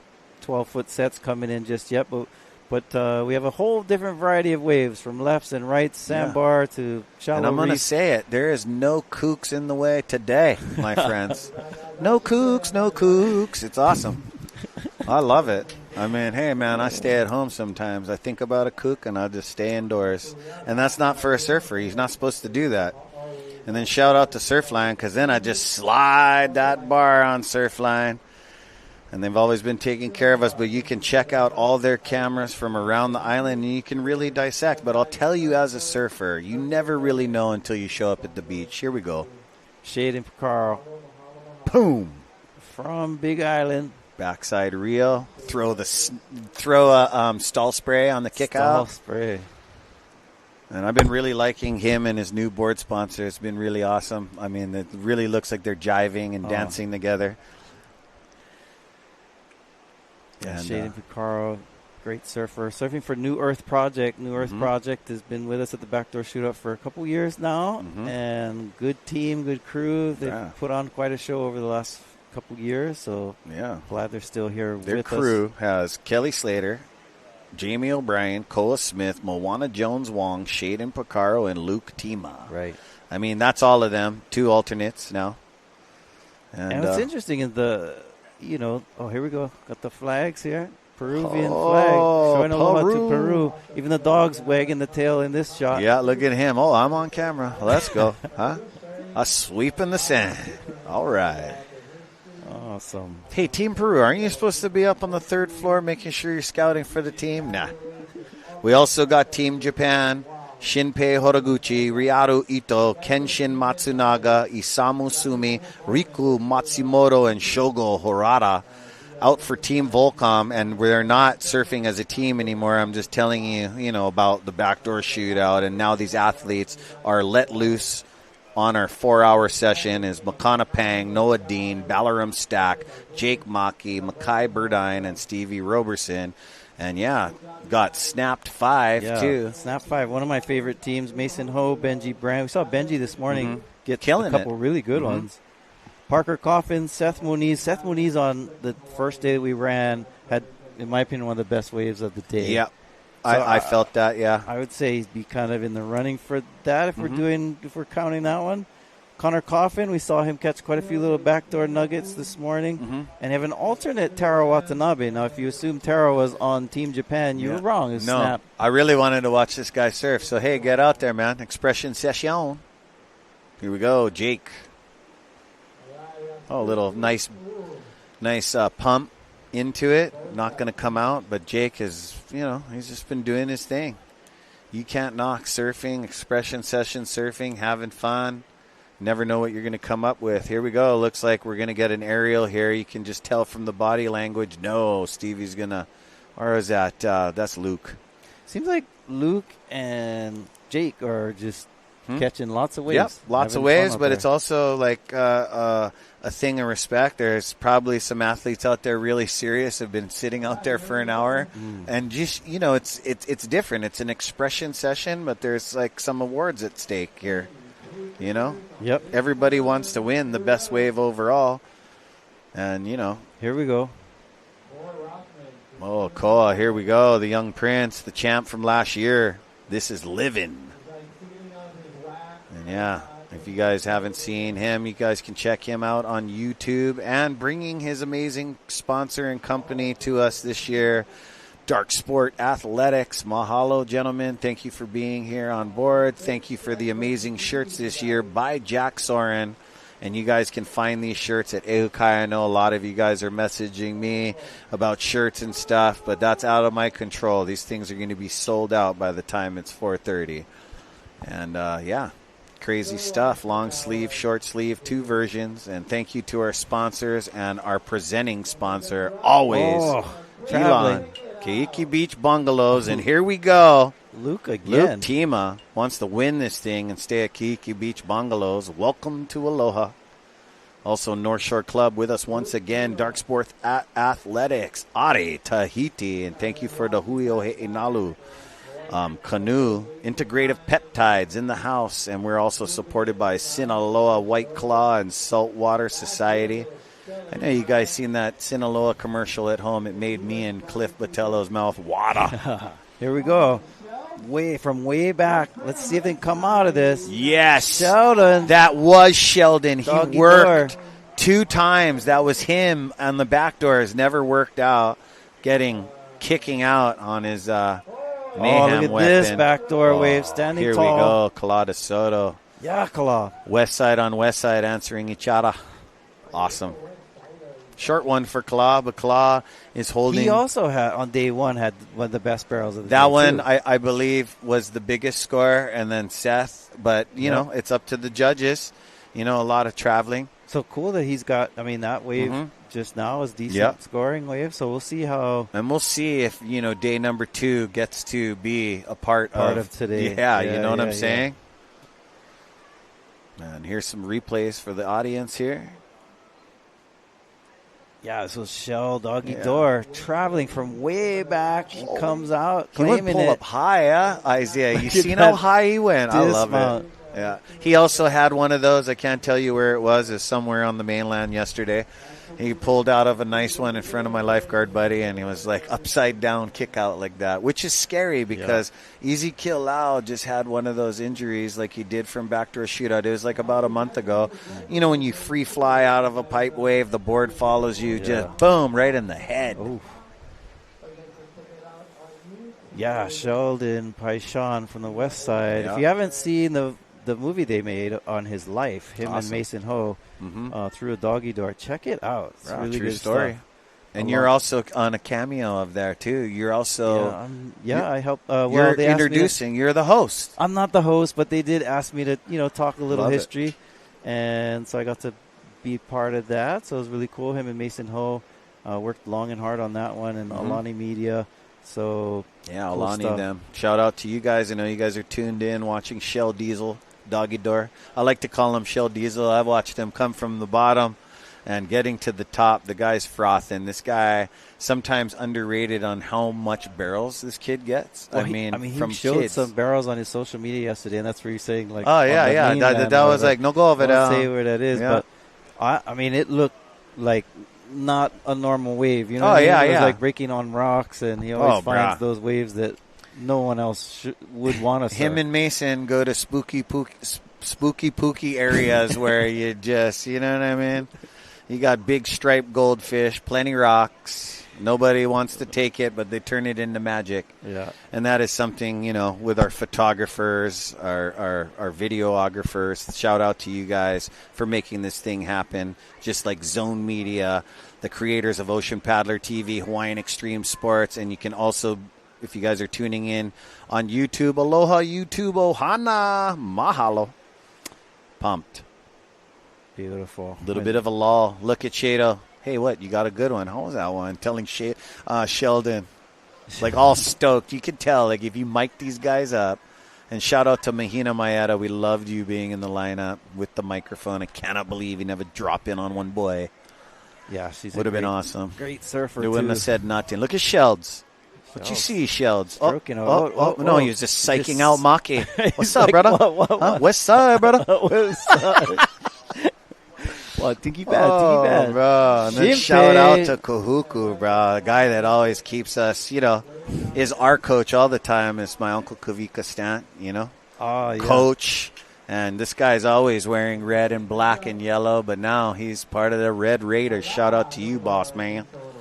And where are you, Uncle Eddie? Shout out to you if you're tuning in. Mahalo for everything you've done, not just for me, for all the kids before me, and past, present, and future. You're awesome, man.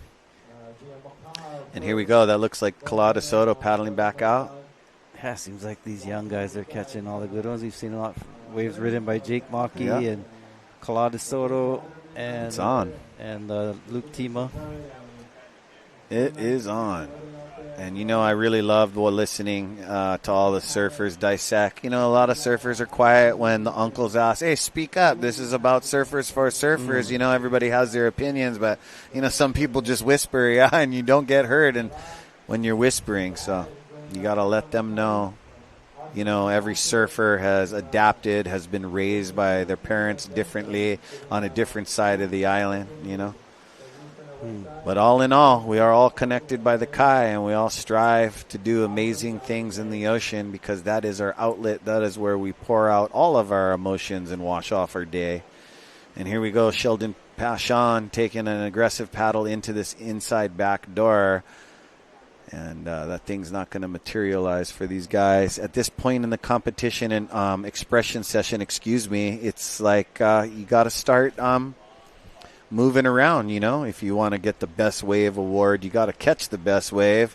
I haven't seen huge landed air yet. I'm very... there was a couple... you did? Noah Beshin did a pretty high one. But no land, yeah. I think I seen that full rotator. There was one he landed. Beshed out? Yeah. Okay. I'm going to have to watch the recap. There's one he landed. There's a couple that he didn't, but there was one full row backside into the wind. It was a sick one. And shout out to Trent and Jerome Butterball in the back, Cow crew feeding like pretty much everybody that's involved in the contest. And to you guys that are scrolling to the depths of hell on Instagram, hey, if you can hear me, go get your shirts. We're almost out. I just got a text, bro. Shirts are almost out, man. And they are awesome. Wow. I love when you see our athletes and pro surfers that live at the houses just, you know, blending in with the beach crowd, too. Yeah, it is cool. Some of them. All right. Shaka boys. Yeah, brothers. What's that? Promotion. What company that? I cannot read them, bro. I need glasses. It says the Hui Backdoor Shootout. Oh, nice. Well, I never got that hat. Which hat that? And we had Lolo's cookies over here. Thank you, guys. Hopefully it's Lolo and not Lolo, because Lolo means you're kind of crazy. Huh? Yeah, no, I know. I mean, that's oh, someone's standing tall on this little back. That's if they put that magical butter in your cookie. If you start acting weird in the booth, I'll let you know. Bro, dude, when I took a break and I was checking out that bag of cookies, there's one cookie called the Cookie Monster. Yeah, and it's kind of cool because it's green, but it has all these other broken up cookies in it. Like there's an Oreo and a couple of like it's like the shrapnel from the monster. Like consumed the other ones. Pretty cool. Cookie Monster was my favorite guy on Sesame Street. Maybe it should have been a blue dye though, because Oscar is green, but Cookie Monster is blue. Yeah, that's right. Oscar the Grouch.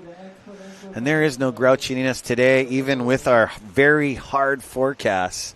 And, you know, our live guys, like our camera guys, all the wiring to the houses, it just stays on. And we went through a long waiting period, and we're here today, day number 3 of competition, readjusted it into a surfing expression session. They can go out whenever they want. It started at 11:45, and somebody can get awarded the wave of the day, and there's going to be amazing prizes like a wooden alaya, fresh wooden alaya. You also, Keiki Beach Bungalows in the house. Welcome to Aloha. And wow, it looks very low tide, but it doesn't show 0 low on my watch. But it's definitely some sandbar there, Isaiah. Yeah. Look how much sandbar is inside our athletes. Yeah, you know what's cool is that that this place, even though we're surfing here today, that it makes me wonder like how many centuries of experience people had on these shorelines of surfing. You know what I mean? I remember one year there was the beach was eroded so far that they found an area that hadn't been exposed before with these big petroglyphs or these carvings in That's the chicken water skin over there. And I mean, surfing, you saw the logo of the Hui Backdoor that we've been sporting here is from one of these these petroglyphs. So in other words, Hawaiians didn't have a writing system per se, but they would still have drawings of images and stuff, and surfers were etched into these petroglyphs, and that's how the Hui has this logo. They like us in our notebook, but on that's cool. So kind of cool, like just how many centuries of it too. It's not something that surfing is not something that just started in the 1900s. It's something that's been around for hundreds and hundreds of years, especially here in Hawaii, of course. And so kind of cool that the landscape and the water itself has this memory. That these waves are a part of that story of preserving these centuries of surfers that took place here. Well, I mean, we're talking about Duke Hanamoku, of course, and he was born in 1891. We mentioned he was a toddler in 1893, the year we've been talking a little bit about today. And then, but if you rewind 100 years before him, the surfers of that time were guys like Kamehameha and Kaiana and from the show Chief of War. Yes. And that generation, 100 years before Liliuokalani, you had surfers of that generation. And then when you rewind even more, hundreds of years before that, you had others, like characters like Umialiloa and so many others, Kele and others that have been Tema. enjoying barrels for a very long time. Oh, nice thread pump. I almost thought he would get the extension on that end, but he knows about it. Kid surfing beyond his years. Just, I'm sure he's still doing some amateur comps because he was big in the Hawaii Surfing Association. Shout out to you guys, Ray Shito and Uncle Wendell, Bobby Parker, NSSA. They've been doing it for so long, and they're raising seeds like this, and then they get into the big leagues. I mean, to get invited into a team at the Backdoor Shootout is huge, and become part of these companies. As usually at the Backdoor Shootout, 8 teams all fighting for $50,000. This year, the forecast was so torn up, and we checked in so many days, and I love doing that. I love starting my new year off like that. I love driving all the way up here. No, I mean, I do. I mean, not the days where we go off and it's like straight uncle weather where I don't have a surfboard, Yeah. But at the same time, we've missed some work this year, but that's how we start our new year, brah. Oh, Jake Maki. Pro surfer Hui Inalu style. Jake Maki, busy boy. It's from way back. Somebody going to get this one? Nope. He's going to paddle out of the way as there's some non-duck dive capability. Here we go. Ski. Boom. Oh, that's the biggest ride I've seen. Putting you right in the pit. Ah, nice. Oh, you see the brother with his Ocean Paddler TV hat on. Great job, you guys. It's always good when you get to ride with Hawaiian Water Patrol. Oh, here we go. Oh, here we go. From way back. Nope. Way back. And he went over a crease, so that thing split out into the ocean, not inward. You like that west to curve in over you. And shout out to you, Makua. How's the tour doing? Rhythm of the Surf, champion surfer, big part of the Backdoor Shootout, but also he's got to go around the world. This guy's got a huge tour itinerary. So you won't be seeing Makua Rothman, but out in the lineup, Koa Rothman should be out there still. He is the champ from last year. And here we go. Yeah, lines. Some lines coming through. You're talking about families, of course, on the Backdoor Shootout and on the North Shore. A lot of cool family lineage out here. I was downstairs. I saw Mason's sister. Oh, Coco. Nice. Very smart Wahine to make her own board company. Who did that? Very smart. Oh. Boom. Wahine surfboards, nice. Mid-lengths, you name it. Go check them out. Also, we were talking earlier, somebody put a question up here about who are your 5 top pipeline surfers of all time. And I mentioned Derek Ho was in my top 5 list. But, so good. And we're up here on this porch, and I can never forget, the wave that he caught. That was one of the best waves at Pipe. His brother, Michael, was up on this house waving a towel, showing him which way to go. Oh, look at this one. Koa. You can hear it, all the houses. Koa. Little shorter than he wanted, but nice up in there. Yeah, and so his brother Michael was waving like this towel, trying to get him to paddle into the right direction, and then Michael's always on a tree with something, in his hand. But how cool, how historic that in this very house, this Jerry Lopez house that's now the VOLCOM house that we're sitting in here. And then he got the perfect 10-point ride at Pipe Masters. And look at this one. Uncle D. Koa just in and out. It's kind of shutting down right there due to some sand on the gum section. Smart. This kid is no stranger to taking straight flogging gastration on the inside. I've watched this kid on some heavy days just boom, back out. Frothing. But Michael and Derek have entertained us for so many years. Derek is still doing it. I mean, excuse me, Michael's still doing it, but Derek, absolutely amazing when he won his first world title. You get to go back and watch all that footage. His backside, his front side, his barrel riding, his small wave surfing, amazing. Shout out to you guys, the whole legacy. That's some rides there. If you haven't got a chance to see that show, Chief of War, I recommend it as a historian because they do a really good job. And just as this surfer here, I think it's Maikai, maybe? Maikai. Uncharacteristic.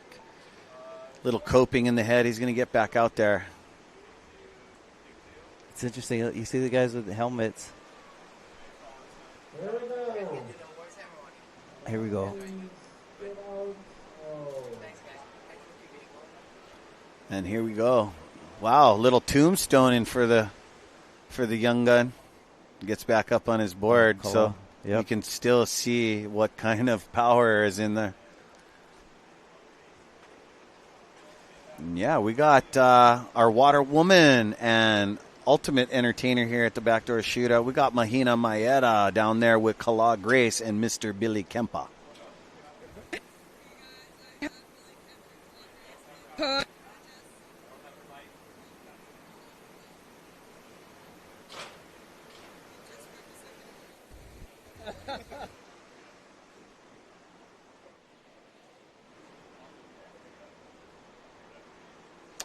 All right, we're getting that worked out. We'll figure out once we get that figured out. We'll get back to you shortly. But, yeah, definitely Kala Grace and Billy Kemper are some of the backdoor shootout standouts. We've seen Kemper in many of barrels in this event, and Kala Grace also. Kala getting a 11-point ride. Yep.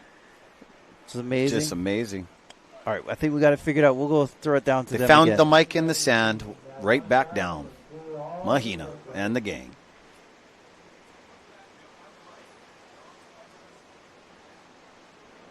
Here we go. Someone on the back door from this beautiful left drone shot.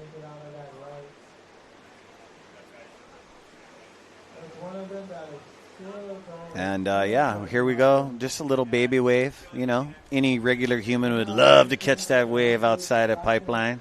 Look at that little corner. There's two guys just out there waiting for the wave of the day. They're doing the Wakita, Randall Paulson. You never know. That's like iconic things where some of these guys that have surfed and got wave of the winter, they sit out there and that's their thing. Yeah. And then they put in their time.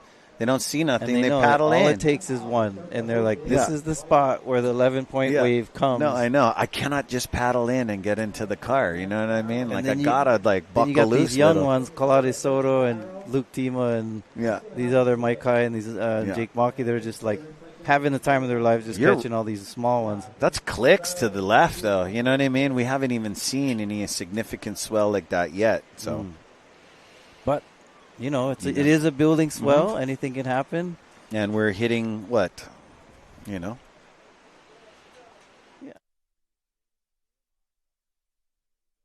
Approaching, gang. So with that show, Chief of War on Apple TV, I really like it because it really brings our history out. And I just have one thing about that show I wasn't happy about, and I talked to the guy who created the show. Because I have questions for you after this show. Here we go, Backdoor. We'll watch this one. Oh, who dat? Looked like Tema a little bit. I'll tell you my complaint. Yeah. They never have surfing. Huh? Ooh, that's right. Like, bruh, how can you not? The Hawaiian sledding surfing? was radical. To start off with a tiger shark was radical. My one thing? My one thing, because I'm a Tiger Shark fan, my one complaint was circle Kaiana one more time. I see. You know what I mean? He just came right in. No, he just came right in. No, the Tiger Shark just came right in. I thought maybe the Tiger Shark would check him out a little bit more. No, I was impressed by the Shark. I was like, wow, they're starting off with a Tiger Shark. But you are right. We need to get into season 2 and see some surfing. Well, right? And when I brought it up, I said, because I said it to him. So his name is Pa'a Sibit, the creator of the show. Okay. And I said, bro, what happened? He's Yeah. like, look, I wanted to stay away from the things that were very typical for people when they think of Hawaii today. So he said, there are two things I didn't want to do in season 1. He did say if they did a season 2, he would do it. But he says he didn't want it. He didn't show hula, and he didn't show surfing. Okay. And that was intentional. He says, instead, I wanted to focus on less known stuff. So he said the He'eholua, the Holua sledding, was sort of that moment to shine surfing, but the land version of surfing. Interesting. So, which ended up being one of the kind of the highlights of the show was that scene where they're racing. Kamehameha and Kaiana are racing downhill on one of these massive Holua sledding racetracks. And so still cool, you know. I mean, and you know where, and it's part of surfing's heritage is that sledding. But that was radical, and that's a real sledding area.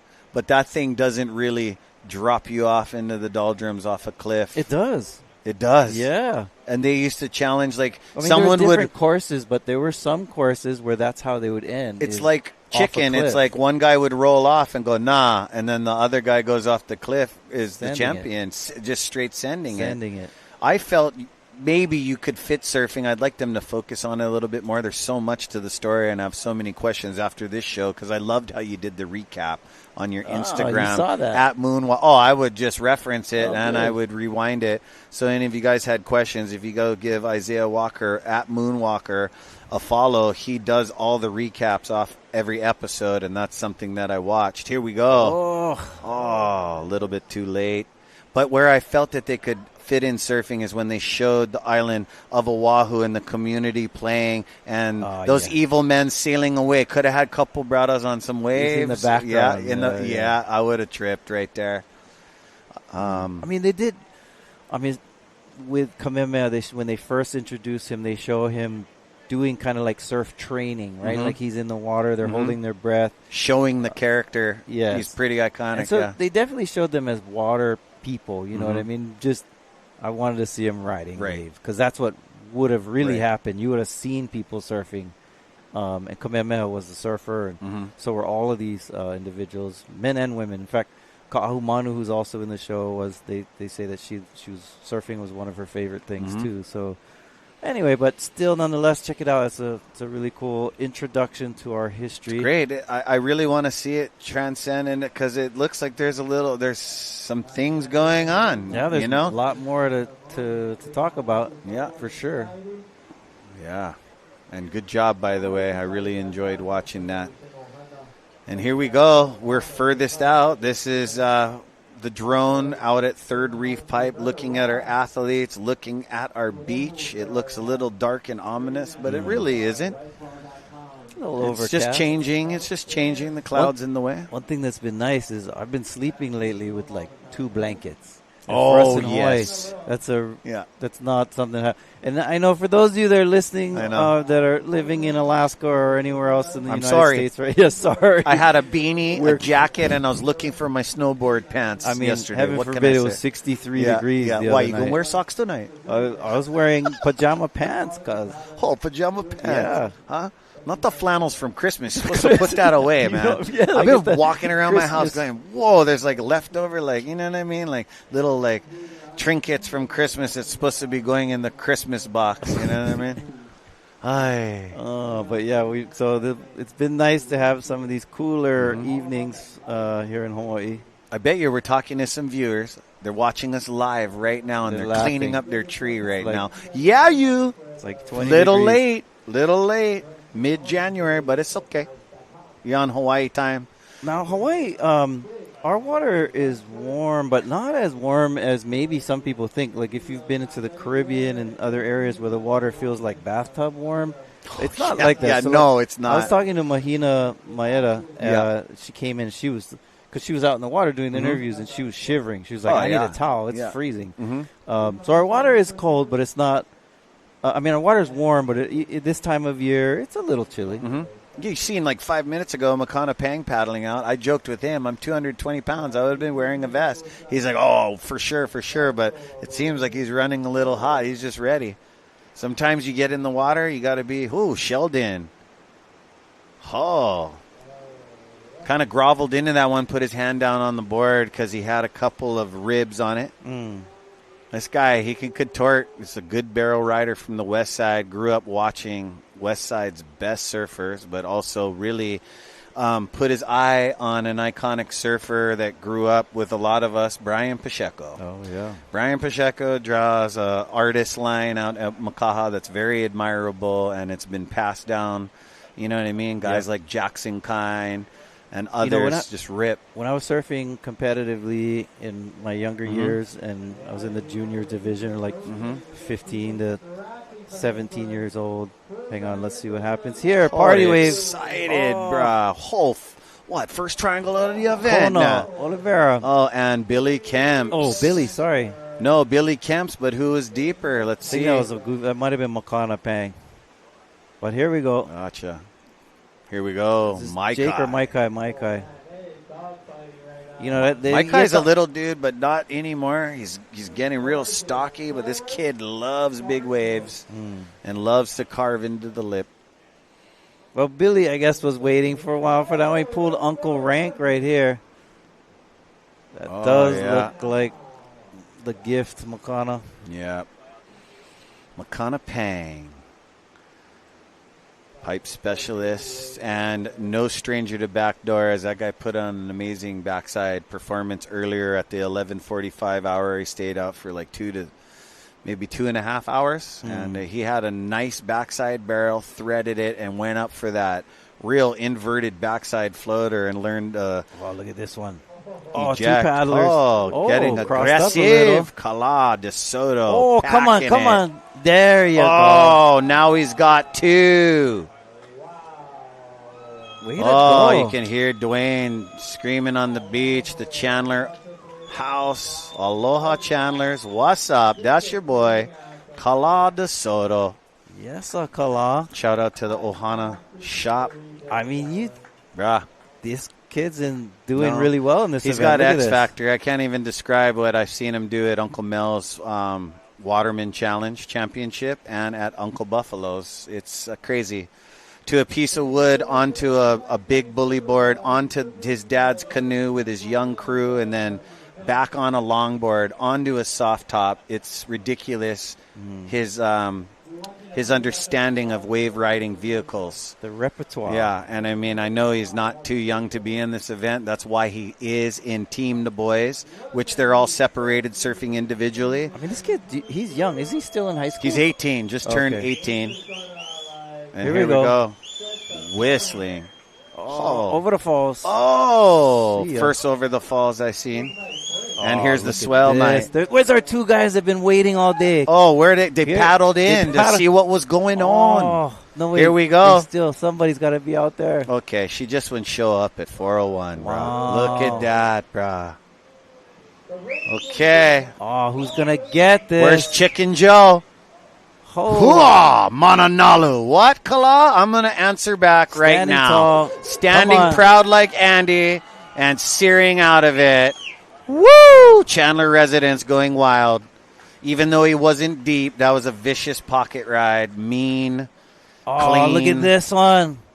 Oh, who's this? Makana. Claiming. Ho, Hana Ho from our edit from Zone Media. He just went, flex 'em. Yep. Maybe he was looking at Billy and go, check these biceps, boo. Bad Bill, just burn me. Nah. These guys are all friends. It happens. When they were all little kids, they would be like calling, oh, that's the third wave in the back is mine. You remember being like that? So funny. I used to say shotgun for this one. And I always tell you guys, no matter how competitive you guys are at a young amateur career and then you get older like us, bro, you admire and love all that stuff. You know, you guys have so much respect for one another when you share the skill of surfing. Nope. Nah, this is shutting down. Wow, this is who's going to do a big club sandwich reversal? This looks like a shootout set here. Yeah. Wow. I hope it doesn't piecemeal in the middle of it, though. It's like kind of spread with that northeast. Kind of shutting down. And thank you guys for tuning in around the world. Pumped. Stoked to be a part of this event. Shout out to our Hawaiian Water Patrol once again. Can't thank you guys enough. A bunch of characters. Yeah, Kala De Soto's had two really good ones at least today. And then on day 1, 2. I'm surprised. He's focused on some things. Here we go. This is the tallest wave of the event. Moana standing tall. Yeah, well-ridden Moana, bruh. And we all remember when he got spit out of Sunset, his full-on Kanaka claim. I really like that. I talked about it last year. Stoked. How do you tell the difference? How do you know the difference between Legend and Moana when you watch them surf? Man, well, when the nephews do come say hi to Uncle, one's just a little bit shorter and stocky, and the other one's a little bit more slender. Legend is getting a little bit bigger because they're like Irish twins, right? But then you got Legend is a little bit older, and Moana is a little bit more short and stocky. Both very talented, both brothers you're going to be hearing through.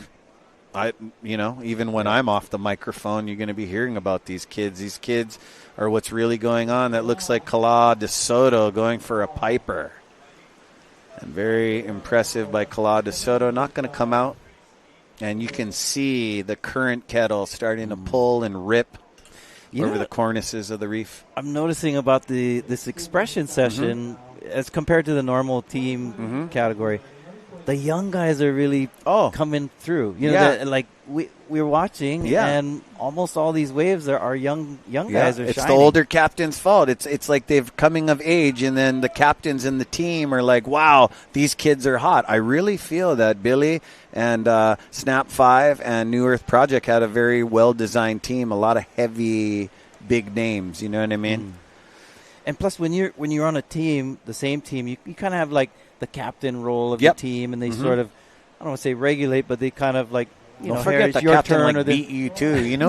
You remember in your competitive surfing when you would ask a friend to come to competition with you, you're like your good buddy. He surfs good with you. You force him to compete with you, and then he beats you in the first round. And then it's like you love him, but it's like, bro, you could have just been sitting at home. Yeah, I told you about this. But I think because there's no more that team thing, because you have these kids that are not on the same team, right? So Luke Tema is on a different team than whoever else is. Yeah, there he is. By the way, kind of uncling the peak, and so these young guys are just having their field day out there today. That's why, and like it was funny. Because when you're saying that, all these guys kind of moved in, and you seen two guys on the. I thought that was Shayden, Pacarro, and somebody else, and I thought and it was Moana stayed out there, so scored for him. I wonder if we're going to see Legend out there. I'm sure he's out there with his brother. Out there earlier. They surf a lot together, and very exciting. Part of that. Ohana too, Kala Grace. See again, Tema staying busy.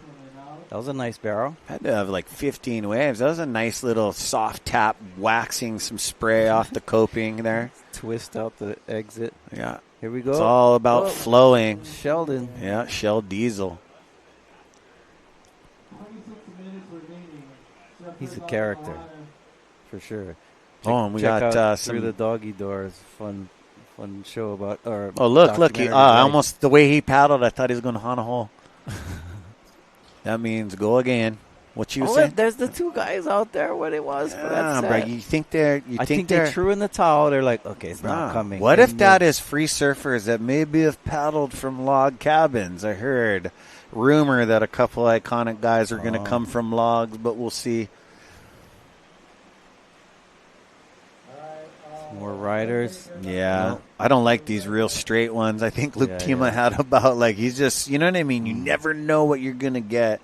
And I wonder if this kid catches cramps. These guys are frothing. You've seen J.O.B.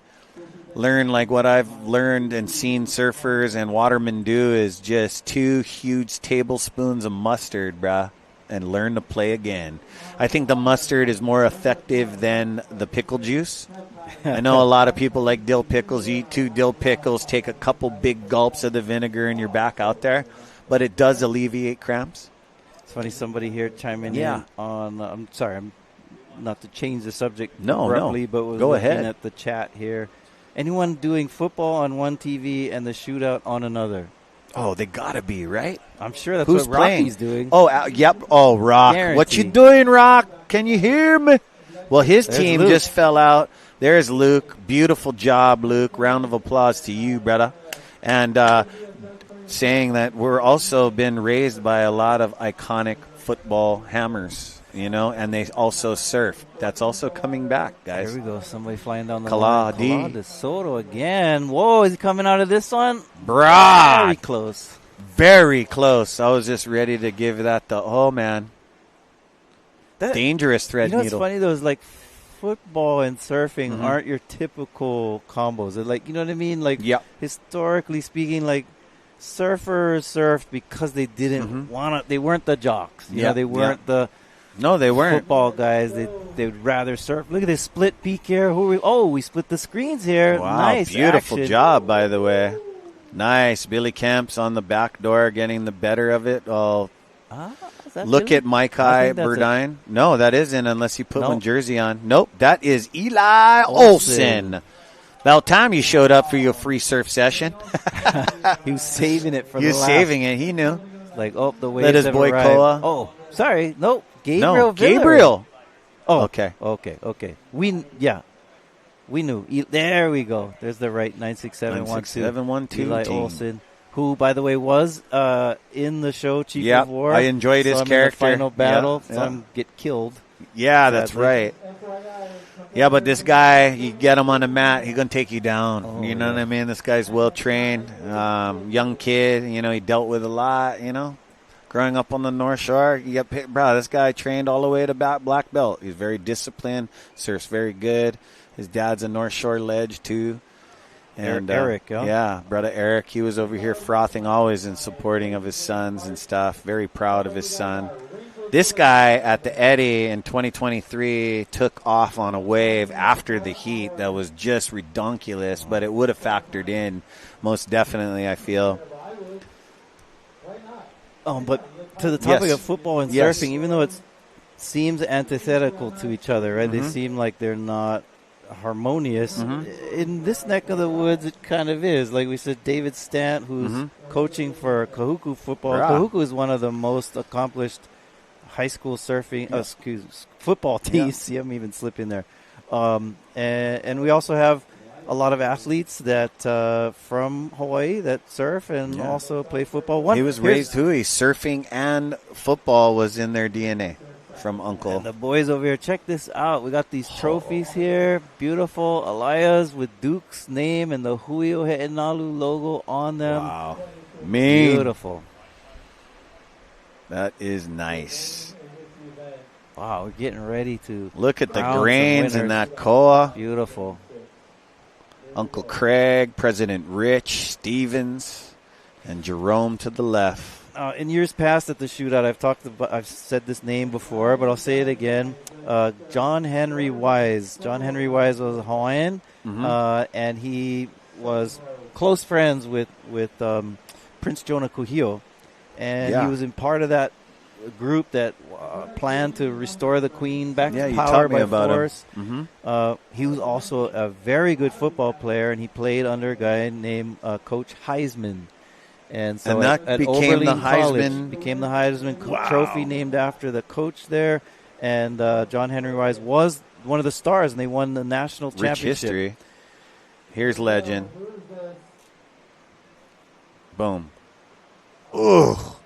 The thing spat and just sucked him over. Kind of breathed the backwashy a little bit. Wow. Yeah, so that's some awesome. Connection there.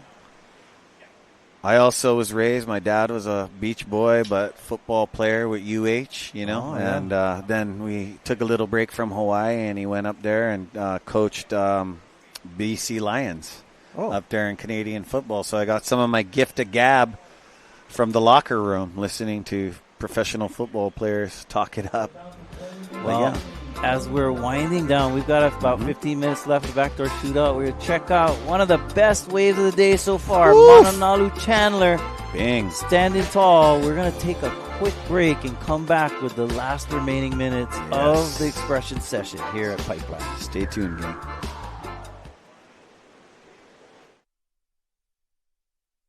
Backdoor Shootout is brought to you by the proud members of the Hui Backdoor. Presented by Keiki Beach Bungalows, Welcome to Aloha. Sponsored by the North Shore Club, Dark Sport, Ade Tahiti Integrative Peptides. Supported by Sinaloa, White Claw, and Saltwater Society. This live broadcast is produced by Zone Media, creators of Ocean Paddler TV, Hawaiian Extreme Sports TV, and In the Zone.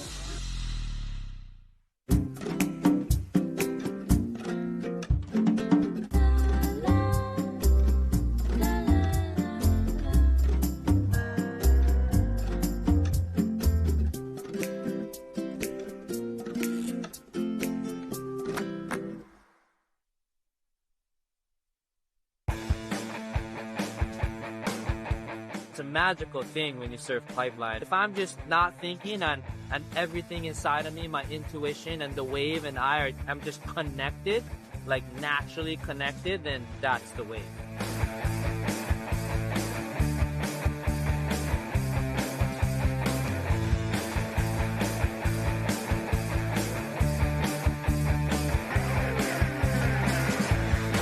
Just kind of, it starts getting better and better and better year after year. The longer you surf pipeline, the better waves you get. For me, surfing pipe is number one, the crowd, and then number two, like in the back of my mind, like doubting myself. Am I gonna fall on this wave? Am I gonna hit my head? And I wish that my mind would just be clear, and then it would be a lot easier. You're just like being caressed by pipeline at the very best. I don't think you ever master it.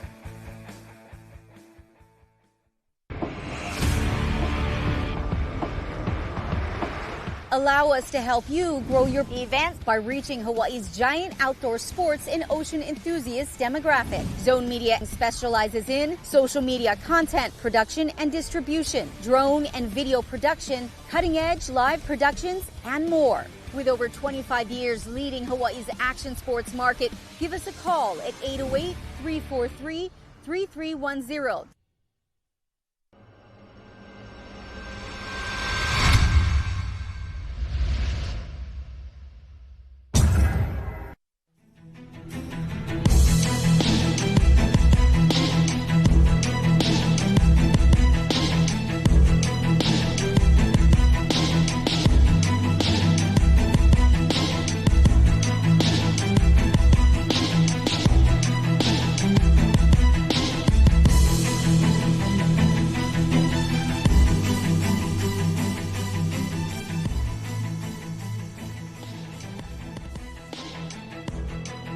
Welcome back, gang, and you guys can see as we're flying right over Bonsai Pipeline with a side of backdoor, you can see that the waves have come up quite a bit. That was the Du Bois piece. Thank you to Zone Media. That was Billy Kemper's team, but they transcended as North Shore Boys, adding 2 West Side Young Bucks into the mix, changed it to Du Bois. Legend Chandler charging into one that didn't materialize for him. Out there in the red helmet, let me just relook there. That's not him. That was Stevie Roberson. I believe one of these Roberson young lads are going to be having a birthday soon. I'm just reading through the chats here. Yeah, go ahead, Isaiah. What you got? A variety of different conversations being had, of course, as That's in any cool. chat. Grab the most rated R interesting one and let's dissect it. I won't do that. I'm going to ask, this one's more my speed. Any good online Olelo Hawaii resources? There's quite a few, actually, and I'd like to thank them. In fact, because of the digitizing of Hawaiian language materials, that's how we really have improved our history, right? Mm-hmm. Because Hawaiians were actually the Hawaiian Kingdom was the most literate society in the 1800s, mid 1800s. Most people had known how to read and so forth. So we do have a lot of cool resources that are in Hawaiian, and so we've had a lot of folks who've worked on digitizing those and things. So vehevehe.org is a good one. There's quite a few out there, but that one is probably the best when it comes to just Hawaiian language sources. So I recommend that one. So anyway, but there's a bunch of other ones. Let's see some other questions here. Pipe gives so many different looks in a day. That is very true today. Yes. And people are making fun of us talking about how cold it is. Huh? Yeah, no, I bet. No, I get that from my Flying Diamonds team. What are you doing wearing a wetsuit? I mean, Paradise does get cold. You got to be comfortable. It was cold here the last few days. Somebody's talking about eating King Hawaiian sweetbread while watching the Backdoor Shootout. Oh, it's amazing. King Hawaiian sweetbread. You can do all different versions. Make pork sliders with the Kalua pig. Which apparently was originally from Hilo, where it started. And really it's probably coming from called Portuguese sweetbread. Ah, that's right. With the Portuguese soup. All right. And yeah, what we're looking for in our amazing backdoor shootout is not the shootout. It's an expression session. If you guys are just tuning in, we had to change, renegotiate, buy surfers for the surfers, see what they wanted to do with the playing field and the not so good forecast we had at hand. I know years of doing the backdoor shootout, we got, 4 to 6, rises up to 8 to 10, sometimes 12 to 15. And this year we just had too much northeast, and it just wasn't happening. So we are looking in this expression session for, the all-around best wave. And, Keiki Beach Bungalows presents Welcome to Aloha. Yeah, we are here. Mahalo to all of our sponsors and to all the volunteers and all the folks who come to make this event work. And we've been here for a couple weeks now. Yeah, it's how we start our New Year's. It's awesome. Coming and checking it out. And like you said, Ezra, it was pretty tough weather this year. We had some angles of swells and so forth. We were cold, for real. But we still had, 3 days, two half days, and then today where we ran the event. So we're making it happen. Nonetheless, still blessed and grateful for the opportunity we have to be here this year at the shootout. Big time. Hui Backdoor, bringing it to you live, guys, and thank you so much for, even though we just got to day number 3 through our whole forecast, well, we're super blessed as we got our expression session coming to an end here, and we're going to be looking for stuff like, the biggest wave, the overall performance, the longest barrel, the biggest air, and the best combination. So we still got 2 athletes all the way out, well, 1 way out deep.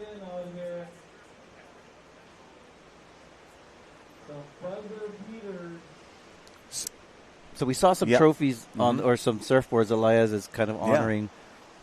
We have what categories are we looking at? We're looking for the best wave, the best tube ride, and overall. Yeah, overall through everything, and Oh, traveling! Wow, he was traveling.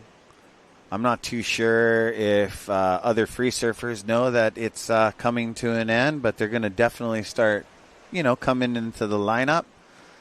Because we've had some difficult onshore breezes, and it's so cool to see that amount of crowd out at Pipeline. Not the usual amount of crowd, but just the world's best, the people that have put in their time. And thank you guys from around the world for joining us. So we're here on the north shore of Oahu, the island of Oahu, and we're looking out there. Look how beautiful we have these squalls and beautiful sun and rain that makes our place called the Rainbow State, because we have so much of this beautiful liquid sunshine looking toward Mount Ka'ala, which is our it's pouring over there. Peak over there on the west side. That's the Waianae mountain ranges, and then we are here at Ko'olauloa, which is at the foot of the Ko'olau mountain ranges. So beautiful landscape we've got here on Oahu. Where, by the way, that's the final battle in this show, Chief of War. If they kept the episodes going, it would conclude here on Oahu. And here we go. Jake Maki on a heavy one. Can he come out? Unfortunately, that's too much sandbar right there. Shoots. If he doggy door it, speed floater. But Jake has been just ripping. This is his second session of the expression session. Earlier, before he paddled out, I saw him put his leash on his nice new board, and I was kind of admiring the board, checking it out. And didn't last long. How easy come, easy goes. Oh, he's riding a completely different board. I just hope he never snuggled it. You know what I mean? Like, you just, you think you're going to be with your board for a little while. But if you're a pipe surfer, no. You cannot get too attached. You got to have plenty ladies. Like when Mahina was interviewing Noah Beshin, talking about phrases in movies. Yeah. And, you know, Surf's Up is a very entertaining movie. And, you know, the villain surfer in the movie, Tank, talks about his ladies. And when you're a pipe surfer, you need a lot of ladies. You know what I mean? I mean, you're just going to... And watching the kids start from the beginning, Isaiah, when I finally got to come into the booth with you and Rocky, invited to the Backdoor Shootout, watching Jake, not sponsored yet, pulling boards, asking if he can borrow a board because he was, you know what I mean? He became a hot commodity and part of Pipeline. And, yeah, look at them there. And we got our photographers out the back. They've been threading water for a long time, so shout out to you guys. Mahalo. And again, to our sponsors, Keiki Beach Bungalows. Welcome to Aloha. And I hope to see Lon and the crew. They'll be down there helping giving away awards and stuff. We'll be at Ehukai Beach in a little bit, guys. So I'll be calling you guys out in your killer Hui attire if you guys purchase shirts. Mahalo. North Shore Club, Dark Sport, Athletics in the House, Are Tahiti, Integrative Peptides, supported by Sinaloa, White Claw, Saltwater Society. This live broadcast is produced by Zone Media, creators of Ocean Paddler TV, Hawaiian Extreme Sports TV, and we are always in the zone with the crew. Excellent job, everyone, and some more beautiful drone footage for you right here. You can also see that a lot of people joining us on the beach today. It's a beautiful weekend here. It's a 3-day weekend. Well, so we're celebrating a long weekend. People are out here. I have a day off tomorrow. That's radical. No, sure they're going to love that. Like, bro, you haven't been to work at all lately. Huh? No, I mean, it's a state holiday tomorrow. So, I'm going surfing. I mean, I hope so. I hope these conditions, just keep getting better. As we've had some storm, and we had a lot of our visitors from around the world have to do with 2 weeks of stormy weather. Not 48 days, though, so that's awesome. Oh, there's 3 guys out there waiting for the bombs. I know. I feel that there might be some free surf pipe heavies, maybe. No, that's the or you ever do that where you're waiting forever at out there or at a spot where you're like, I'm gonna wait for the bombs. Yeah. And then you give up on it, and then they come. Just and it happens all the time. That's what happened earlier. We might need to get a ski investigation of who's those 3 brought us sitting furthest out with, maybe not even 5 minutes left to go in the free surf expression session here. And sometimes the ocean just messes with you. Yep. It does. It does. Check Sometimes 1, 2. she don't want to dance nicely and play with you. You got to know when to say when, And yet some people somehow just are magnets for the surf. Like the ocean picks their favorites. Like, I'm going to send a wave to Kala de Soto again. No, exactly. Yeah. And there's some guys that I was telling Billy and Koa this. You guys are super talented. There's some guys out there, like you stick your arm in the wave, it's not barreling, but all of a sudden it barrels for you. You know what I mean? It's like, oh, yeah, and we got Mahina, Isaiah, down on the beach. We'll see who she's with. All right. Mahina, back down to you. What you got? Moana down on the beach at the Backdoor Shootout. We are just about 5 minutes away from wrapping up the event, and we'll be having the closing ceremony soon. And stay back to you guys. For the update, you've seen those amazing koa alayas. I'm going to say right now, without totally knowing, I believe those are made by Laleo Kinimaka. Oh, wow. Waimanalo Wood Shop. Thank you, brother. Awesome job. Bro, if those are koa, those are pretty valuable. Oh, big time. Yeah. Big time. He makes amazing trophies and functional wood art.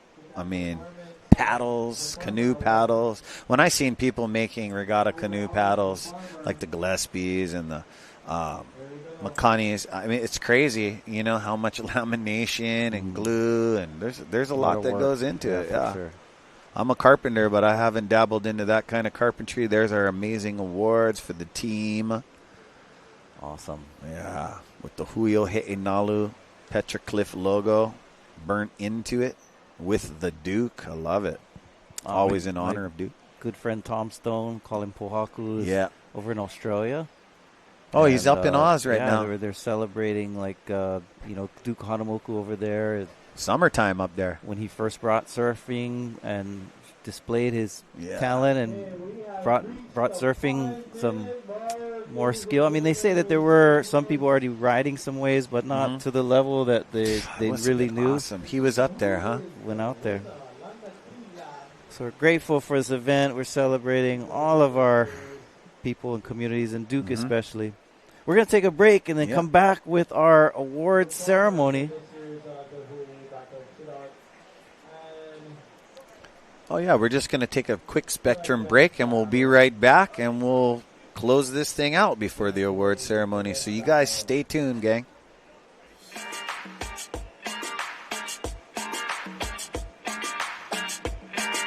Who's that? Makana.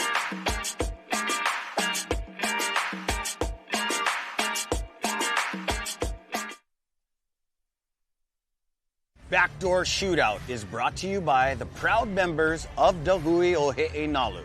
Presented by Keiki Beach Bungalows, Welcome to Aloha. Sponsored by the North Shore Club, Dark Sport, Ade Tahiti, Integrative Peptides. Supported by Sinaloa, White Claw, and Saltwater Society. This live broadcast is produced by Zone Media, creators of Ocean Paddler TV, Hawaiian Extreme Sports TV, and In the Zone.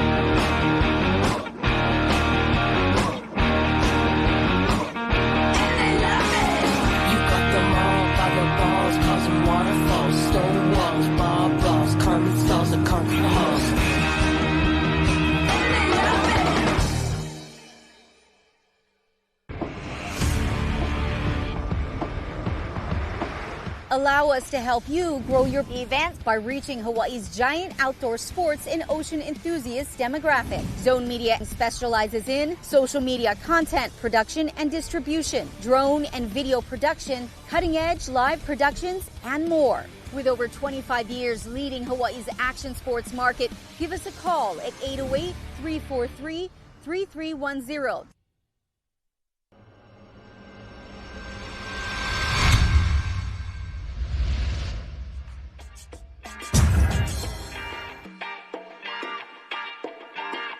Expression session today at Pipeline for our final day. We've just wrapping up this last moments and minutes of the heat, and it was a long heat. Ezra, it started was at 12 the o'clock. Longest heat ever.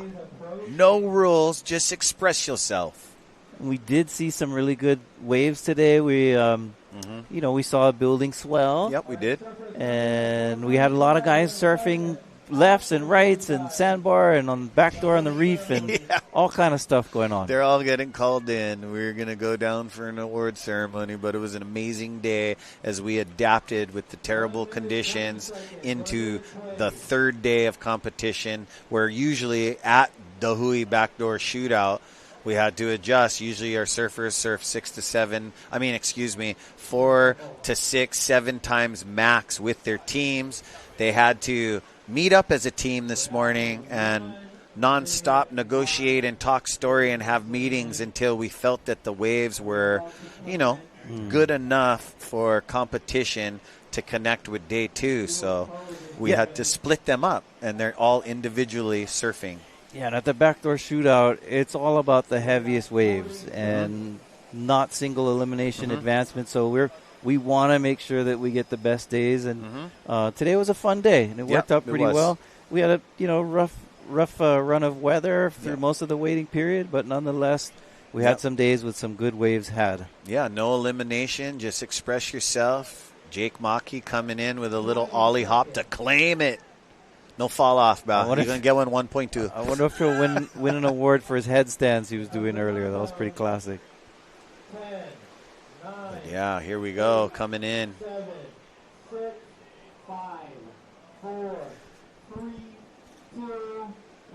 Yeah, beautiful day on the North Shore. And we just wrapped up that end of the expression session. Right at the end of the horn, we have nah. barrel ride here. Who is that? Did he have a jersey on? Almost looked like, let me see him come up. Oh, that's Makana Pang there. Switching stance. What happened? Did they cross over? Or I think he's just maybe wondering if it counted or not because it was right at the horn. Excellent job as we had to adjust through the days and still put on an expression session for you folks. After the heat, Kona, let's Oliveira. go. Oh my God, this is the Hui Backdoor Shootout 2026. We're going to put an awards presentation downstairs. All right, so when we go down to awards, it's really about the expression session. We're going to be focusing on the best tube wave. Yep. What was the second one? The best two waves, the best performance. The best tube and the best performance. And the best performance all the way around because it's all about performing at a top level here at the Proving Grounds. Thank you to VOLCOM and the Proving Grounds, the company that let us set up our Dahui He'enalu establishment. And thank you guys for being patient and joining us on this long journey of into our new year, celebrating our surf culture, our roots, and the real ones that have raised a lot of us. Team Peru still down there. If you guys can hear me on your phones down at the beach, let's give a round of applause for our athletes and for you at home. If you're still breaking down your Christmas tree, you did it here at the expression session. It's time to surf potty cruise. And if you guys are living down the road, come on down. We're going to have an award ceremony really soon in front of the houses. And you guys get to watch that live as well. So special treat, yeah, Isaiah? Yeah, it's been a fun day, expression session day, where we had to change up the format, like you're saying. But it was pretty cool that we were able to adapt and be a little flexible with how we were running the event today.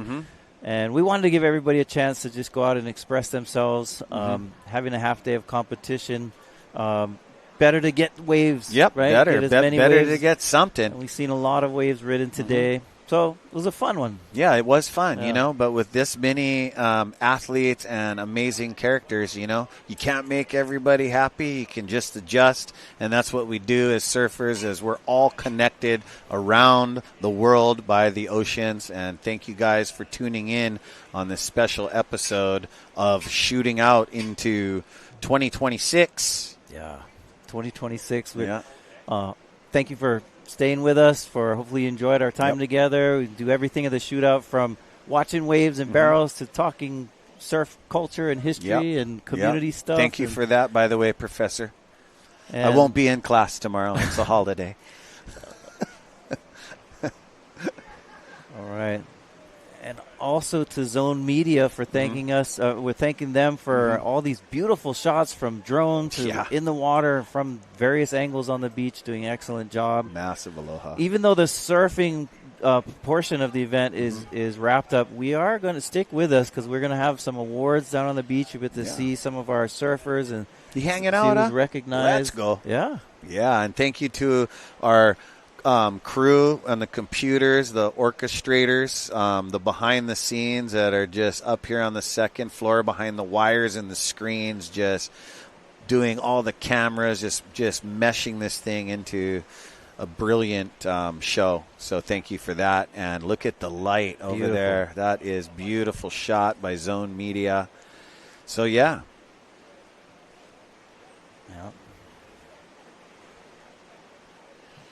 And so really quick before we tune out, Surfline gave us an amazing piece on what it is to get a wave here at Mother Pipeline.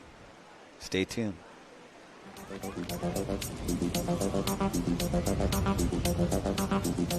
If you get a really good wave at Pipe, like everybody sees it.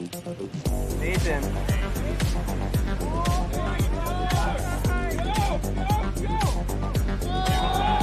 It's like this gladiator pit, You can be on the beach, you can hear it crack, and you can hear people in the lineup yelling at each other and really have this incredible view of what the wave is like and how steep and critical, and how late those drops are.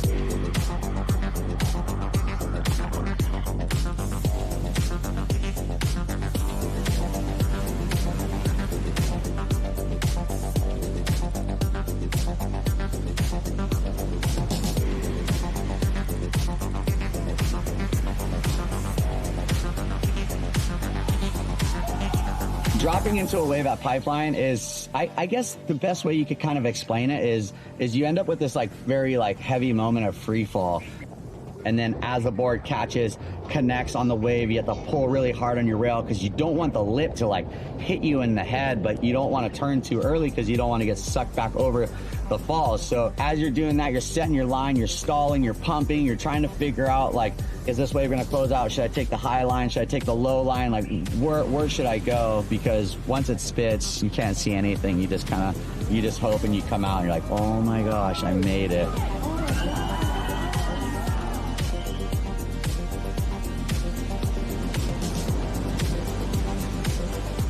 Sometimes, man, just Pipeline just takes over your mind. It's so wild, it's so violent, and just so beautiful all at the same time.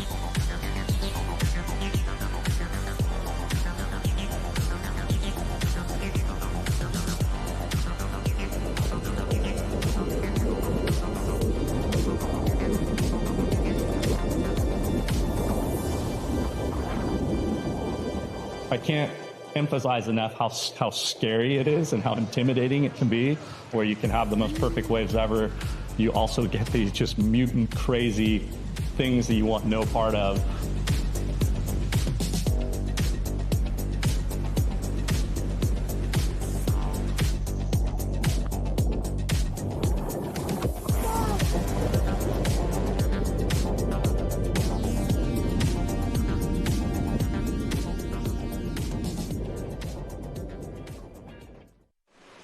Wow, that was some cool footage and from Surfline of how Pipeline breaks and how terrifying yet beautiful it is. Oh yeah, it is. The mechanics of Pipeline, getting a wave at a pipeline, just being a surfer, the dynamic is relentless. Like there's so much that goes into surfing, and then you're surfing at Pipeline with the world's best.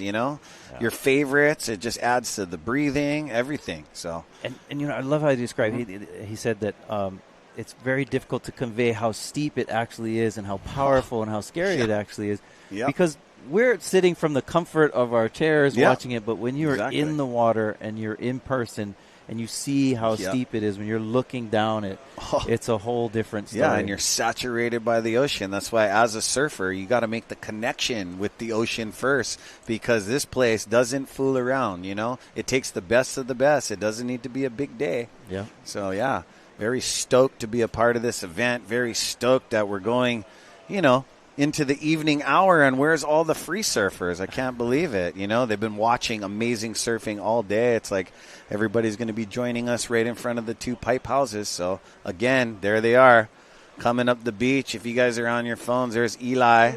Yep, Eli Olsen.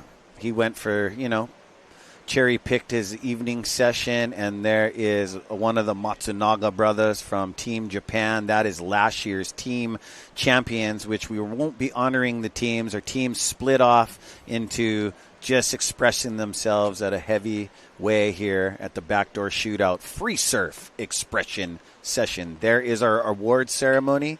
Yep. Come join me downstairs, Ezra Rodriguez and Isaiah Walker, and we're going to be bringing it to you live here, still on Channel 1020 Spectrum. I can't thank you guys enough for being a part of such a cultural event. Hui Backdoor is the realest. This is where it's at. These guys have raised not just me, but all my brothers and sisters, and, it's one thing to just be right here at Pipeline and just celebrate our surfing culture and taking care of the new up-and-comers, too. Yeah, and, great to be a part of this tradition. We're celebrating our 30th anniversary of the Backdoor Shootout. It started off as it's cool that we ended today on an expression session, because that's how the event started off 30 years ago. It began actually at Sunset Beach, and now it's, the Backdoor Shootout has become like the here at Pipeline for most of its running. So great history and culture and tradition of having the event here put on by the Hui Backdoor, and grateful to all those who helped to make this come together and to work, all the volunteers for the club, for all of the surfers that are here. And I love that Makana Pang was talking about in one of the interviews that this is one of the favorite events to want to win. And a lot of it is just that bragging rights. It's not about the money. It's a local event put on by locals, but it does give some money too. Oh, yeah. It's a cool thing too. Yeah, big dollars, but, you know, here at the Expression Session, things changed. You know, we're going to honor, you know, best tube ride, best all-around performance. Yep. You know, we had to adjust just like surfers do.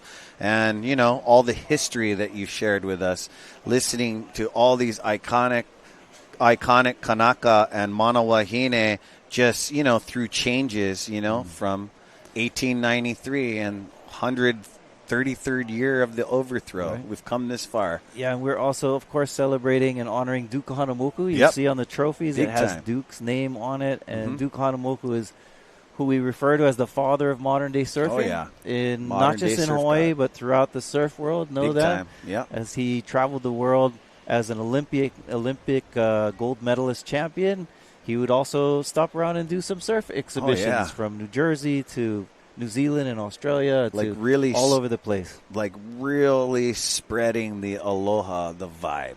Right, and that's something cool, too, that we can celebrate as how surfing is something that Hawaii shares to the world. Yep.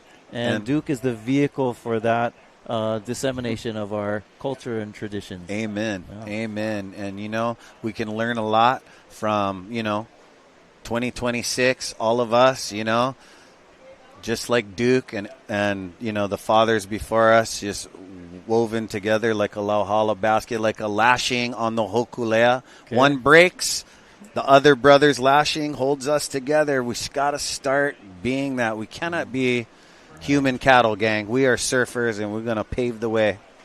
Right on. So that connectionness, that lokahi we feel here at the Backdoor Shootout. We had a lot of incredible waves today. And let's take a look at some of these. Let's start off early. I believe this Benji Brand got one of the long backdoor travelers here. With the backside sear right here. Wow. Nice. Just Benji is a former winner. And then he got a left, too. So he just caught the right and a left, and then he went in. Before, though, he hit the lip right there. Swag.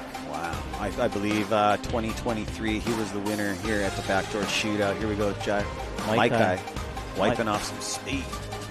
Yep, and he got deep on that one. He had waves that of various sizes being ridden today because we had more people in the water. Connor Coffin got some good backdoor action too. He did. He fared out a little bit better than his brother Parker. Parker has been performing with us at a high level. Here we go. Deane at Gum pulling in on the sandbar. Spit out. Noah Besh. Another Noah. Watch this tail release. Loved it. Tail drift. And Sheldon Passion. From the west side of Oahu, Sheldon. Yeah, that wasn't his best wave, but he was hunting backdoor. Ooh, Tema boy. Straight up. High noon. He was out noon until the end. And there's Jake Maki from Kahuku pulling into that one. That's beautiful. He was quite busy, him and Tema, during the middle of the day. Sheldon. He almost went too high into the lid. I'm glad he readjusted mid-face. Wow, I love that kick out. Yeah. But, Isaiah, I'm going to have to run down, man. And thank you for everything. Thank you for all the mo'olelos and all... Man, like your knowledge, and always good to be a surfing brother of you. All right, you get down there and yell into that mic. I'm going to watch Mananalu Chandler pull into this wave of the day right there. Aloha, fam. Thanks for joining us. I will see you at the award ceremony. All right, so as Ezra makes his way down there, we're going to check out from the drone what it looks like to be here at Pipeline. To the left of the screen here is Ehukai Beach Park. And we're looking straight at the VOLCOM house and VOLCOM house 1 and 2, or A and B. In a moment, we'll get to that ceremony where we will be able to spotlight some of our standouts from the expression session today. Expression session, of course, a different format than we typically run at the Backdoor Shootout, but nonetheless a fun way of adapting to the conditions for the day. And we're grateful for opportunity we have to have the event here at Pipeline. We mahalo the City and County of Honolulu and DLNR and others who support this local event put on by locals and surfers primarily from Hawaii. But also, of course, we have teams from Japan. We have surfers from Australia, from Peru, and all over the world celebrating our history and culture here at the Bonsai Pipeline on the North Shore of Oahu.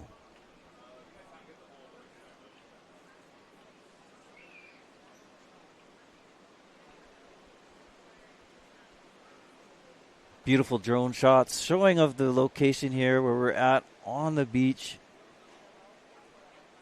You can see the 3-story home there is the house that we are currently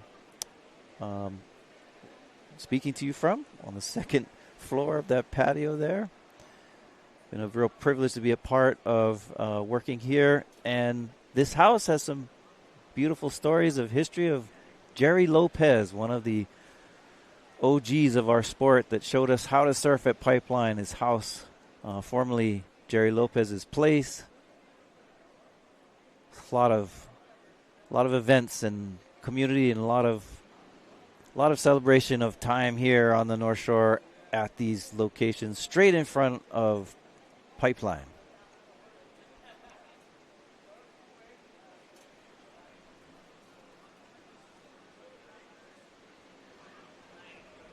Those of you that joined us on day one we had the Duke Kahanamoku events where we had a longboard and stand-up paddle divisions.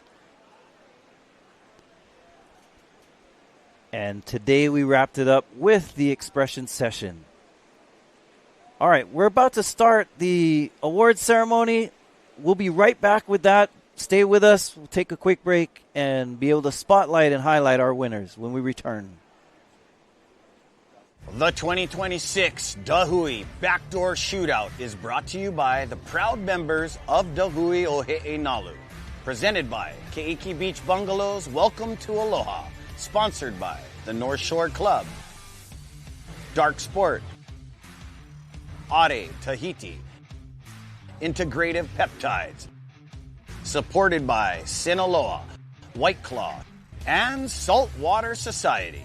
This live broadcast is produced by Zone Media, creators of Ocean Paddler TV, Hawaiian Extreme Sports TV, and In the Zone.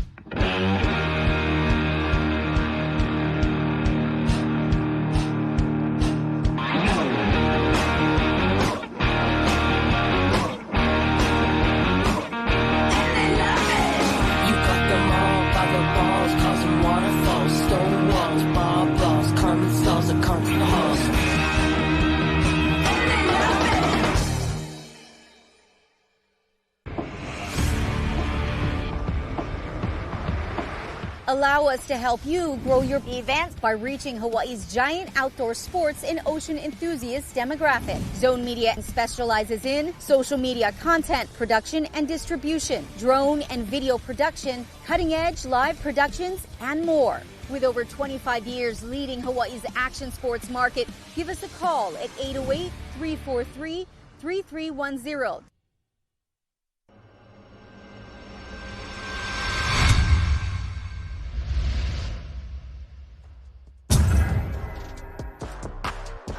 We're about to start the award ceremony for the expression session today here at Bonsai Pipeline. It was a beautiful day. We had a lot of cool moments out there, and we have Iolani Adams here, who's normally down there on the beach yelling at everybody and getting the crowd all hyped up. And but Ezra's down there is going to hype us up as we're talking about, who were some of our standouts today. And so today's performance for the shootout, we're looking at, the best overall performance and also the best tube ride. Anything stick out in your mind today from some I had favorites? I had the privilege of seeing all the scores and being side by side some with inside knowledge. Yeah, the judges. I cannot reveal it right now. Yeah. But it's so darn close. It's so darn close, and it's so awesome to see the when I see all the judges talking about every score. It's not like they're secretive or whatever. So all the scores are like pretty consistent. Okay. And it's always it's always an awesome thing when you see like the surfers out there trying to outperform each other, and I'm looking at the scores at the same time. So now, I wasn't in the judges' booth or anything like that, but for my recollection, I think there are a lot of young guys that were shining today. We saw Kala de Soto get quite a few good ones in the morning, and then even toward the end. Mananalu Chandler just got one of the bigger, taller waves of the day. We saw Luke Tema staying busy, and so there was a lot of activity. We also saw Benji Brandt this morning get some good. Yeah, he got some high scores as well. He got a backdoor one, traveling, and then got a left as well. So, man, there's a lot to choose from, and I'm glad the judges are taking note and writing all those down because there were a lot of various types of waves that I saw ridden today. Let's talk about kind of the change that we had to go through. What do you think about us adapting today's into, to an expression session? Yeah, so that's what makes this event so unique because it's up to the surfers and they just kuka, they just discuss things and make things happen. And that was like the most brilliant idea, I thought. I think it's so unorthodox, but still it works. Yep. It's such a awesome way to everybody have a shot at getting the best barrel and actually getting the overall award as well. Now, was it the team captains that helped to contribute to that decision? How did the decision come about? Yeah, so the decision making is always happening on the deck. So they all get together, we call them out, and then they give out ideas, and then they're like, okay, this is what is going to happen. We only got this much time. This is what's going to work. So no, and I liked it. It was creative solution because if you just ran one more round and then tried to put together winners based on a total of 2 different rounds total, I could see where some of the competitors would feel like, well, it's not really fair because we didn't get enough opportunity. And then at the same time, you have only a short window to run. Why not let more people have opportunities to catch more waves? And that's exactly what we ended up seeing today. Yeah, so I got to see like the judges go scrambling because there's so much competitors out in the water at the same time. So they're like, oh man, who's that? It was going on, but it worked. That is tricky because normally if you have 5 guys and you're trying to keep score, that's one thing. But if you have 25 people, how do you do that? I know. So luckily the judges know most of them, but we had like spotters for Japan, Team Peru out there and calling out who's on the waves and stuff like that. So had some guys out there the whole time. They're wrinkled. Yeah. It was crazy. It was like, oh. Yeah, I noticed that. I mean, we had a lot of, I saw Luke Tema out there for quite a while and a variety of other. So, exciting day of action. Super exciting. Even though we adapted quite a bit, we're glad that we did it, and hopefully you enjoyed watching the surf as we did too.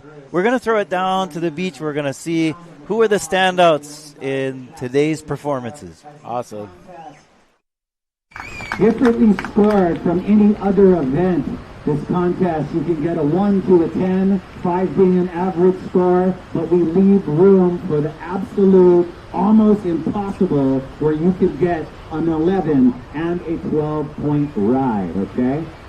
So we went into day number 2, first round of the main event, and we got some good waves, and guys got some beautiful waves through the back door, scoring some 7s and 8s. And today, with the Hui Backdoor and all the best of the best, guys, not just from around the world that get invited here, but the guys that day in, day out, blood in, blood out, surf this place, not just for being a pro surfer, making money and getting in the magazines, but because they were forged by the Pacific to harness the energy right out in front of me, right here at the Bonsai pipeline that had a lot of backdoor, but it wasn't our usual big bombing backdoor.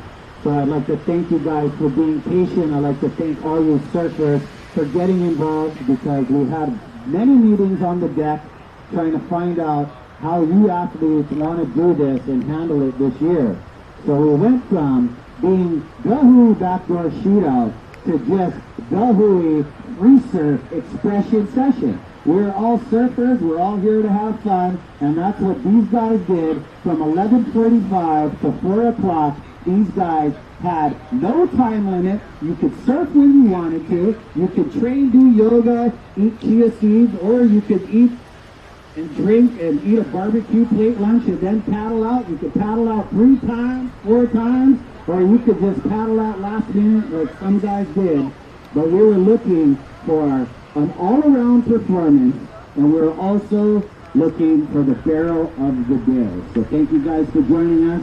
Give me a moment as I get the stand-up paddling results together. We're going to be honoring you stand-up paddlers first. So please, stand-up paddlers, if you guys are available, start coming up to the orange fence. Stay tuned. Give me a second.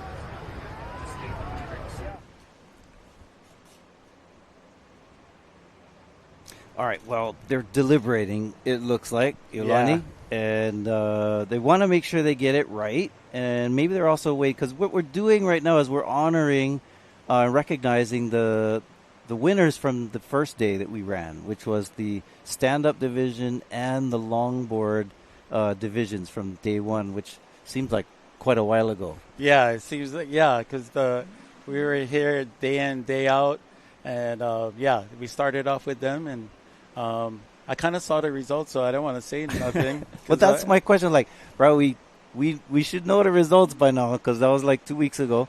Yeah. So they're still, maybe they're trying to round up the surfers, make sure that they're there. But we are here, of course, and as they're doing that, do you have any memories of that day with the stand up and longboard?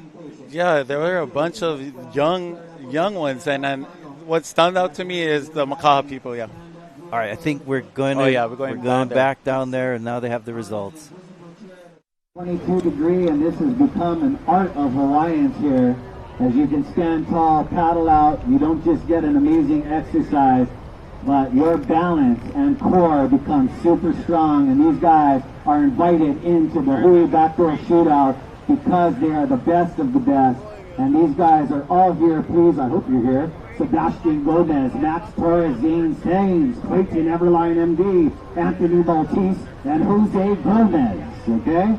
And this year, in 6th place, and we love him. He is a part of our Ohana, always taking care of us, and always his brother's keeper, Clayton Everline MD! Come on over, brother Clayton. Love having you, guys. And this guy was charging 4-foot closeouts onto the gnarly sandbar because, you know what? The sand didn't move for us, but as water people, we're going to play in it anyway.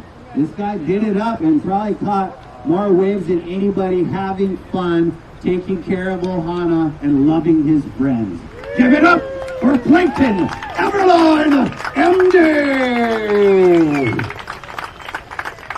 Okay, in fifth place, and this guy has been, Clayton, come over here to the left over here by Makina Mayada. No worries, she no bite, but she can rip this girl, I'll tell you. We really loved, if you guys go on the replay, we really loved the Zone Media Ocean Paddler TV with Makina Mayada in the lineup asking the surfers all kind of questions, because if you don't know this interviewer, she surfs top-notch level and put you in combination situation real fast. In fifth place, and this guy has been really close to winning this thing. Outstanding, does a mean switch dance, usually picks the back door, had some pipe waves this year, is Mr. Zane Saves! And if you're not here, if you have a family member, please let us know, and we will make sure that we get your trophy to you. Thank you very much. Okay, in fourth place. And this guy, I really enjoyed watching him, hard charger, and father of the world champion of stand-up paddling is Mr. Jose Gomez!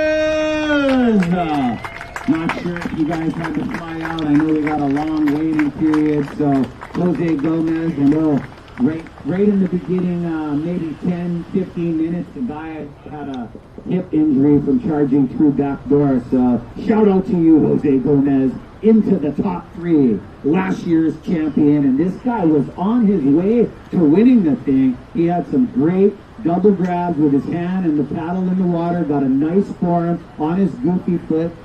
That's when your right leg is forward on the board and your left leg is back on the tail. Mr. Anthony Maltese, are you present? Anthony Maltese, last year's champion, getting third place this year. Mr. MD stands alone. Very important you show up to the Hui Backdoor award ceremony, huh? Let's go. Okay, in second place, excuse me, is second place, the young gun, Sebastian Gomez!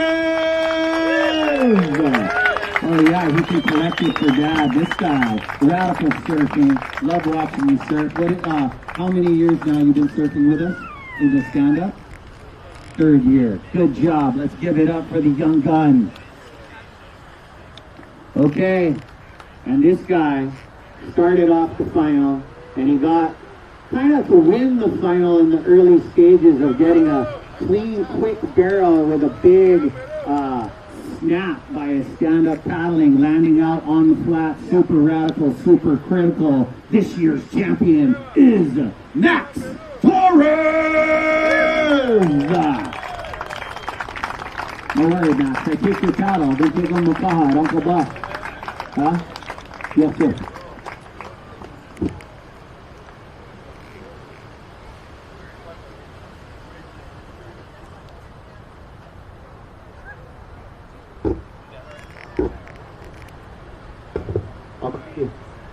Uncle David.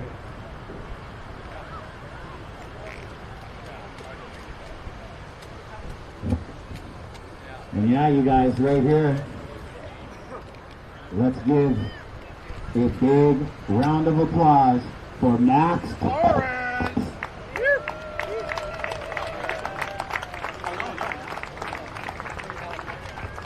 Oh, you went back? Okay. Paging Rich Stevens.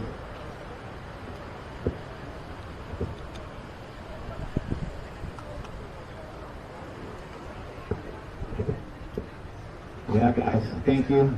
It's always good to show up for the award ceremony. We know we had a long forecast. I know some events, non-family cultural events, they try to get it done right in the beginning and then get rid of you. No, bro, Uncle Mel's like that too. Come Sunday and get your stuff, because you just, you just put it on. You guys are a part of our surfing culture. You know what I mean? You guys are always being watched, I know me, I used to be, all kind of, and I finally batten down the hatches. So you guys stay tuned. We got Cisco went on the beach. All right, Lono rocking. Once again, right before I get into the other division, I'd like to give, and please, big round of applause for the Hui Backdoor members in this village that puts this thing together. Mahalo. Thank you guys. These are the real OGs. You have no idea what they have done. And here we go. We're going to go into the longboard final where we had 6 amazing athletes.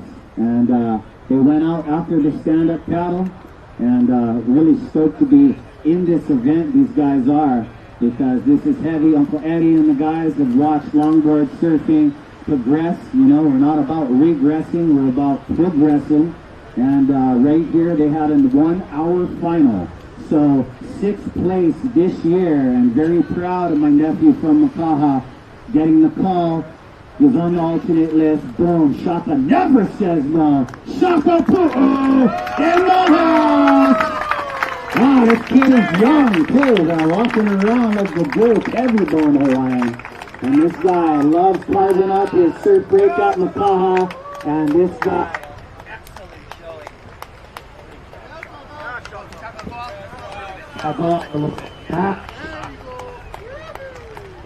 Shaka Pu'u in the house.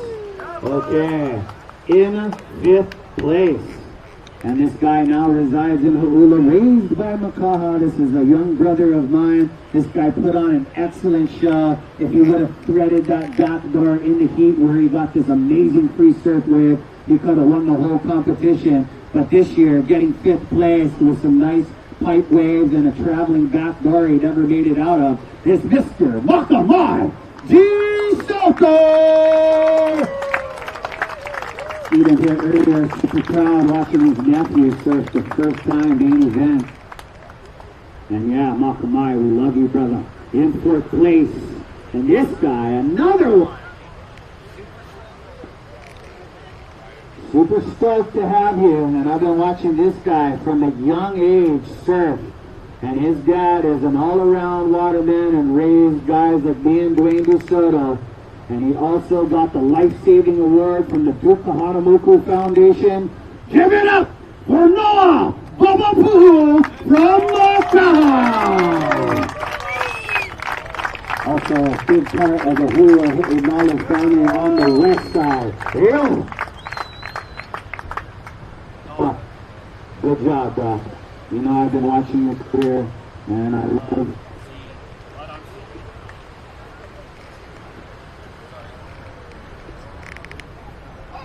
Sorry, cord. Check 1, 2. Okay, on to number 3. Okay, in 3rd place this year. And we all know this young gun. He's part of Hawaiian Water Patrol. And this guy surfs good on the shortboard, longboard, any kiteboard. Foster! Good! Probably just clocking out. Maybe Jackson. Oh, no, there he is with his keiki. Yeah! Ollie of his own. North Shore. 7 Mile Miracle. Always good to see all you watermen. All you watermen, do your thing. There we go. Foster Bloomfield.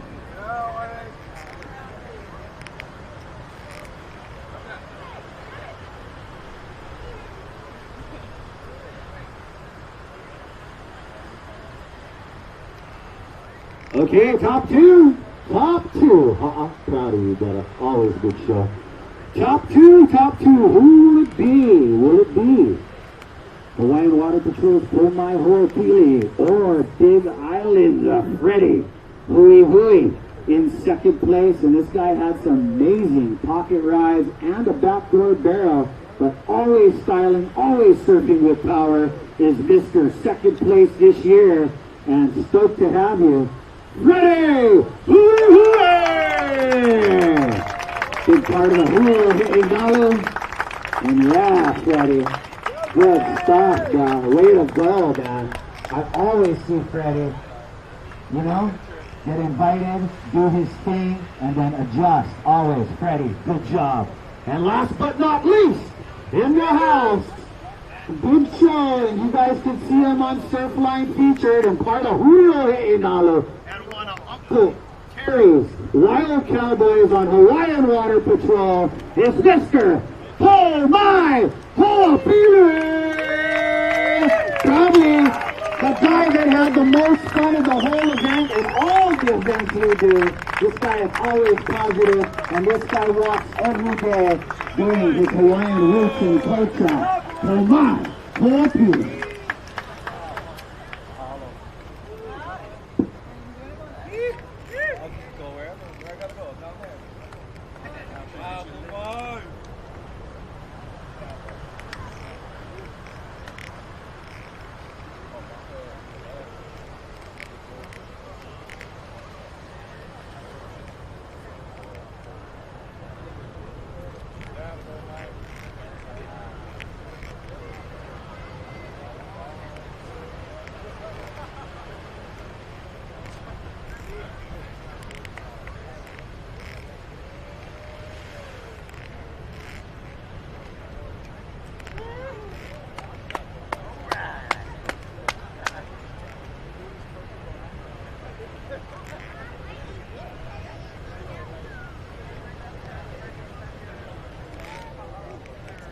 Who's right? Right here.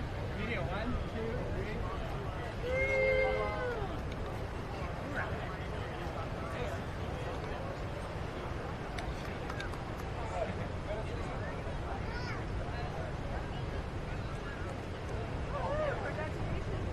3. Sorry, the cord doesn't go that far, but I would like to get a, let's let the winner right here. Sorry, Cisco Rodman, I didn't mean to get you up from the sand. Oh my, congratulations, brother. Tell me, yeah, just come under here. Tell me how your experience was over here, because you're one of those guys that I talk about on the live feed every year. You're smiling, you're back to back having fun. If we had Alaya in here, there'd probably be 3 disciplines. You'd probably be confused. It's like you just don't go in a boardroom and go, huh? It's like, what wavecraft and water vehicle does this Kanaka want to ride? Pomai, Ho'opili. Again, round of applause, guys. Oh, this is pretty nice. Pulling off a win at home. Grew up right down the road, so to me this means a lot. Wow, man, having 6 people in your heat at Pipeline is pretty unreal. And as I was telling the boys when they paddled out, for me this is a really special heat because you can get 6 Kanaka in the water at any given time, at any different spot. You know, when we paddle out there, we're the minority now. So to have 6 Kanaka out there with me at this spot felt really powerful, and I'm really stoked to be out there with every single one of these guys. Every single one of these guys could have won this competition, so I just went out there and had fun, just tried whatever, catch what I could catch, and I got blessed with some good ones and still be able to. I was just really stoked to be surrounded by Kanaka out there, making this pretty unreal for me, and I just want to thank the Julio Hidden for taking care of everyone around here, taking care of the whole thing, taking care of Kuriana, what we're going to do around here, taking care of that. It's just huge for us to have a homegrown competition like this with a bunch of different disciplines in it right here at Pipeline. It's pretty unreal. I just want to thank everybody from the Hui, you know, planning aunties and uncles going into setting all this up. People don't see the 3 in the morning runs on Thursday, you know, to get things ready for Friday. There's a lot of stuff going on up there in the tower, and there's a lot of parts to this moving machine, but it all works good and it's all oiled up. But yeah, I also want to huge thanks to my boys at Hawaiian Water Patrol. This is for them. Without them, we couldn't have competitions like this. You know, if you want to have people be safe, we have some solid guys out there on the water. And big thanks to all my boys at Hawaiian Water Patrol, the City County Lifeguards. Love you guys too. Julio Hidden, mahalo for everything. For David, Medina, Eddie, and everybody else standing up here with the black shorts. Mahalo you guys, and mahalo to all the Kanakas out there. Yeah, boy. Well said. Let's give them up a round of applause. God, do your homework for who you're surrounded by. You'd be mind blown, man. Iconic. Okay, guys? Yes. Pomai has that roots, bro, all the time. Big smiles.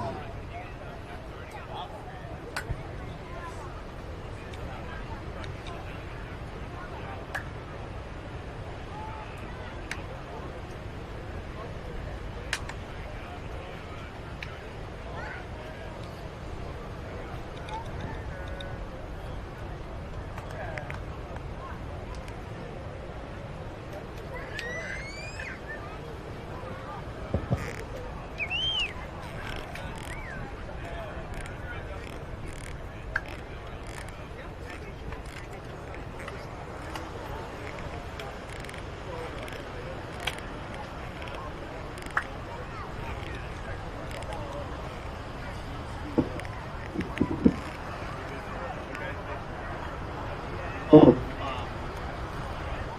Pomai? Pomai, oh.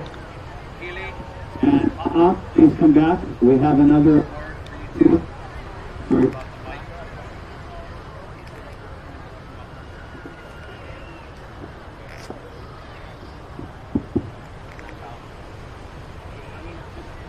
Thank you guys.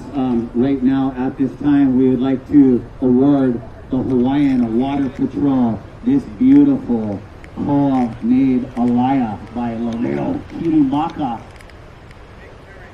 And Uncle Terry Ahui, one of the co-founders and the leaders of the Wild Cowboys at the Hawaiian Water Patrol. Oh. Okay, Uncle Eddie said you can run. You guys been in years together. You can run them down the beach on your shoulder. You've had a long day, bro. Let's go.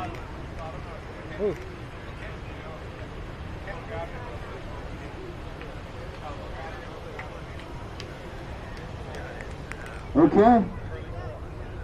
So you guys, we'll do this last, the Hawaiian Water Patrol, to get that hammer. Uncle Terry, you know, he doesn't like to be behind camera. This guy's super humble, bro, but he's been watching out for many years. Huh? Okay, so on to the main event, guys. And like I told you guys, even on the live feed with me, Rocky, Cliff Patello, and Isaiah Walker, we talked about the Hui Backdoor Shootout. This is a premier cultural event with big waves, big obtuse barrels getting spit out or not spit out at all, okay? Big, massive, since 1996. This is our 30th year anniversary, okay? And now we've had to deal with the scary forecast and the different angles and so much sand being in these guys' home break and their back door that we had to change it into a free surfing expression session, okay? Because we got one day with some nice backdoor, not as big as we'd wanted, and then we ended the day on this amazing Sunday just giving our surfers a free surf battle royale whenever you want to surf, whenever, how long you want to surf.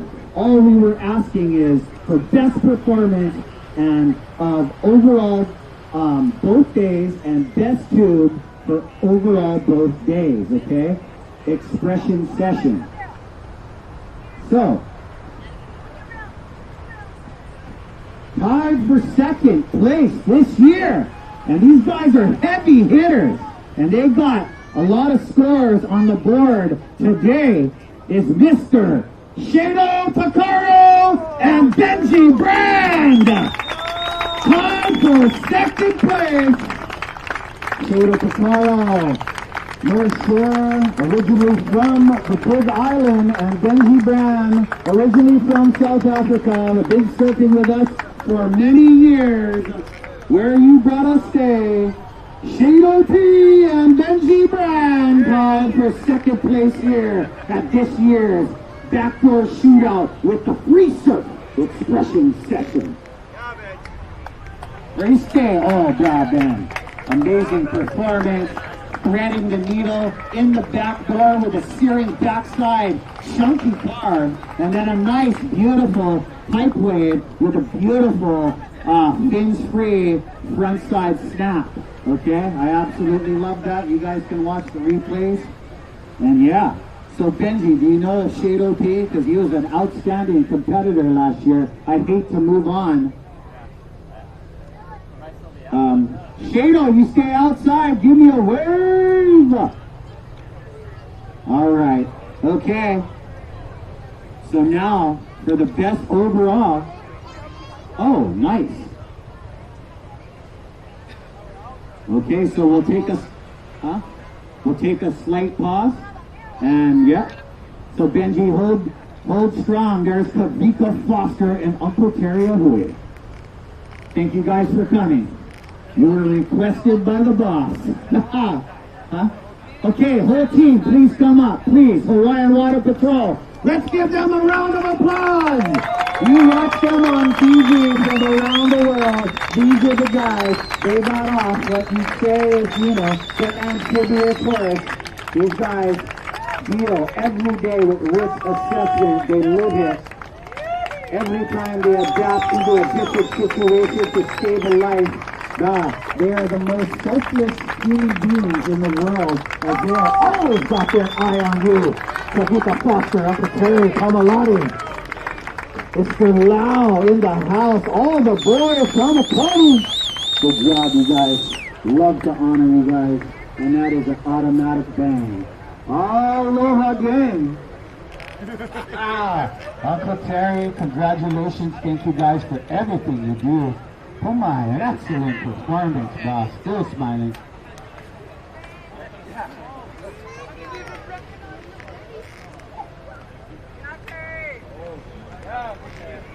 What are you doing this? I don't know. Go to the buffalo. Stepping up, we're out there. Get one, let's go. Yeah, Uncle Terry. Back there, we got to pick up you guys.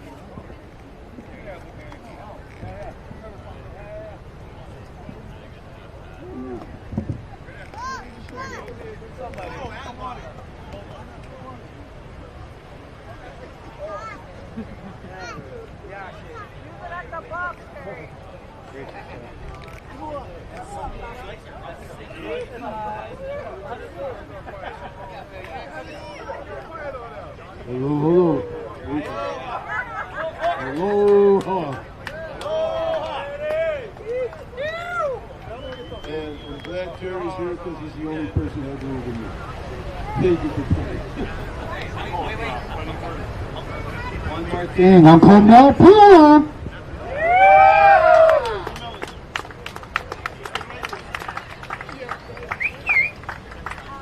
I think in second place there was another surfer, as far as I know, was right there with him. And that's, where are you? Let me see. Sheldon, my son, where are you? Get over here, Sheldon.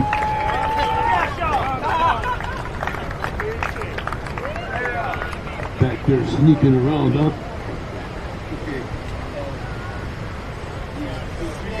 We got up here, did a really good job. They're all tied for second place.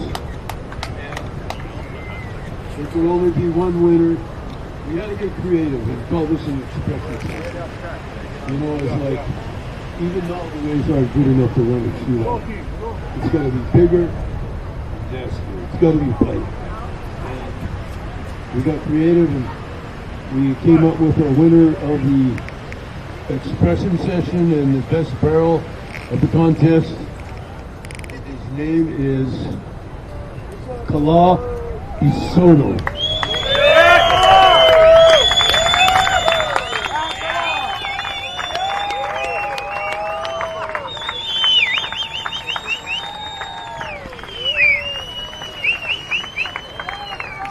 And of course he's not wearing a hat. Better. So, we're figuring out what the prize money is going to be, but it's going to be well over $10,000.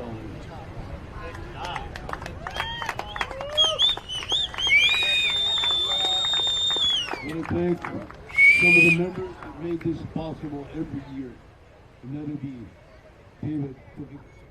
Where are you? Oh, they're not. Rich Stevenson.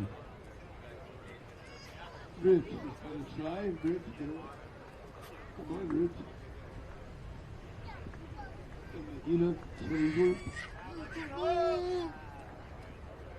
All the other people in our club that make this possible.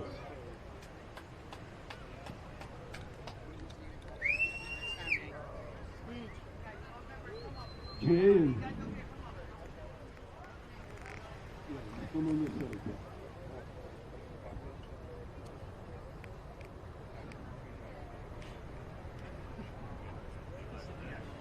And where's some of the women that make this possible? Right there.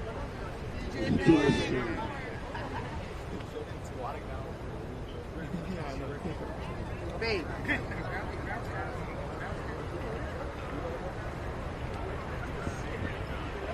Yakala! You want to come up here, Dad? Oh yeah, you're the coach, yeah? And where's your dad? Where's Manny? Look, your grandfather never let you do it. Oh well. I want to thank all of you people for coming. I want to thank the doctor, Dr. Everline, everybody who makes this possible every year. And all our sponsors, which would be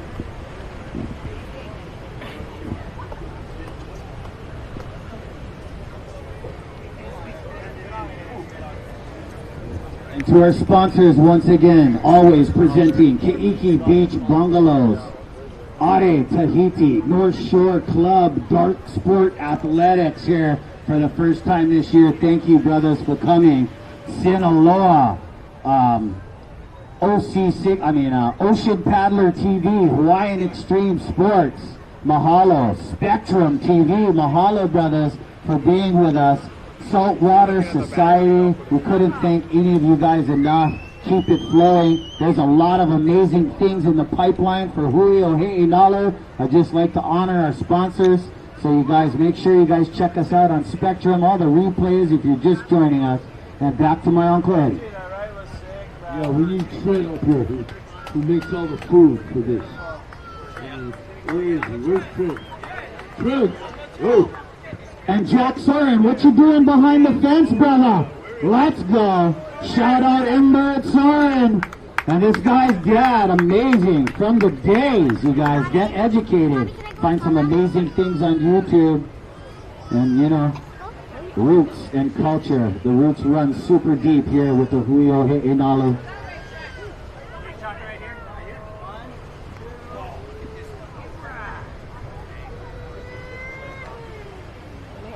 And I don't want to thank the forecasters because they were completely wrong as usual. Forecasters suck this year.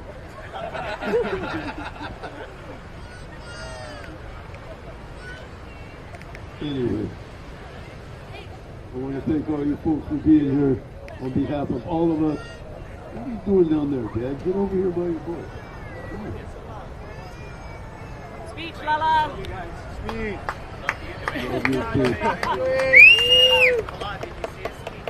No. No. Who's live?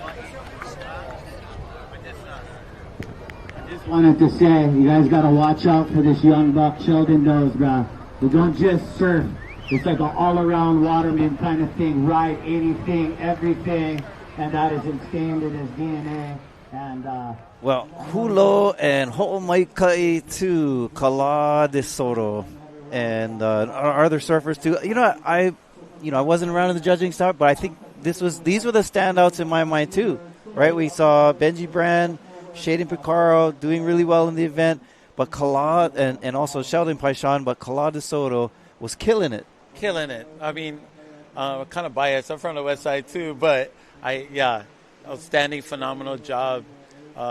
This boy has been day in, day out, and he proved to everyone that he can stand up to the best of them. All right, now he's thanking his family and thanking his dad who's there right by his side, who's a former world longboard champion as well. So it's cool to have that in the family. And young gun from the west side. So awesome display. I think the awesome day with to me, Kalal de Soto, not only was he killing it today, but also on day one of the event as well.